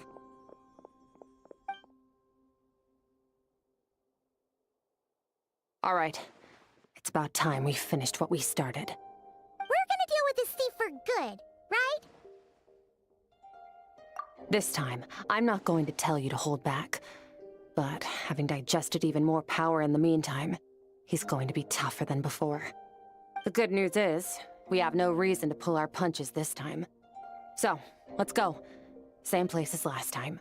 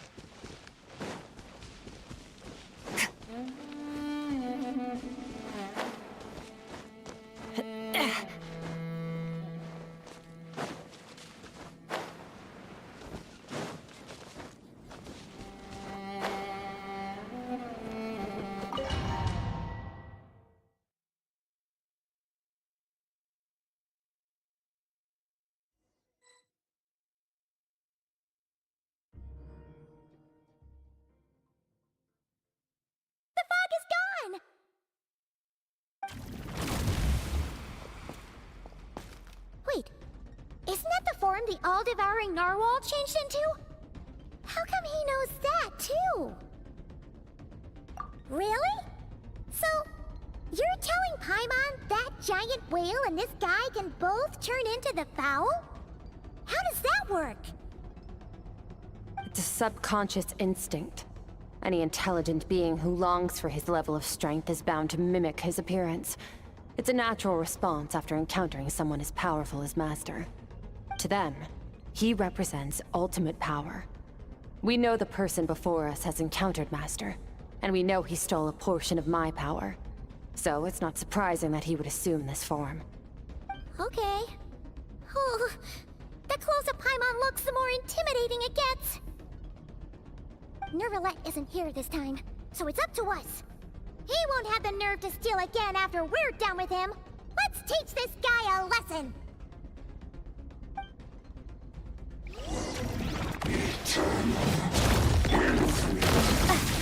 On the way! Go! Another star goes out!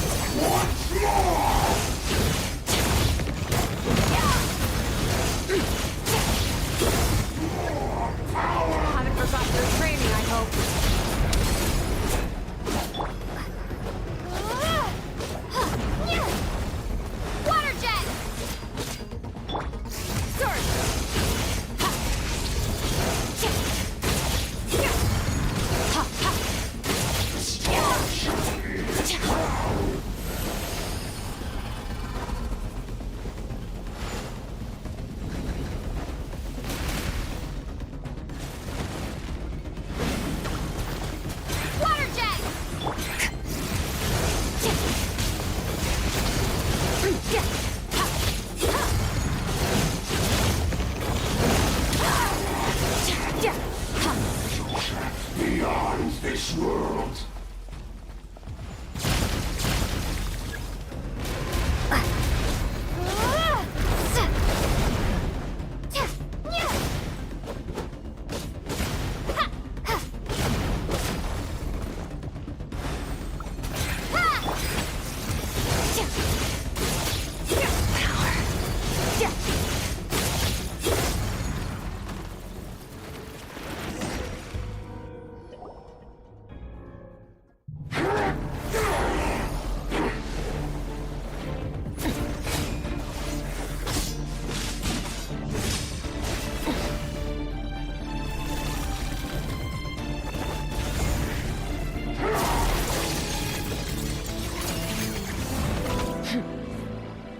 Haven't had enough of my power.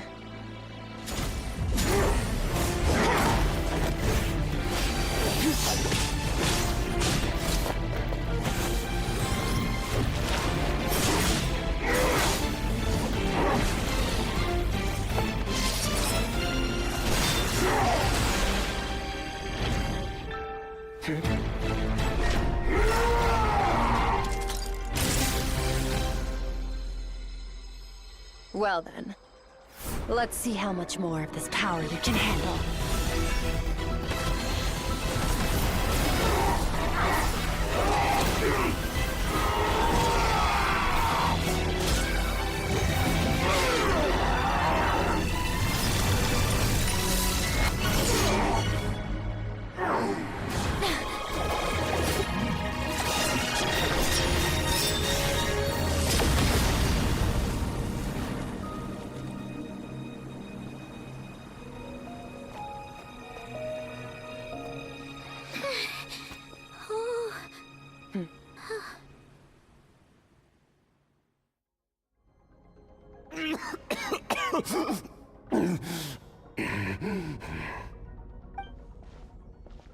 Well, have you come to your senses?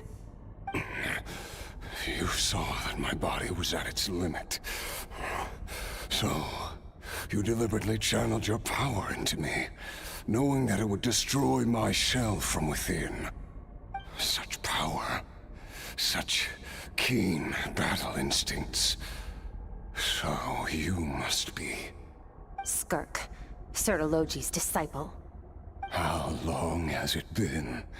How long has he been away from Tevat? Hundreds of years. Hundreds? Sorry, it's a lot to take in. I should introduce myself. I am Skofnungar, a friend of your master and one of his followers. This is the first time I've heard your name, Skirk. But hundreds of years ago, I knew you existed. And I knew you would come here. Hundreds of years ago? Sounds like you and Master have quite the history. Care to tell us about it? Of course. Might as well take advantage of a clear head while I can. The story starts a long, long time ago. I was born into a noble family in Conria. As the eldest son, I was set to inherit our title. But I contracted an incurable illness as a child, and everyone gave up on me.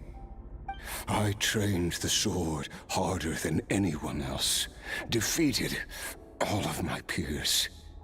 But it was all in vain.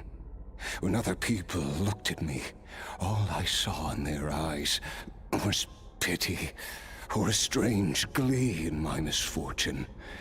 Even my parents were just waiting for me to die. Over time, my heart hardened, and I became aimless. That was the point where I met your master, Sertologi. We were similar in age, but different in background. He was born in prison, the son of criminals who had been sentenced to death. He spent his childhood wandering the streets, facing more criticism than the literary only works in the Universitas Magistrorum. Yet, he always wore a smile on his face, as if kindness and malice were one and the same, and he could not see the difference. I still remember what he said to me when we first met. You need to fight to survive. Even if it's a losing battle, it should light a fire under you. How can you sit back like this and go down without a fight? That does sound like something he would say. He was the first to acknowledge that I was worth something, and he inspired me to keep going. When we sparred together, it was the first time I'd actually felt the thrill of combat. When I was 10, he stole forbidden research materials and managed to cure my illness. It was like there was nothing in this world he couldn't accomplish. When it came to the human form, he was always intent on pushing the boundaries of possibility. But somewhere along the way, I fell behind. My talents were nothing compared to his, and at some point, I realized he had pulled so far ahead, I was too embarrassed to even ask him to spar. After his grand endeavor was successful, he sought me out and said to me, "This planet no longer holds anything of interest to me, so I'm leaving. But first, I have an offer. I can use a power I have just refined to break the curse of immortality for you. Your death was once what we worked so hard to prevent. But the immortality you now face is a different kind of pain altogether." I'll pass. Immortality doesn't sound so bad to me. Since I can't die, it means I have an infinite amount of time to get stronger. Maybe I'll finally catch up to you one day, and we can spar like we used to. Are you sure? I cannot say when I will return. Your body, or rather, your soul, might not be able to withstand this curse. All I can do is try. After all, a wise man once told me, people need to fight for their own survival. Wise indeed.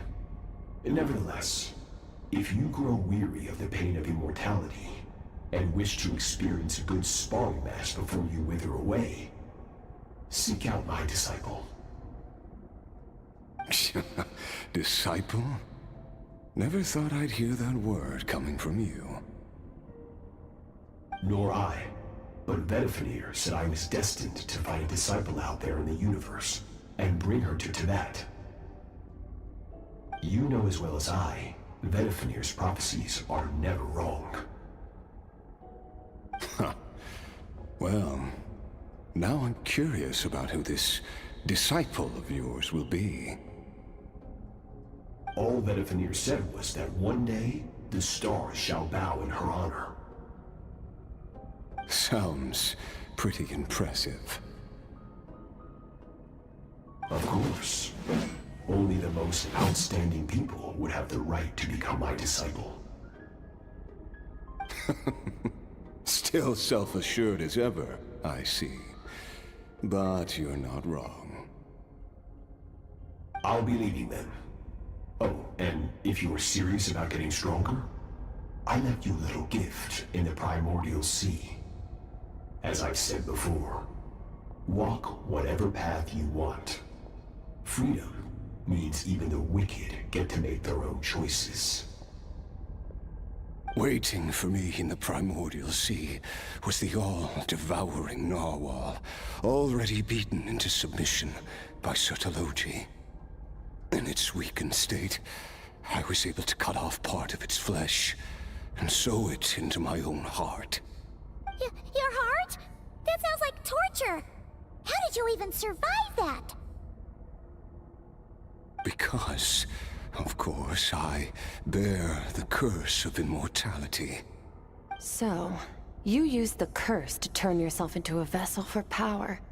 Even with that whale's ability, devouring power like that is not something the human body can withstand. With your body and soul constantly at the breaking point, it was the curse of immortality that sustained you. But that is not the path to strength. You have to pour your heart into it, work for it, dream of it. Instead, you stole something that didn't belong to you, and it backfired. You're right. I should have known better, but I had already pushed myself to my limits, and he was still miles ahead of me. So I had to take a leap of faith. I miss your master. I miss the days when we were all together, troublemakers without a home. I don't regret the choice I made. But if you'll allow it, I do want to apologize. To both of you. After the beating we just gave you, I think we can call it even. You're an interesting one as well. Sertologi's disciple. That's a lot to live up to. It can't have been an easy experience. I know what he's like. He rules with an iron fist, using despair and fear to force you to catch up to him, all the while standing ever out of reach. We're like mountain climbers in the dark, never knowing how much higher we have to climb, or when we will see the sun again. True. But I made up my mind long ago. No matter how dark it gets, I will not give in to despair. I will overcome it. Besides, after hearing your story, I suspect what Master really wants is not a battle that demands his full strength, but rather a defeat without regrets. Oh? Since you're his friend, you must have some things in common. The first time we came here, when you stabbed me through the fog and stole my power, I felt no emotion coming from that spike. But when you had to devote all your strength fighting me just now, I could feel joy and passion emanating from your blade. It was the joy of a researcher discovering the truth of the world. The joy of an artist uncovering a temple of wonders. Interesting. I'm certain I didn't express those emotions outright.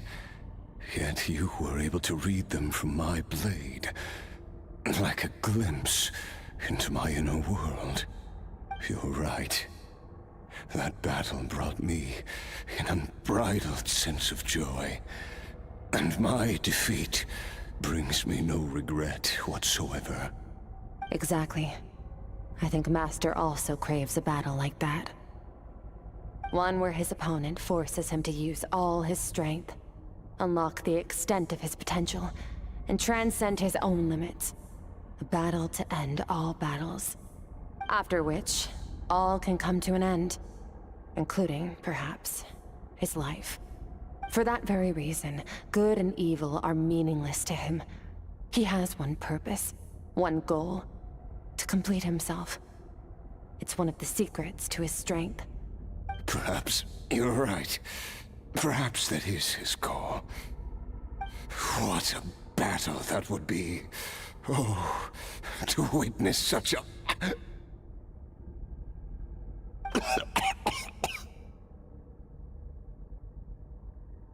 Are you okay?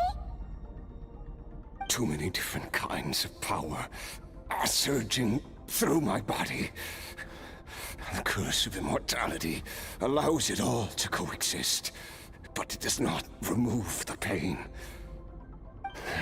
I won't be able to hold on to my sanity for much longer. What a shame. I would have loved to witness that battle. Sertologi once offered to free me from this curse. Now, I must ask that of you, Skirk. Can you release me from the pain? I can, but not through death, if that's what you are hoping for. It's not a suitable punishment for your crime. As an alternative, I can take your consciousness, along with all the power you've consumed, and smash it to pieces. The impurities will dissipate, and under the curse of immortality, your mind and body will regenerate. When that process is complete, you will be back to who you were before, no longer tortured by powers you can't control. But it will be a time-consuming and painful process. The decision is yours to make. I accept. And who knows? Perhaps I'll wake up in time to witness your great battle with Sertologi. I have faith that you'll be able to stand against him one day. Though, I know it'll be a long and arduous road. If we are climbers in the dark, it appears the dawn has finally broken for me. But your ascent continues. At least, it looks like you are not alone on your journey. I will reach the top of this mountain, no matter what it takes.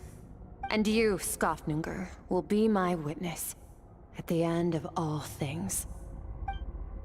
Whew, it's finally over. Let's get out of here.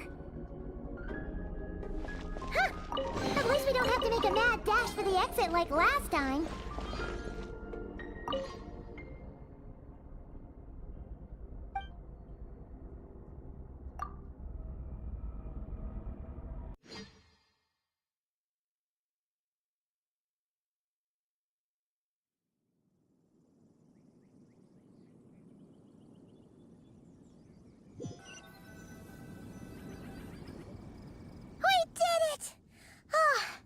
It's only been a few days, but it feels like forever.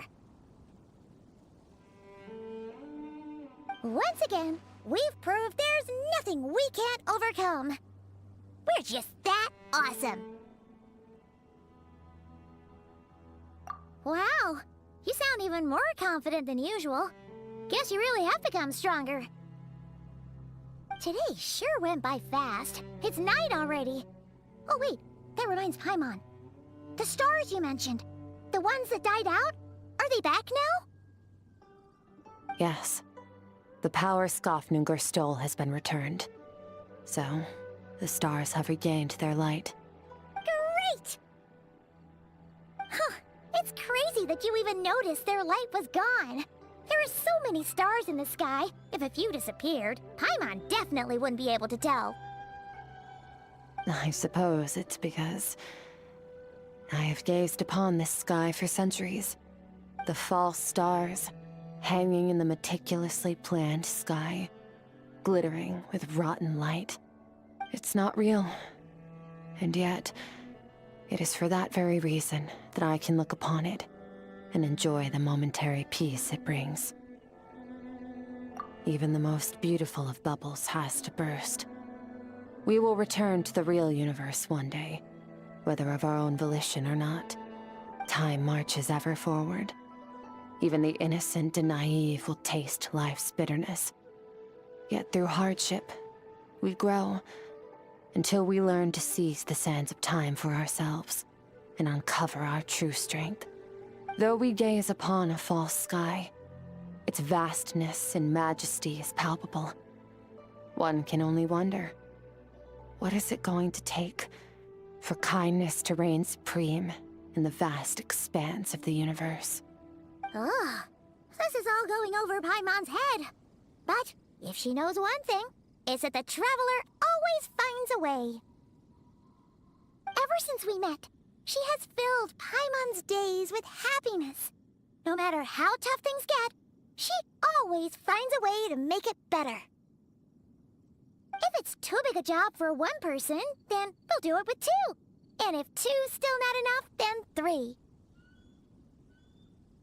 We've met so many amazing friends, and accomplished so many amazing things. As long as we don't give up, we can make any wish come true.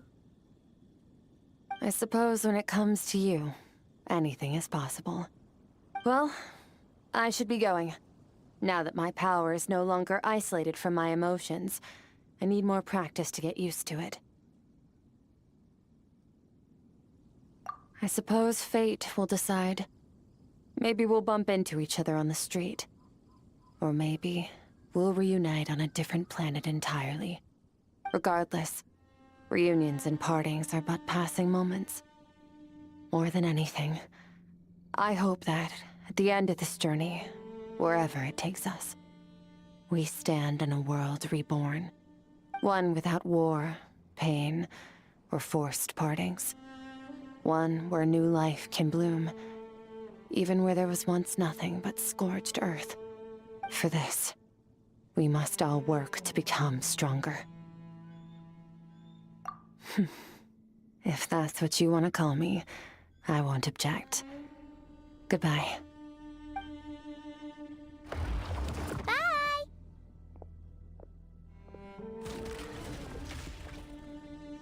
Is it just Paimon, or is she being nicer than before? We definitely count as friends after all that, don't you think? Hey, what do you think about camping here tonight? There's nothing quite like sleeping under the stars. Come tomorrow, we can continue our journey. Oh, and since Paimon treated you to that super nice meal at Wanmin Restaurant, it's about time you returned the favor.